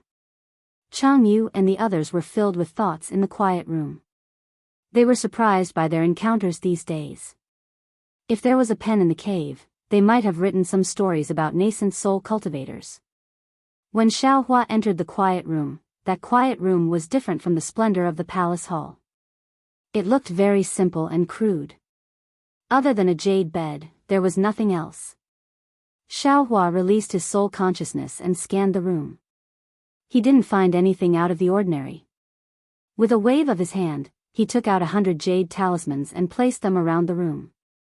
After activating the capital star formation, he sat cross-legged on the jade bed and reached out to take Xian Song Zi's ink cloud pupil from the dragon vein. He released his divine sense and carefully studied it. After an unknown period of time, Xiaohua suddenly opened his eyes and looked at the entrance of the quiet room. There was a flash of surprise in his eyes. Then, Xiaohua gave the ink cloud pupil to Dragon Vein Xiaohua. He waved his hand and the entrance of the quiet room flashed. He said, "Wu Tianxin, what's the matter?" At the door was Wu Tianxin, a middle gold core stage cultivator, waiting. At this moment, hearing Xiaohua's voice, a complicated expression appeared on Wu Tianxin's face. He turned around to look at the empty palace, clenched his teeth, and quickly walked into the quiet room. Before he reached the center of the quiet room, he actually knelt on the ground with a plop and begged, "Senior Xiao, please save this junior's life." "Ah. What do you mean?" Xiaohua didn't expect Wu Tianxin to kneel and ask him to save his life. He didn't see anything unusual with Wu Tianxin along the way. Xiaohua could only wave his sleeve and lift Wu Tianxin up. He said anxiously, "Get up and tell me in detail." "Oh, don't worry, even if Daoist Yuan Qing wants your life, as long as you are in the right, I will help you." Yes, Wu Tianxin asked Xiaohua for help.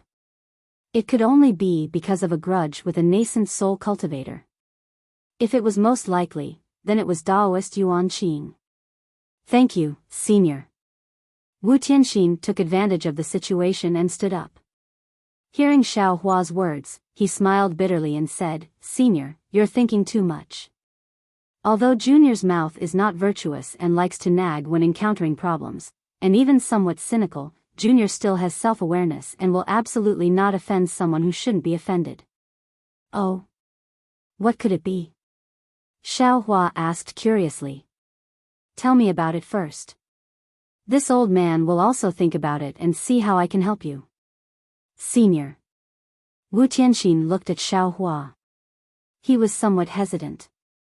Then, he asked tentatively, if this junior says that this junior doesn't have anything to ask for senior's help right now, but this junior would like to ask senior to save this junior's life in the future, well, perhaps at the Jade Pavilion conference, would senior believe me? Xiaohua smiled and nodded, of course I believe you. Why wouldn't this old man believe you? Looking at Xiaohua's calm appearance, Wu Tianxin was extremely disappointed. He sighed and said, Senior Xiao, Junior knows that you don't believe Junior. But, I really want to ask you to save my life in the future. Hee, Wu Tianxin, this old man has already said that I believe you. Why don't you believe me?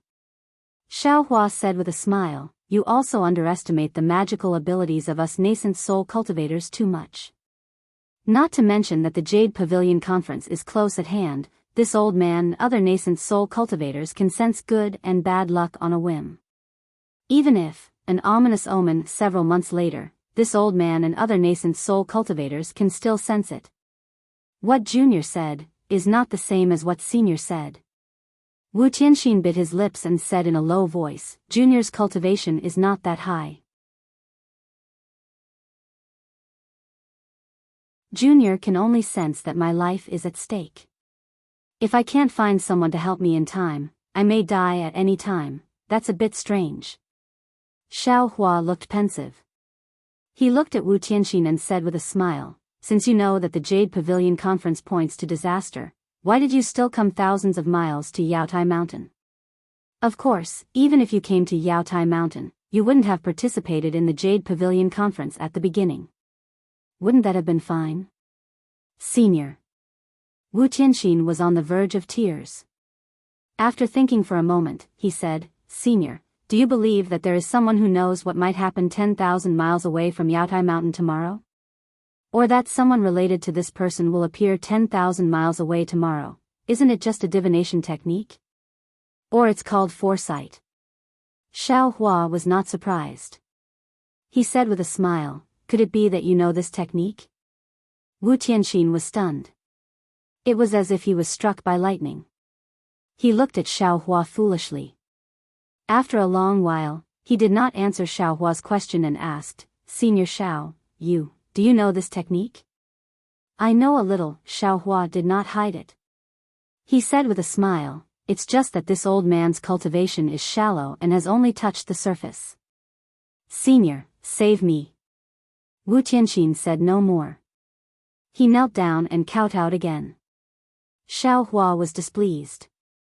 He did not help Wu Tianxin up and said indifferently, Wu Tianxin, since you asked me to save you, why are you hiding it and not daring to say it? How can there be such a logic in begging others in this world? This is also because this old man knows that although your mouth is not good, your character is not bad. Otherwise, I would absolutely not agree.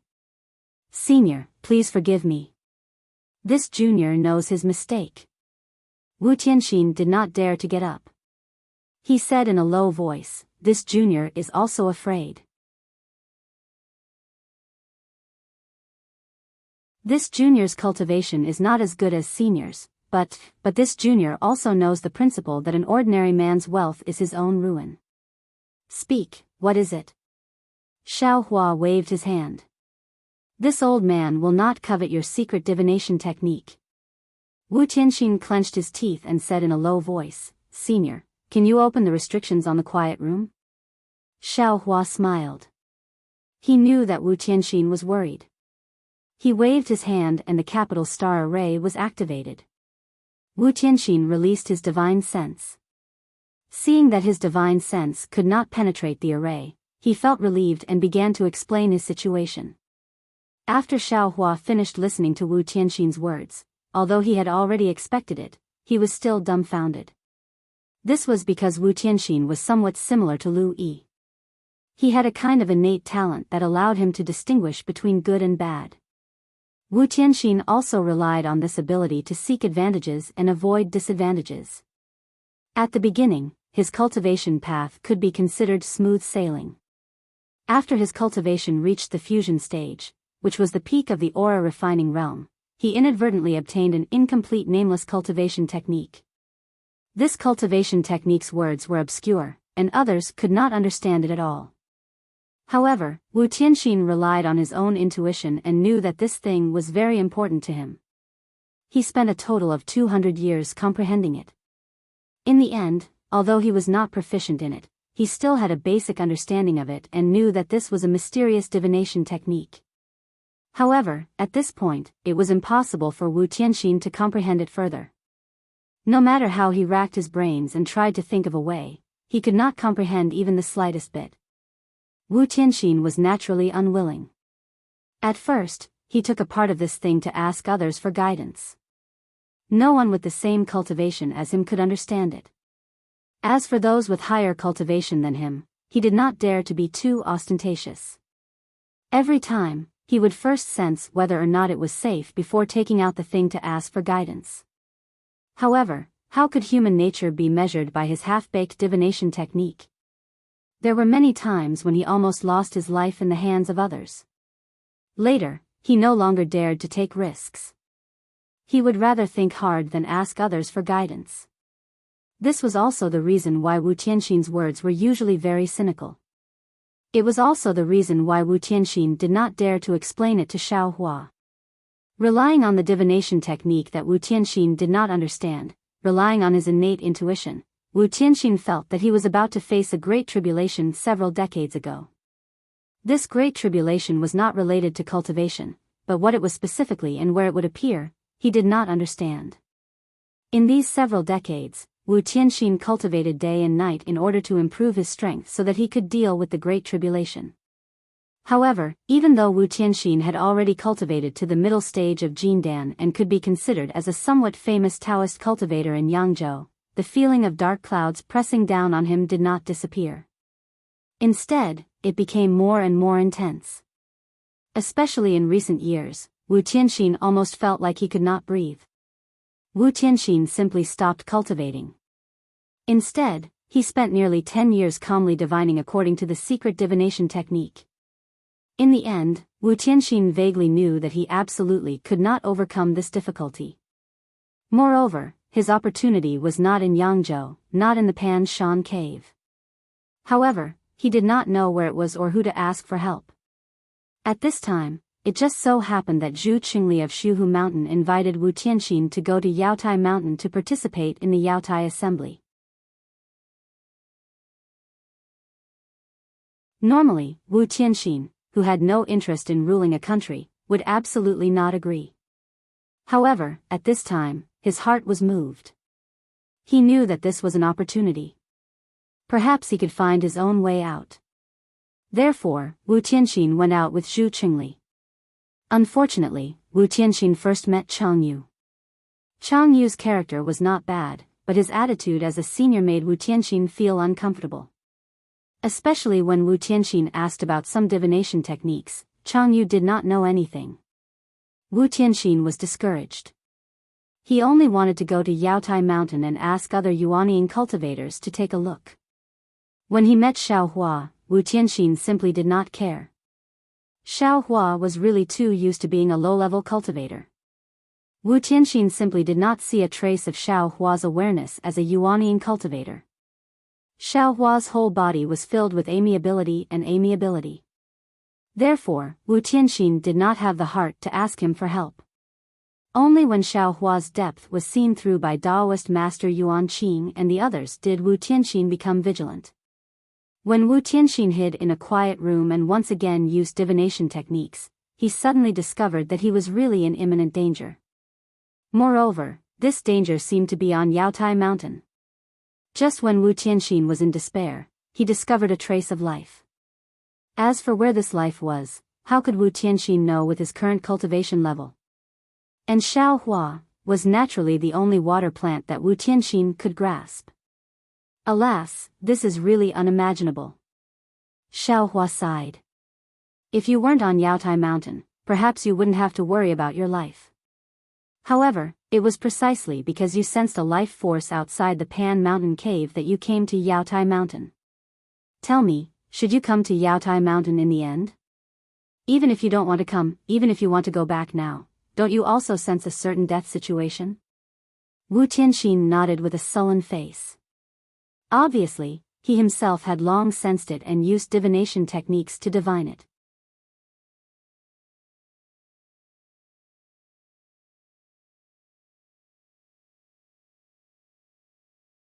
Chapter 3580. You can get up. Xiaohua waved his hand. Presumably, you never mentioned this to Zhu Qingli and Changyu, right? Junior doesn't dare to speak casually. Wu Tianxin got up and said in a low voice. Then, do you think I was able to save you because of your divination technique? Xiaohua asked again. Wu Tianxin shook his head. Junior can't divine this. However, Junior already has this kind of perception. Hee hee. Xiaohua shook his head with a smile. I'm afraid it's not perception, but what you think? You only know me as a nascent soul cultivator in the entire Yaotai Mountain. Who else can you find if not me? Junior's mind is already in a mess. Wu Tianxin didn't know what to say and said helplessly, Junior didn't intend to participate in the Yaotai conference before, but now it seems that I must participate and will inevitably encounter great danger. If possible, I ask Senior to save me. And that's not a problem. Xiaohua simply agreed. If I can help you, I will naturally help you. Thank you, Senior, thank you. Wu Tianxin hurriedly thanked him. Also, Xiaohua asked again, did you perceive your own danger or the danger of the Yaotai conference? What danger will there be in the Yaotai conference? Wu Tianxin was puzzled. Junior can only perceive my own danger, and the divination technique didn't show any danger in the Yaotai conference. Xiaohua responded thoughtfully. He understood that he had been comprehending the hand of karma for so many years, but he still couldn't accurately perceive karma.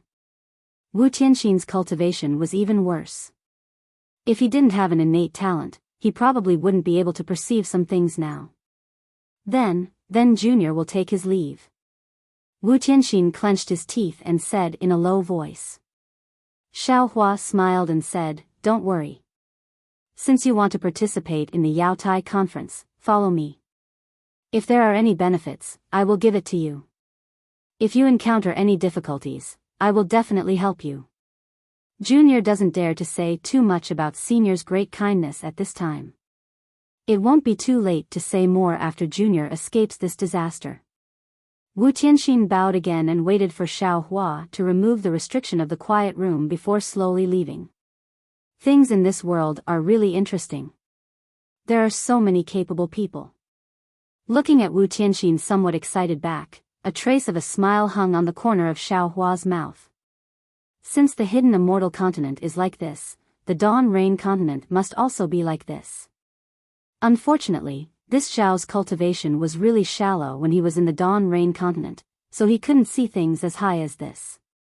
Jiu Xia. Very naturally, the mysterious Jiu Xia who could predict the future appeared in Xiaohua's mind. Of course, compared to Jiu Xia's beauty, the importance of being able to predict the future in Xiaohua's heart was still far behind.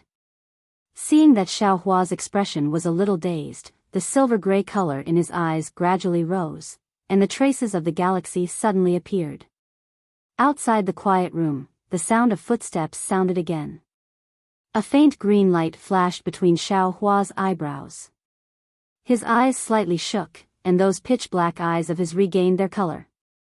In fact, Xiaohua didn't need to look anymore, he already knew who it was.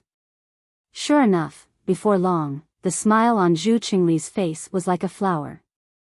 The spirit pills bestowed by Xiaohua were exactly what he needed. Under his pleading, Xiaohua even gave him a nascent soul cultivation method. Of course, as for whether or not he could cultivate to the nascent soul stage, that was not something Xiaohua could know. At this time, Xiaohua simply didn't comprehend any cultivation method. He took out a scroll and read it with great interest. Confucian cultivators were the same as Taoist cultivators, both good and bad were mixed. However, the scrolls left behind by Confucian cultivators for so many years were the real deal. The vast number of articles were filled with penetrating insight.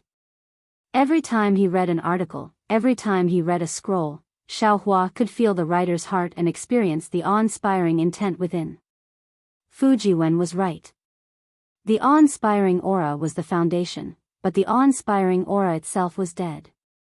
It was the cultivation of Confucian cultivators, and it was the breathing of Confucian cultivators that gave the awe-inspiring aura vitality. This vitality was precipitated in the awe-inspiring aura. Whether it was thousands of years, 10,000 years, or hundreds of millions of years, as long as there were Confucian cultivators and articles passed down, the awe-inspiring aura would exist. This kind of inheritance was beyond the reach of Taoist cultivators. Sometimes, Xiaohua even had an illusion that the awe-inspiring aura inheritance of Confucian cultivators was borrowed from the inheritance in the mind of the evil spirit. Of course, Xiaohua's Buddha Sarira was also studying Buddhist scriptures and cultivating Buddhist Dharma. It was similarly broad and profound, causing the Buddha Sarira to be intoxicated. Now, the time it spent studying Buddhist scriptures had exceeded the time it spent cultivating Dharma. If Xiaohua hadn't come into contact with the scrolls of Confucian cultivators before, he would have ordered the Buddha relic to focus on cultivating Buddhist doctrine. However, after looking at the scrolls and Buddhist doctrine, Xiaohua knew that Buddhist scriptures were the foundation of Buddhist doctrine. Buddhist doctrine was only a minor detail. Looking at Guzhen's situation, and looking at Manjushri Bodhisattva's fruit, if he focused on Buddhist doctrine, it would really be putting the cart before the horse, picking up sesame seeds and throwing away watermelons. Demons, how do they cultivate? In an instant, Xiaohua, who was reading the scrolls, was distracted again.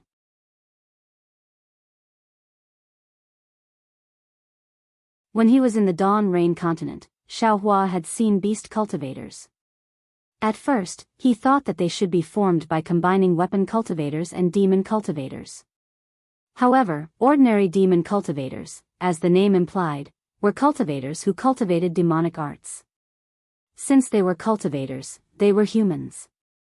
On the hidden Immortal continent, whether it was Taoist cultivators, Confucian cultivators, or Buddhist cultivators, they could all be called cultivators. However, the demons of the Thousand Demons sacred realm were different. They were not humans. Moreover, according to High Wind Old Monster, they never considered themselves as cultivators. Therefore, they could not be called demon cultivators, because they were demons, or evil spirits. According to what I know, and the gradually growing memories of Little Yellow and Little Black, they should be imprints of inheritance, just like the phoenix imprint on Fairy Hong Xia's forehead. Since Fairy Hong Xia and other cultivators with genuine bloodlines can obtain the inheritance of these imprints, then wouldn't the demons be even more privileged? If that's the case, then, what about the two bones in the demon formation of Qianyu Mountain? There seem to be some runes on the bones. Then how do you explain the stellar energy that the demon formation drew upon? Xiaohua thought more and more. After a long while, the entire palace was silent, as if there was no one around. Suddenly, Xiaohua raised his eyebrows, looked at the book in his hand, smiled, and muttered to himself, "If I don't understand the cultivation techniques of the Buddhist sect, then I have no place to ask, but how does this demon cultivate? Why should I think so much? With these two children, Little Yellow and Little Black, what do I have to worry about? When they come back, can't I just ask them properly?" With that thought in mind, Xiaohua once again concentrated on reading the book. At the top of his head, wisps of clear air were produced, slowly dissipating. Half a day passed unknowingly. Xiaohua put down the book, stretched, and casually swept his gaze across the quiet room. The restriction outside the quiet room was not activated, and said with a smile, "This fellow Chang Yu can keep his composure, looks like he's a somewhat shrewd cultivator." Just as Xiao Hua was about to pick up the book again, he frowned, and said with a helpless smile, "Chang Yu didn't come, but Daoist Yuan Qing did." However, when he released his divine sense to investigate, a strange expression appeared on his face, and he asked curiously, "Eh? Why did he come to Yaotai Mountain?" Soon after, Xiao Hua stood up again, and said with a smile, "No matter what, he's an old friend. I have to personally welcome him." Xiao Hua walked out of the quiet room, and Chang Yu immediately sensed it. He hurriedly came out of the quiet room, bowed, and said, "Senior Xiao, is there something wrong?" "Nothing, you wait here and meditate, this old man has an old friend coming to visit." Xiao Hua waved his hand. Chang Yu did not ask any more, and returned to the quiet room with cupped hands. Xiao Hua walked to the palace door, and with a wave of his hand, the palace door flashed with brilliance, and silently opened again. Outside the palace door stood a person with a large head. On the face of this head, there was a pair of broom-like eyebrows, and 2 leopard eyes. Previously, there was shock in those eyes, but now it was replaced with fear and surprise. Wasn't this the Black Horse Cavalry General of the left, Xue Ping? "I'm late, fellow Daoist Xue has been waiting for a long time," Xiao Hua said with a smile. Xue Ping hurriedly bowed and said, "Junior Xue Ping greets Senior Xiao. Previously, I really didn't know Senior Zhao's true identity. I was too rude, please forgive me." It's fine, it's fine." Xiao Hua helped Xue Ping up and said, "Those who don't know are not guilty." At that time, this old man was only traveling in the country of Xi, and did not intend to let more people know my identity. It would be strange if fellow Daoist Xue found out. "Senior, please call me Xue Ping, otherwise this junior will feel awkward."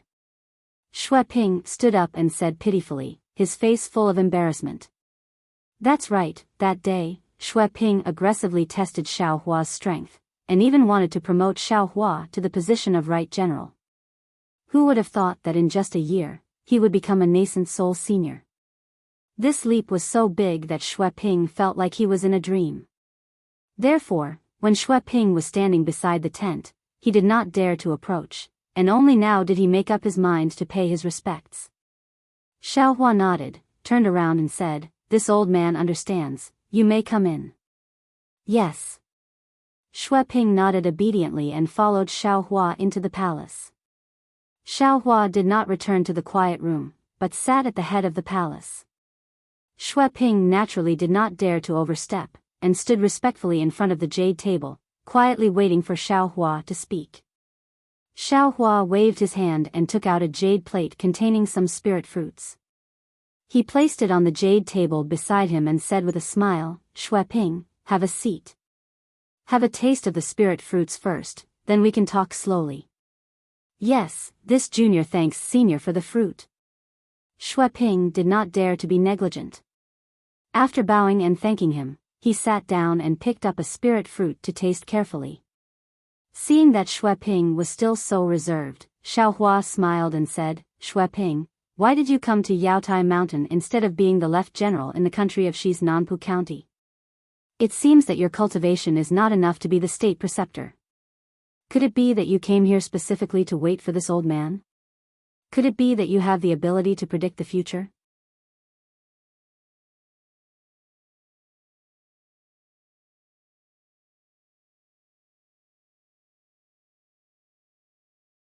Chapter 3581.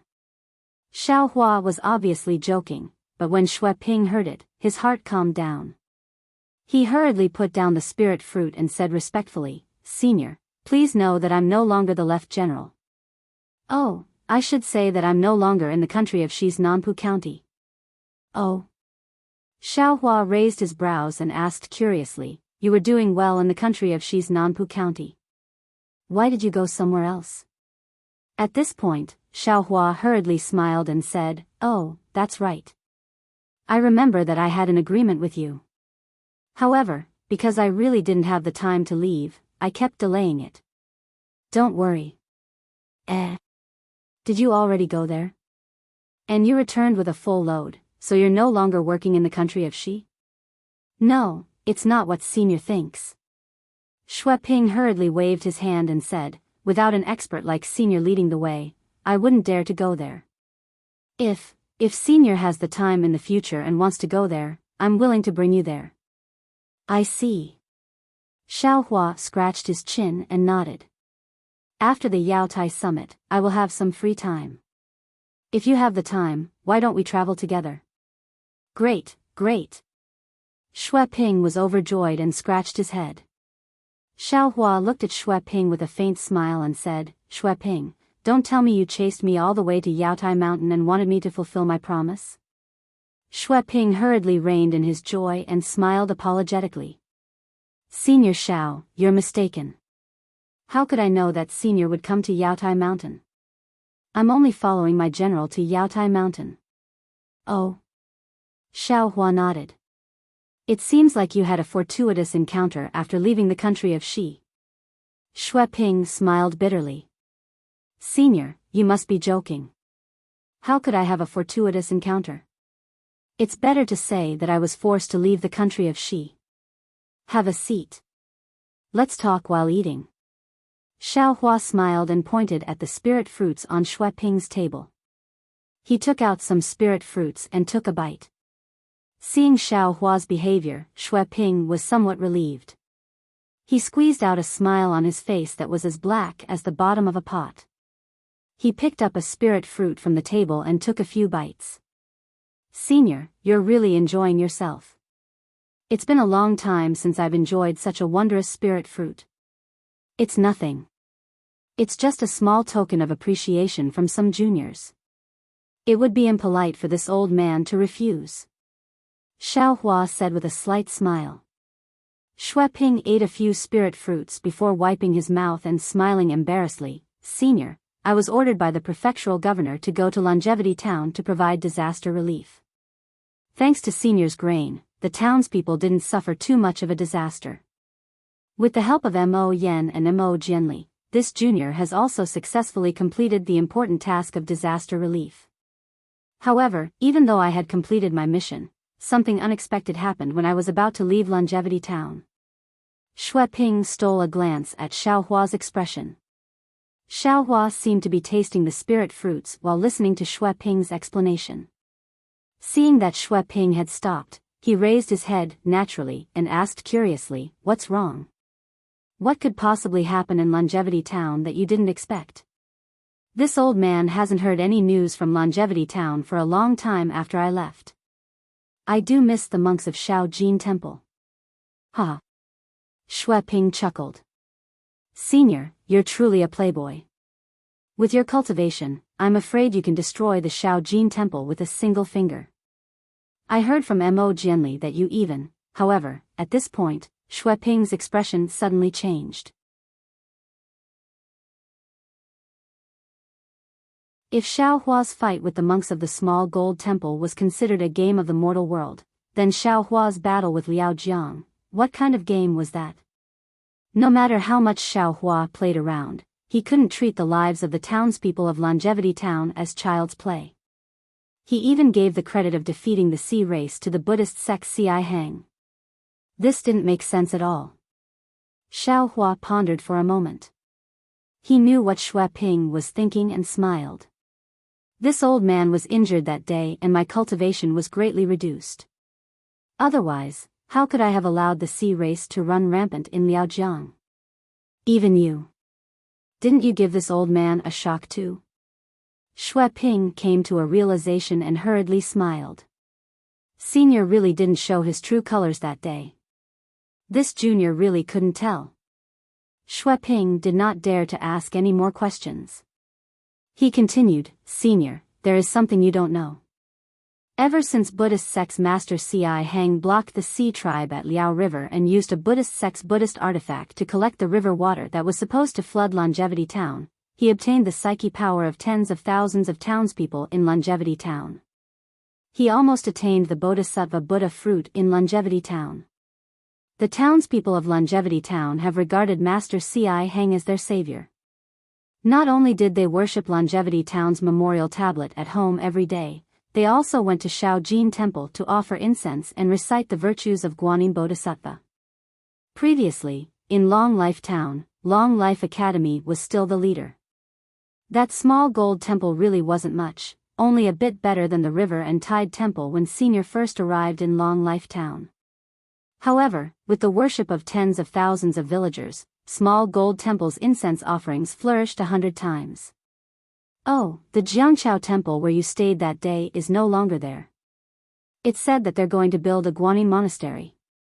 Not only are the townspeople of Longevity Town so crazy, the entire country of Shi and the other countries in Yu Province, be it the devout townspeople or the monks of various temples, all of them are flocking to Longevity Town as if they're on a pilgrimage.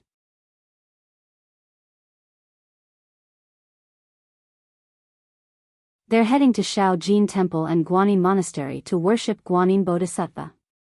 Senior, you must have seen clearly that day that Ci Heng was only one step away from attaining the Bodhisattva Buddha fruit. However, in reality, he didn't attain the Bodhisattva Buddha fruit. Xue Ping continued, however, according to the mouths of those foolish townspeople, Ci Heng actually attained the Bodhisattva Buddha fruit. They even want to forge a 10-foot golden body for Guanyin Bodhisattva on Jiangchao Ridge. Furthermore, I've heard that many people feel that Jiangchao Ridge is too small to accommodate Guanyin Bodhisattva's golden body. They're prepared to either completely demolish Jiangchao Ridge and build it on the flat ground or pile up soil to build a mountain around Jiangchao Ridge, expanding the area of Jiangchao Ridge tenfold. Hiss. Xiaohua gasped and asked curiously, although the north of Jiangchao Ridge is barren, there are farmlands and farmhouses in the east and west. How are they going to demolish them or pile up soil to build a mountain? Xue Ping smiled bitterly. Senior, you might not know this, but the townspeople near Jiangchao Ridge know that it's for Guanyin Bodhisattva's golden body. They've long donated the farmlands and left with their families. Sigh. Xiaohua sighed. Longevity Town is now a monk town filled with bald people. A tile fell and injured 10 people. 6 of them were monks who came to Longevity Town while the other 4 were devotees who came to offer incense. Xue Ping continued, Longevity Town belongs to Nanpu County. When the county governor found out about this, he had a huge headache and hurriedly reported it to the king. I don't know about the king's decree, but ever since the king's decree, the entire Nanpu County has been shrouded in a strange atmosphere. On the surface, Nanpu County seems to be very peaceful, and the government and people are normal. However, there's an undercurrent surging within. Not only have some Confucian cultivators secretly come, but many Taoist cultivators have also revealed themselves. As the first person to render meritorious service in Longevity Town, I've received many rewards. There's even a rumor that the king intends to give me the position of general to guard Longevity Town. The more I think about it, the more scared I feel. These Confucian cultivators must have a huge conflict with the Buddhist sect in Longevity Town. They can play whatever they want, but why are they involving us Taoist cultivators? As a Taoist disciple and expose myself, I'll definitely be the first to be sent out if there's any strange movement. If I don't go by then, I'll be disobeying the king's decree. Not to mention the king, even the county governor can take my head. However, if I go, will the Buddhist sect's Dharma protector let me live in peace? I'm sure that the demon-subduing pestle is already waiting to land on my head, right? Thus, I might as well go all out and submit a letter to the county governor to resign, saying that I've reached a critical point in my cultivation of a secret technique that involves my life. The prefectural governor did not agree at first, but this junior submitted 3 dictionaries in a row. In the end, the prefectural governor remembered this junior's hard work and finally agreed. This junior received the confirmation and left Nanpu County on the same day. Not bad. You're able to see clearly when to advance and when to retreat. Xiaohua nodded. After all, the situation in Longevity Town was really strange. Shui Ping was able to see so far despite being in the middle of it, which surprised Xiao Hua. Then where are you now? I'm currently serving as a county governor in Puqian County in Liang Province's Shanliang country. Shui Ping didn't dare to hide anything and answered honestly. Xiao Hua smiled and clapped. Not bad, not bad. You used to be the left general.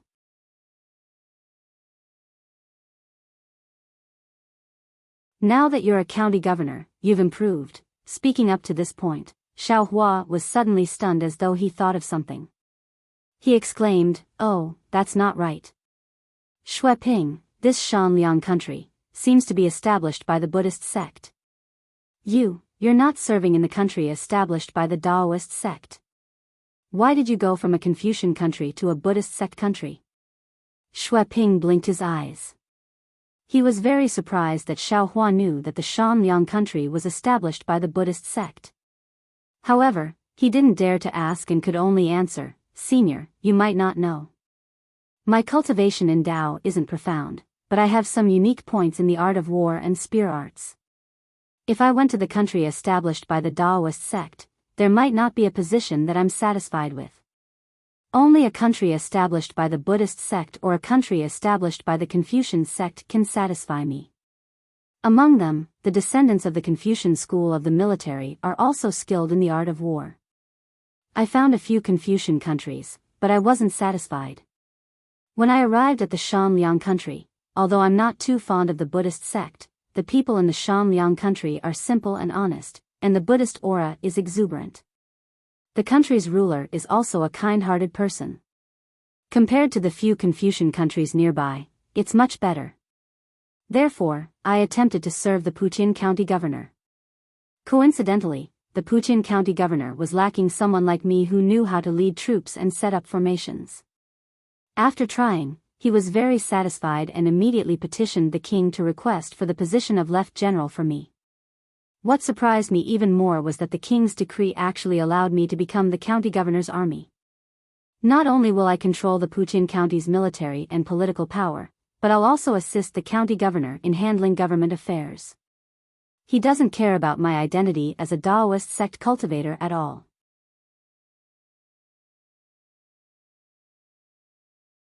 The king's breadth of mind, TSK, I'm truly impressed.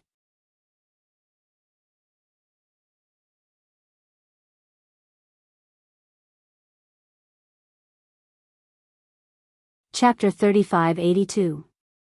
Oh, the monarch of the Chanyang kingdom is so wise? Xiao Hua was a little confused.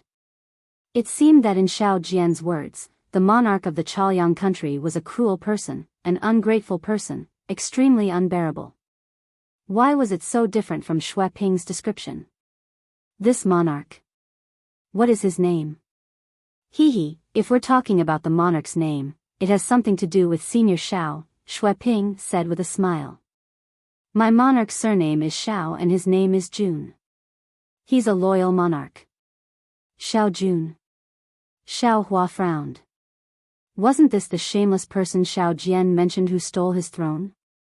Actually, I came to Yaotai Mountain because I took the initiative to request the monarch to send people to recruit some Dao cultivators. Shui Ping continued, after all, although my Chanyang kingdom has a strong population, it might not be rich. I feel that we urgently need some people with lofty ideals to help our monarch govern the country and prevent other countries from harboring ill intentions towards my Chanyang kingdom. Don't tell me you were bribed by a mere county governor joining the army? Xiao Hua said with a smile, don't forget that you're a Dao cultivator. You're not a Buddhist kingdom's bodhisattva. Senior, you're wrong. When Shui Ping heard that, he answered righteously, of course I won't abandon my principles just because a prefectural governor has joined the army. I still don't approve of the Buddhist sect, but that doesn't mean I don't approve of a Buddhist kingdom or the monarch of a Buddhist kingdom. My monarch seems to know about the Yaotai meeting, but he didn't think about it before. When he saw this junior's memorial, he immediately made a decision. Not only did he approve this junior's memorial, he even personally brought some aides to Yaotai Mountain. Xiao Hua smiled. So Xiao Jun is also at Yaotai Mountain. That's right. Shui Ping nodded.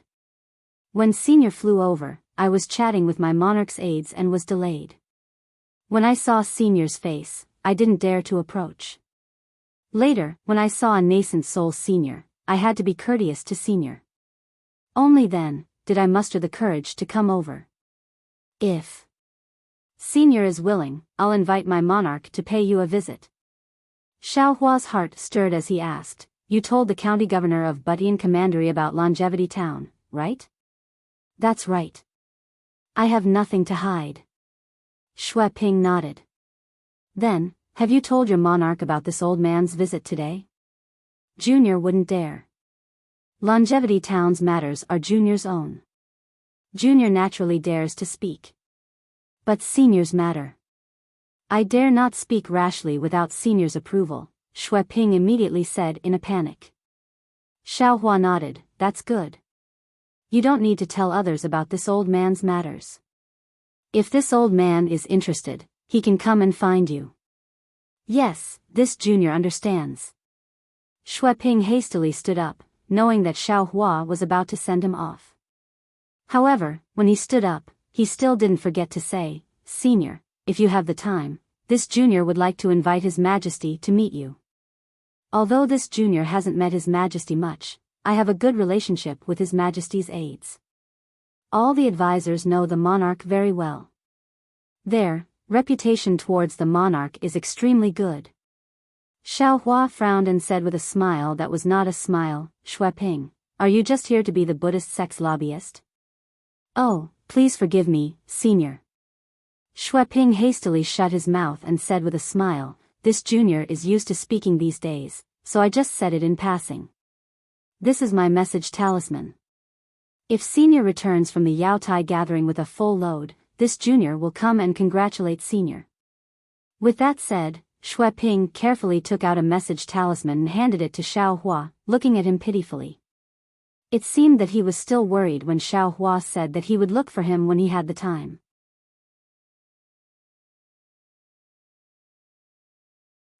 Xiaohua reached out to take it without any displeasure on his face. Only then did Shui Ping feel relieved. He looked around and said, Senior is already a nascent soul cultivator. Why don't you have a boy to serve you? If Senior needs one, can this Junior send a few over? There's no need for that. Xiaohua was somewhat speechless. He waved his hand and said, I'm just here to take a stroll around Yaotai Mountain. Why would I need a boy to serve me? Those who came with me earlier were also people I met along the way. They can't be considered as disciples. Senior is really amiable and approachable. Shui Ping sighed. If this Junior cultivates to the nascent soul realm, I'll definitely have someone to rely on like perfected Yuan Qing. This is something that a nascent soul Senior should enjoy. It won't be too late to talk about it after you cultivate to the nascent soul realm. Xiaohua said with a smile and then walked to see him off. How could Shui Ping dare to let Xiaohua see him off? He hurriedly bowed and said, Senior, please wait. This Junior doesn't dare to trouble you, Senior Xiao, let this Junior see this fellow Daoist off. With that said, Chang Yu quickly walked out of the quiet room and said eagerly, I'm Chang Yu. Fellow Daoist, this way please. Xiaohua nodded and stopped in his tracks. Shui Ping bowed again and smiled at Chang Yu before following him out of the palace. Looking at Shui Ping's back, Xiaohua frowned slightly. He was somewhat surprised by Shui Ping's visit, but he was even more puzzled by Xiao Jun's situation. Xiaohua returned to the jade table and sat down. Not long after, Chang Yu turned around and Xiaohua said loudly, All of you, come out and follow me to this palace. Don't cultivate in seclusion. Otherwise, wouldn't it be the same as a cave? With that said, he waved his hand and took out some spirit fruits and spirit wine, placing them on 3 jade tables. Chang Yu blinked and bowed. Thank you, Senior Xiao.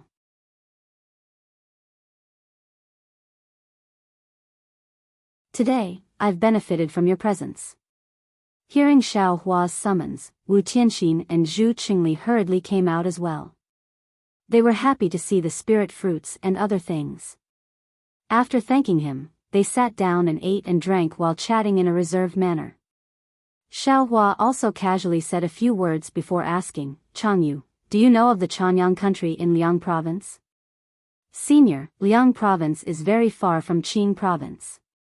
This junior has never heard of it. Changyu was about to drink when he hurriedly put down the wine cup and answered respectfully.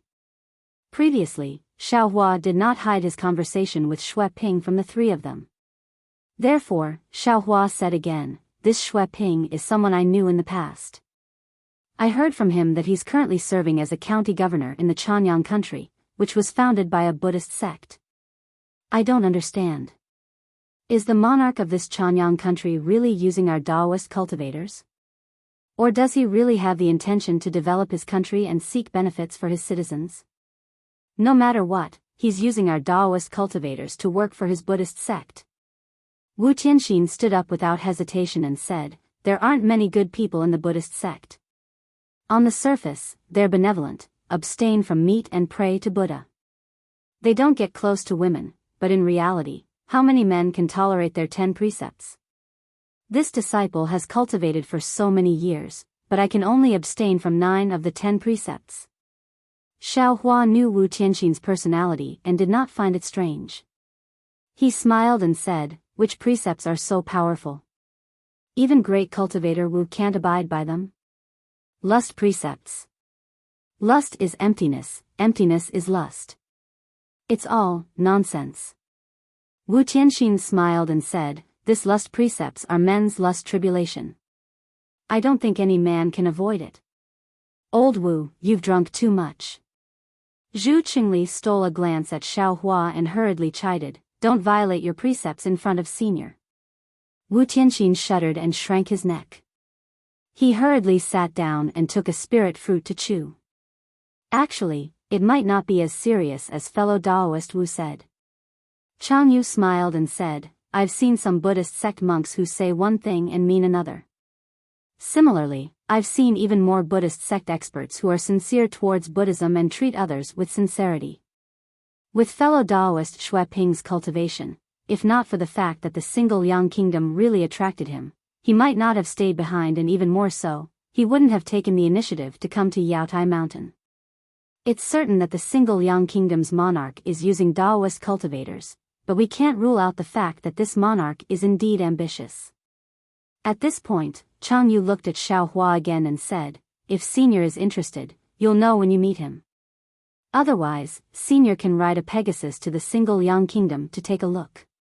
If not, junior and the others can also do it for you. There's no need for that. Xiaohua waved his hand. I'm just curious. If I have time, I'll go take a look myself. Zhu Qingli seemed to want to say something, but before he could speak, Xiaohua raised his head and looked outside the palace. He said, Changyu, go take a look. There seems to be someone outside again. Yes, senior. Changyu was very happy.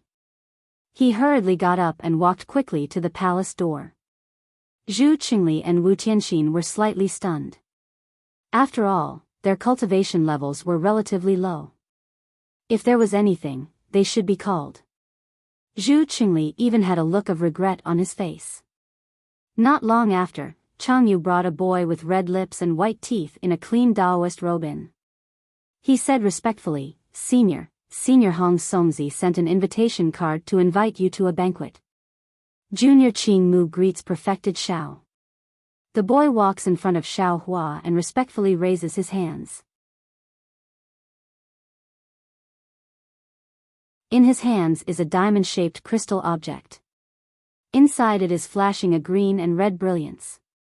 It looks very extraordinary. The boy says, Junior is under the order of my family's Taoist to invite Taoist to Taoist Buddha's banquet. Xiaohua slightly nodded and reached out to take the crystal object. He slightly used his Jin Yuan and saw the crystal overflowing with brilliance. The green and red brilliance respectively gathered in 2 parts of the crystal. Soon after, the brilliance rushed out of the crystal and swam in front of Xiaohua's eyes like a shuttle used to weave cloth. A moment later, a gorgeous invitation card appeared. The characters seemed to come alive and made a sound. It was Hong Songzi's voice. Perfected Xiao, I originally planned to invite fellow Taoists to my Immortal's cave for a chat a few days ago. However, in these few days, fellow Taoists from various provinces have come to Yaotai Mountain. This is really beyond my expectations. Today, I just received Perfected Huada's invitation. I thought that I might as well go together. If fellow Taoist has the time, you can ask Qingmu to bring fellow Taoist here. I will wait in my Immortal's cave. The voice drifted in the palace. The green and red brilliance gradually disappeared. The crystal object also turned into powder. Xiaohua looked at Qingmu standing respectfully. He turned his head and sent a sound transmission to Changyu. Who is this Perfected Huada?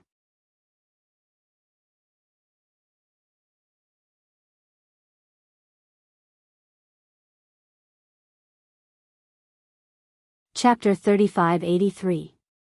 Chang Yu's face revealed astonishment and he hastily replied, Senior, this Huada Taoist is the state teacher of Ji Province's Lihua Nation.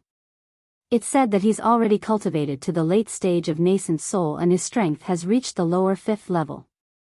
This Lihua Nation was originally founded by Huada Taoist and its national strength is very strong. It already has a history of several thousand years in Ji Province, so Huada Taoist's name is also very well known. Junior also heard that Huada Taoist has a very deep friendship with the Confucian school of Mo. And, Qingmu, Xiaohua heard and said, does Huada Taoist only invite nascent soul cultivators to his banquet? Senior, please no. Qingmu respectfully replied, Huada Taoist's invitation didn't say so, but there are at least several hundred Taoist cultivators coming to Yaotai Mountain, if not thousands. Huada Taoist can't invite them all. Only nascent soul seniors can go. However, Qingmu raised his eyes to look at Chang Yu's group of 3 and said with slight hesitation, Senior, if you want to bring your sex disciples, it should be possible. Oh, okay. Xiaohua nodded and waved his hand, you lead the way. Chang Yu, you and the others follow me to the banquet. Yes, Senior Xiao, please. Qingmu bowed and took a few steps forward to lead the way. Chang Yu and the others were overjoyed. They definitely didn't expect Xiaohua to bring them to the banquet. Chang Yu and the others understood that being able to meet a nascent soul cultivator was a fated chance. Just like the 3 of them, there was a huge difference between before and after meeting Xiaohua. A nascent soul cultivator could casually give them some pointers and some rewards, allowing them to take a few more steps on the arduous path of cultivation. Chang Yu looked further ahead than Wu Tianxin and Zhu Qingli, so he didn't urgently look for Xiaohua and instead waited for an opportunity. Wasn't Xiaohua's words a kind of repayment? Senior, please. Chang Yu didn't dare to overstep and bowed to invite Xiaohua to go first. Xiaohua knew that at this time, he wouldn't be as casual as he was before arriving at Yaotai Mountain. He nodded slightly and walked forward. Hong Songzi's palace was quite far from Xiaohua's. Greenwood Child walked out of the palace gate and gave Xiaohua a slight smile. Clouds appeared under his feet and he flew towards the other side of Yaotai Mountain. Xiaohua didn't use the magic cloud technique. Instead, he used a simple Taoist flying technique to follow behind Qingmu. Now, the sky was gradually darkening. Many palaces and pavilions were abnormally bright in the dark. Xiaohua glanced around and couldn't help but be shocked. It was really as Qingmu said. Many palaces were already lit up, and even more pavilions were resplendent outside the palaces. The Tao cultivators of the hidden Immortal continent were far more numerous than what Xiaohua had expected. As Xiaohua flew through the air, many divine senses swept over. However, Xiaohua had just shown his outstanding strength, and his reputation wasn't that great. The strength he displayed seemed to be just as so-so. Therefore, the divine senses swept over and then retracted. They didn't take Xiaohua seriously. Another moment later, a divine sense swept over. Once it touched Xiaohua, it immediately withdrew. Then, 3 rainbow-colored lights streaked across the sky from afar. Unexpectedly, it was Hong Songzi, Daoist Yuan Qing and another fat nascent soul cultivator who came to welcome them. From afar, Hong Songzi smiled and said, Daoist Master Xiao, I'm really sorry to disturb your quiet cultivation. Xiao Hua urged his figure and instantly passed by Qing Mu. He cupped his hands and said, Fellow Daoist, I know that fellow Daoist has been busy these past few days. That's why I didn't dare to disturb you. Now that fellow Daoist has invited me, I couldn't ask for more. Xiao Hua greets fellow Daoists. Come, Hai Hongzi. This is Daoist Master Xiao Hua of the Black Cloud Ridge that I mentioned to you before. Hong Songzi smiled and returned the greeting. He pulled the fat cultivator beside him and said. Unexpectedly, the fat cultivator slightly frowned. He looked at Xiao Hua from head to toe.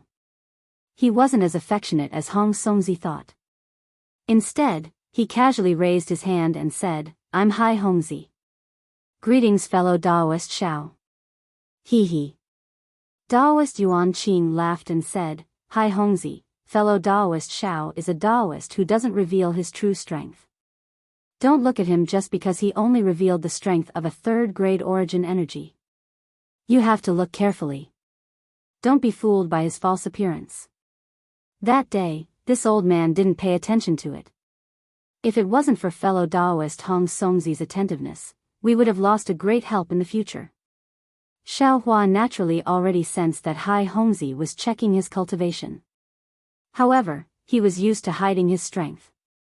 Now that he heard Daoist Yuan Qing mention it, although he didn't say that he should reveal it, if he continued to hide it, it would be hypocritical.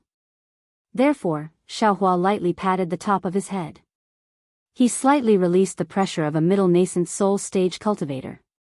Qing Mu, Chang Yu, and the others at the side immediately felt that it was difficult to breathe. A kind of mountain-like pressure directly broke into their hearts. Fellow Daoist Xiao has actually entered the middle of the fourth-grade origin energy? Hai Hongzi was shocked. He looked at Xiao Hua up and down in disbelief. He said in surprise, Fellow Daoist with such strength, how come this old man doesn't know anything about it? This Xiao has always been in secluded meditation. I didn't want to attract the attention of a Confucian cultivator. Xiao Hua had already thought of an excuse.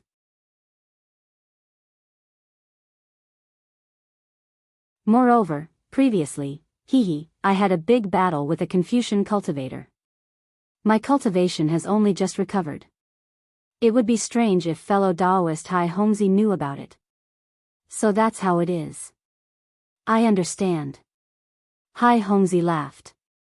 He looked at Daoist Yuan Qing and said, It seems that fellow Daoist Xiao and fellow Daoist Yuan Qing are both thinking about taking action. Don't mention this old man. Daoist Yuan Qing hurriedly waved his hand. This old man is not interested in the Imperial Preceptor's lot. However, when he said that, Daoist Yuan Qing's face became somewhat unnatural. He looked at Hong Songzi, but Hong Songzi said with a smile, It's nothing. Since fellow Daoist Xiao came to participate in the Jade Pavilion gathering, whether it's for the Imperial Preceptor's lot or for other reasons, he's still a member of our Dao sect. Moreover, when we saw fellow Daoist Xiao, we had a feeling that he was an old friend. This is also fate. Since we're going to ask for help, we naturally have to ask for a virtuous cultivator like fellow Daoist Xiao. Hearing this, how could Xiao Hua not know? He hurriedly waved his hand and said, This Xiao doesn't dare to call himself a virtuous cultivator. However, this Xiao can tell you all that this Xiao's purpose is the Imperial Preceptor's lot. This Xiao isn't interested in any other treasures. Hai Hongzi heard this and couldn't help but laugh. Fellow Daoist Xiao, you don't have to say it so early. The Imperial Preceptor's lot isn't that rare. There's only one chance every 10 years. It's only a matter of time before nascent soul cultivators like you and me get the Imperial Preceptor's lot. However, this treasure isn't available every time. What do you mean, fellow Daoist Hai Hongzi? Xiao Hua was somewhat puzzled. However, Hong Songzi looked at the 3 golden core cultivators behind Xiao Hua and said, We still don't know if this matter is true or not. We're just discussing it. We'll have an answer at Daoist Huada's banquet. It won't be too late for me to tell you then. Fellow Daoist Xiao, these three, are they your disciples? Oh, they're not this old man's disciples. Xiao Hua said with a smile. We met them on the road. Since it's fate, we'll bring them along. If fellow Daoist feels it's inconvenient, this old man will let them return. That won't be necessary. I also want to bring a few disciples. There's no harm in bringing them along. Hong Songzi waved his hand and transmitted a few words to the people below. From the palace below him, a dozen golden core cultivators flew out. When these cultivators arrived in front of Xiao Hua, they all bowed and greeted him, saying that they had seen Senior Xiao. Xiao Hua waved his hand in return. Chang Yu and the others also hurried over to greet him. The two groups of cultivators cooperated and flew towards the Yaotai Mountains cave under Hong Songzi's lead. Seeing that Hong Songzi had already passed the area where the palace was located and was about to enter the cave, Xiao Hua was puzzled. He thought to himself, could it be that this so-called Daoist Huada is in the cave's quiet room? However, when he followed Hong Songzi into the cave, they kept flying inside and passed by a lot of quiet rooms. At the same time, more than a dozen nascent soul cultivators flew out of the quiet rooms and nodded slightly to Xiao Hua and the others before flying in the same direction. Xiao Hua knew that his thoughts weren't wrong. However, when he flew into the depths of the cave, he saw a huge palace door open. In front of the palace door stood a lot of boys welcoming guests. He knew that he still underestimated this Daoist Huada. He actually had an immortal's cave in the Yaotai Mountain that was different from the others. Xiao Hua and the others landed in front of the palace door. Naturally, a boy hurriedly came forward and bowed to greet them. After asking for their names, he immediately led them into the palace. The palace was huge, similar to the immortal's cave of an ordinary nascent soul cultivator. Now, thick candles were hung all over the palace, brightening the entire palace. The palace's layout could be considered exquisite. Various kinds of curtains were hung between the walls and the pillars. The fist-sized pearls on them shone brightly under the candles.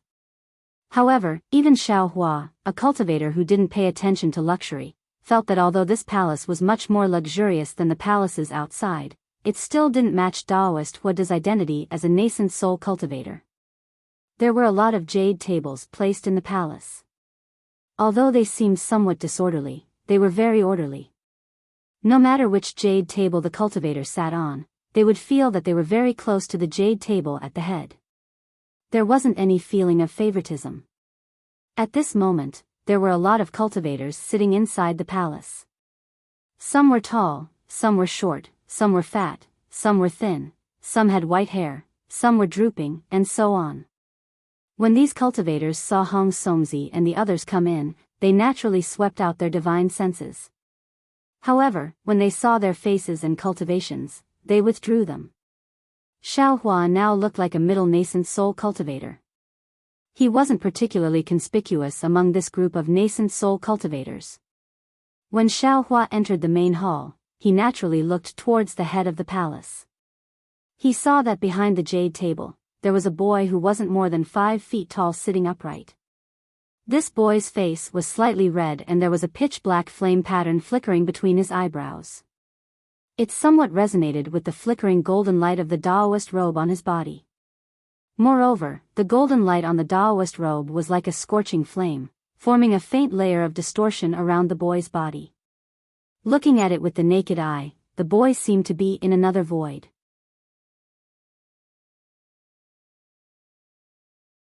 Good. Xiao Hua secretly stuck out his tongue. This is probably Daoist Huada. To be able to cultivate true fire to such a degree, he's really amazing. You're tuning into the Biyao's Wuxia Chronicles YouTube channel. Don't forget to subscribe and join us on this journey to catch the most captivating stories.